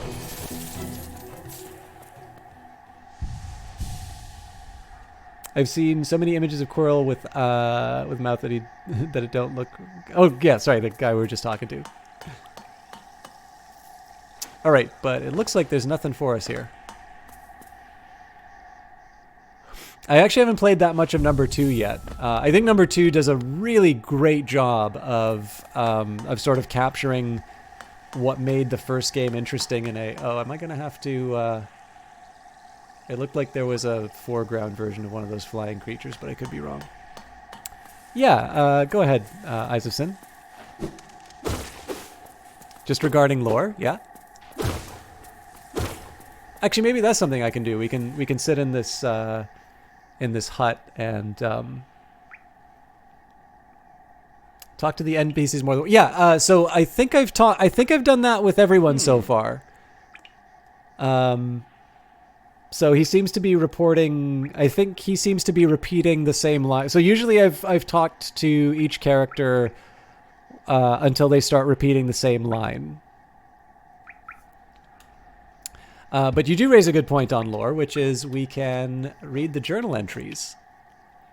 And that way I won't have to go too far. Yeah, and so for the in terms of how long the stream has been going, I'm probably making slow progress for most people, but in fairness, I'm not very good at Metroid-style games, so I made a mistake of not talking to them. So I learned that from Dark Souls. But I'll admit, I wish games would sometimes get a little bit better at letting you know that there's more dialogue, because I don't think there's anything... Like, I don't know, when you have a conversation with someone, when you walk away, to me, that means the conversation is done. There's no more... Like, there's no more... Like, I usually don't start talking to another person right away off of that. So, I don't know, like, I think people missing dialogue that way is a very natural one, and I do think the burden is kind of on games to tell us that it doesn't work like in the real world. But I don't know, like, do you make the characters start, like, flashing yellow or something like that? Oh, looks like we've also got EduGamer8912. It looks like you followed some time ago, but I don't have my alerts working because I switched versions of OBS. So if you're still around, thank you for that. I'm sorry for not acknowledging it earlier. And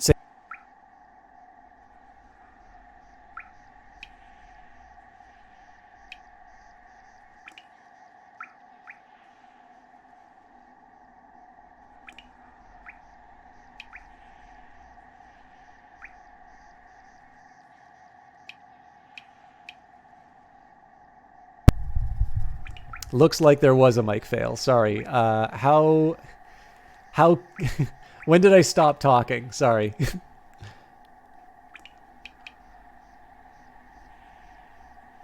Do they have sometimes have additional lines later? That's actually the one that annoys me about Dark Souls, is that you need to do certain things before people start telling you more information. So, oh, thanking people for so apology because I switched versions of OBS midstream.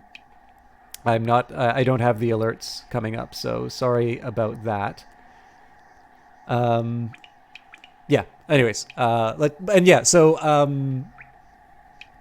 try and do a small thing on Discord. It won't be like super long. It won't be super involved, but I kind of feel like I introduced it, so I should follow up, and then I will finally get some sleep. But let's read the journal. So, Crawlid, timid scavenger that crawls through the caverns looking for food. Dull and pathetic, hardly worth killing.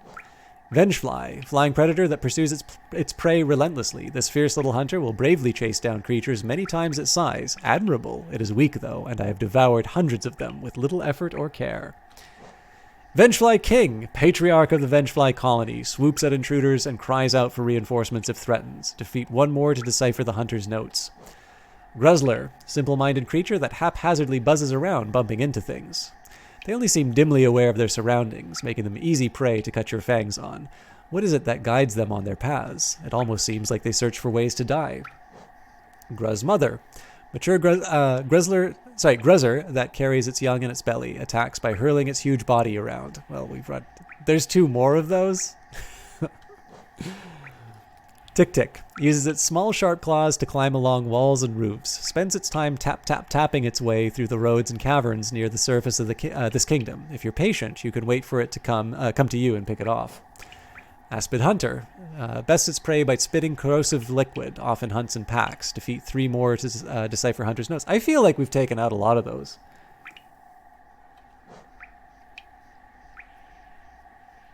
Aspid Mother carries the eggs of its young inside its belly, can hatch and birth its young as needed to deal with intruders.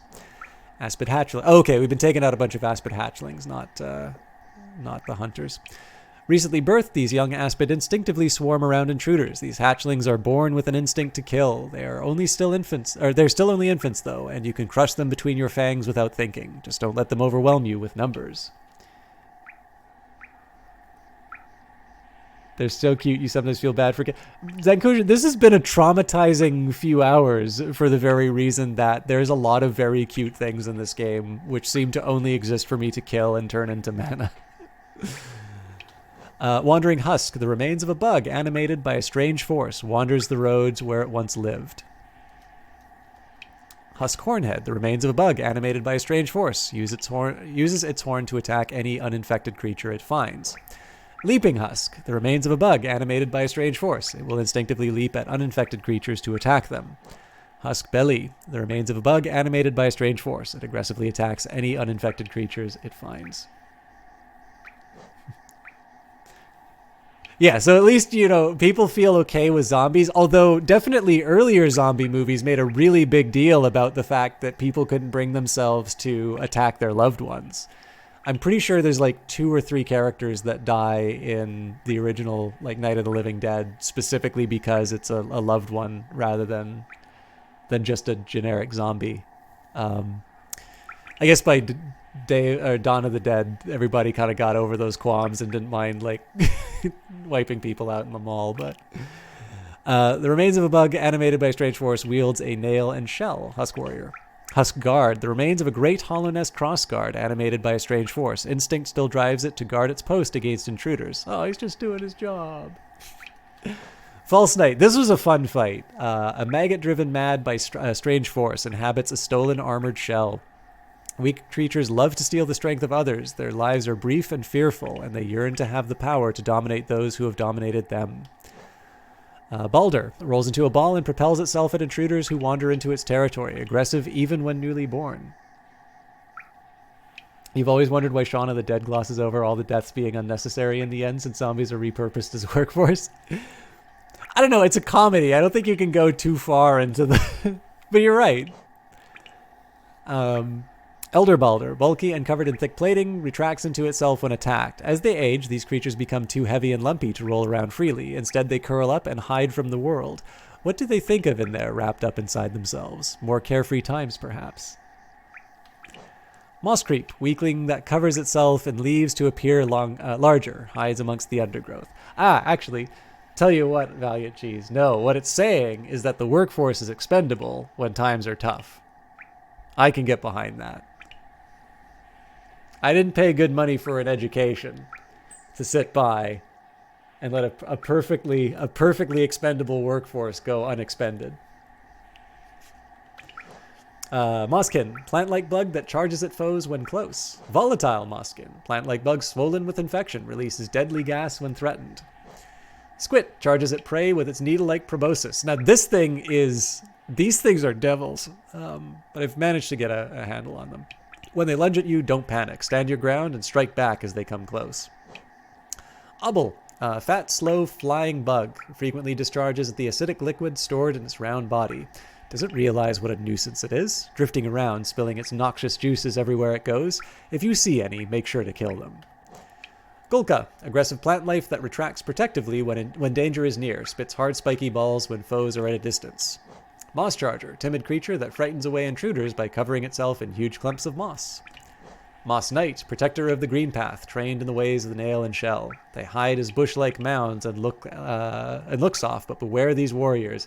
They are relentless in combat, fiercely guarding something hidden deep in the green path. Now, the fact that these guys are using shells as shields, isn't that kind of like using like a shield made of I mean, humans don't have like a carapace, so I guess like, wouldn't this kind of be the same as using a shield of bone? Or like gingerbread people. Is it like being a house full of meat? Uoma, smallest jelly form. Passive and unaware, but pulsing with a dangerous electric charge. What about the currency? Well, the currency, I guess, is like rocks or minerals, so I can handle that.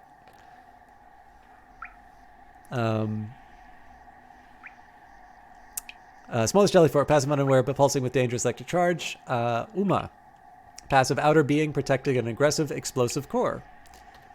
Hornet, skilled protector of Hollow Nest's ruins, wields a needle and thread. And Shade, echo of a previous life, defeat it to retake its power and become whole. Each of us leaves an imprint of something when we die, a stain on the world. I don't know how much longer the kingdom can bear the weight of so many past lives. All right, this was fun. So I'm actually faced with something of a dilemma here because I don't know how long the game is, and clearly between between Industries of Titan and Phantom Brigade, I have a lot of my time taken kind of accounted for. So I don't like thinking about games in these terms, but I have noticed between YouTube and Twitch, Age of Wonders Planetfall has reached a level of concurrent viewership where I'm like, I'm getting the impression that people don't want to watch me play this. I believe those are the DLC, but I think somebody who's more familiar with the game will... Yeah, Zenkoshu got it, actually, it looks like. Okay. So, yeah, I mean, my aim for the last little while has been to try and just stick with a particular game. I do like the idea of strategy Mondays, although obviously I don't feel any obligation to stay with Paradox games anymore. So I think once I'm done this particular mission on Age of Wonders Planetfall, I can switch out games, and I think Phantom Brigade would be a great sort of Monday game to keep playing. So I'll maybe leave it to you with this, because I think a lot of you really like Hollow Knight, and I suspect probably you would like to see more of it. Is this a game that you would like to see me sort of mainline, like something that I would treat a little bit like I've done Industries of Titan and Phantom Brigade, where I kind of do that, or Mass Effect, where I'd sort of do 2 of the 3 casts a week are sort of dedicated to something like that? Or is this a game where you would feel comfortable seeing, maybe be doing it like once a week or something like that? I'm actually quite fine doing it one way or the other. But I think especially because a lot of you are either here specifically because of the game or you've said that you would like to see me play the game, I'm just a little curious what kind of engagement you'd like to see me do with it. Hey, Remarkable Frisbee, I'm actually just wrapping up. I'm sorry. Never get tired of watching people play Hollow Knight. Okay, so when we say yes, is it like... Okay, so it sounds like if I'm going to do this, people would prefer me to like mainline it as like a Wednesday and Friday game rather than just kind of a once a week thing. So if I were to do something like Phantom Brigade on Mondays and then Hollow Knight to completion on Wednesdays and Fridays, that would be something people would like to see. Looks like I'm going to have to learn to like Metroid-style games. While I'm doing that, I think Night Valian is playing a really good game, so I'm probably going to toss the host to him. But I did promise you guys, so I made a reference to Yojimbo and A Fistful of Dollars. And I'd love to share with people. So it seems like nobody in chat knew what that was. So to avoid any possible shenanigans with the VOD, I'm going to hop onto Discord to share that. I'm just trying to find a link to my channel.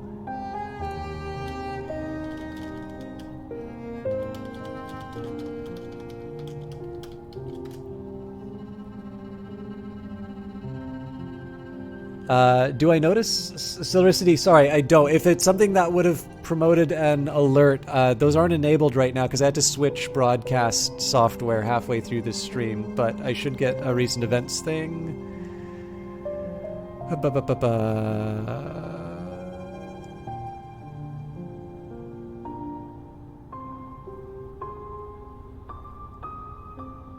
Oh, the music. Yeah, I really like the music. Okay, but I think the consensus is that I should do a lot of Hollow Knight, which I'm fine doing that. Thank you, EduGamer8912, for the follow, and anybody else who followed as a result of the stream. I'm happy. I hope some of you, maybe if you didn't have the best Christmas, that this gave you a nice little, nice little diversion. I'm gonna. I've almost got my link. There we go.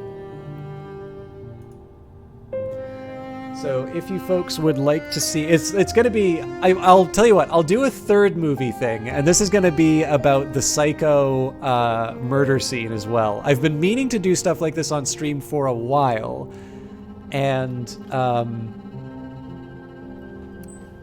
I just haven't found the right way to do it and not have to deal with DMCA problems on Twitch. So I'll probably be sharing 3 little film clips. This is just a fun thing, but I'll be doing that inside that Discord. I haven't actually done a stream on Discord before. So if you'd like to do that, click on that link. I will say what to do inside of the general chat called System Talk, and it'll be the way that I can close out the Christmas stream. But there are lots of people playing Hollow Knight, so if you guys would like to watch more of that, I encourage you to click that the game button. I don't actually know any of the people currently playing it, so I'm going to rely on your good judgment to decide which one is worthy of your time. What I am going to do, though, is host Night Valian. Night Valian is a very fun streamer.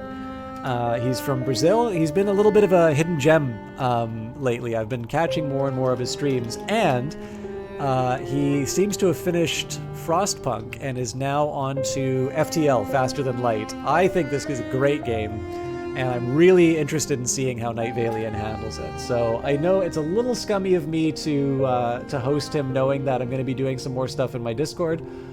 You can, if you're not in the Discord, you can use that link to jump in there. I am still going to do the raid, and if you can give me a few minutes, I'll write in the general chat how we'll be doing this. Give me like 5 or 10 minutes to get set up, and we should be good to go. Anyways, guys, thank you very much for watching. You did make my Christmas a bit better than what it was looking to be when I started. This was a very nice game, so a very special thank you to the Eyes of Sin. Not just for recommending it, but actually keeping me company throughout it. The one thing I was really hoping to... I had been planning to do this for a while, and the one thing I was really hoping to have happen is to make sure that she would be the one to be able to see it happen. So I hope it was worth the time, and I'm really specifically to you. I'm very grateful that you took the time, because I know that is hard to find. Anyways, please, everyone, Merry Christmas. Be good to one another. Please treat Night Valian well. I think you'll have a great time there. And I will try and get my broadcast stuff fixed for Monday. But until then, we'll see you over at Night Valians or my Discord.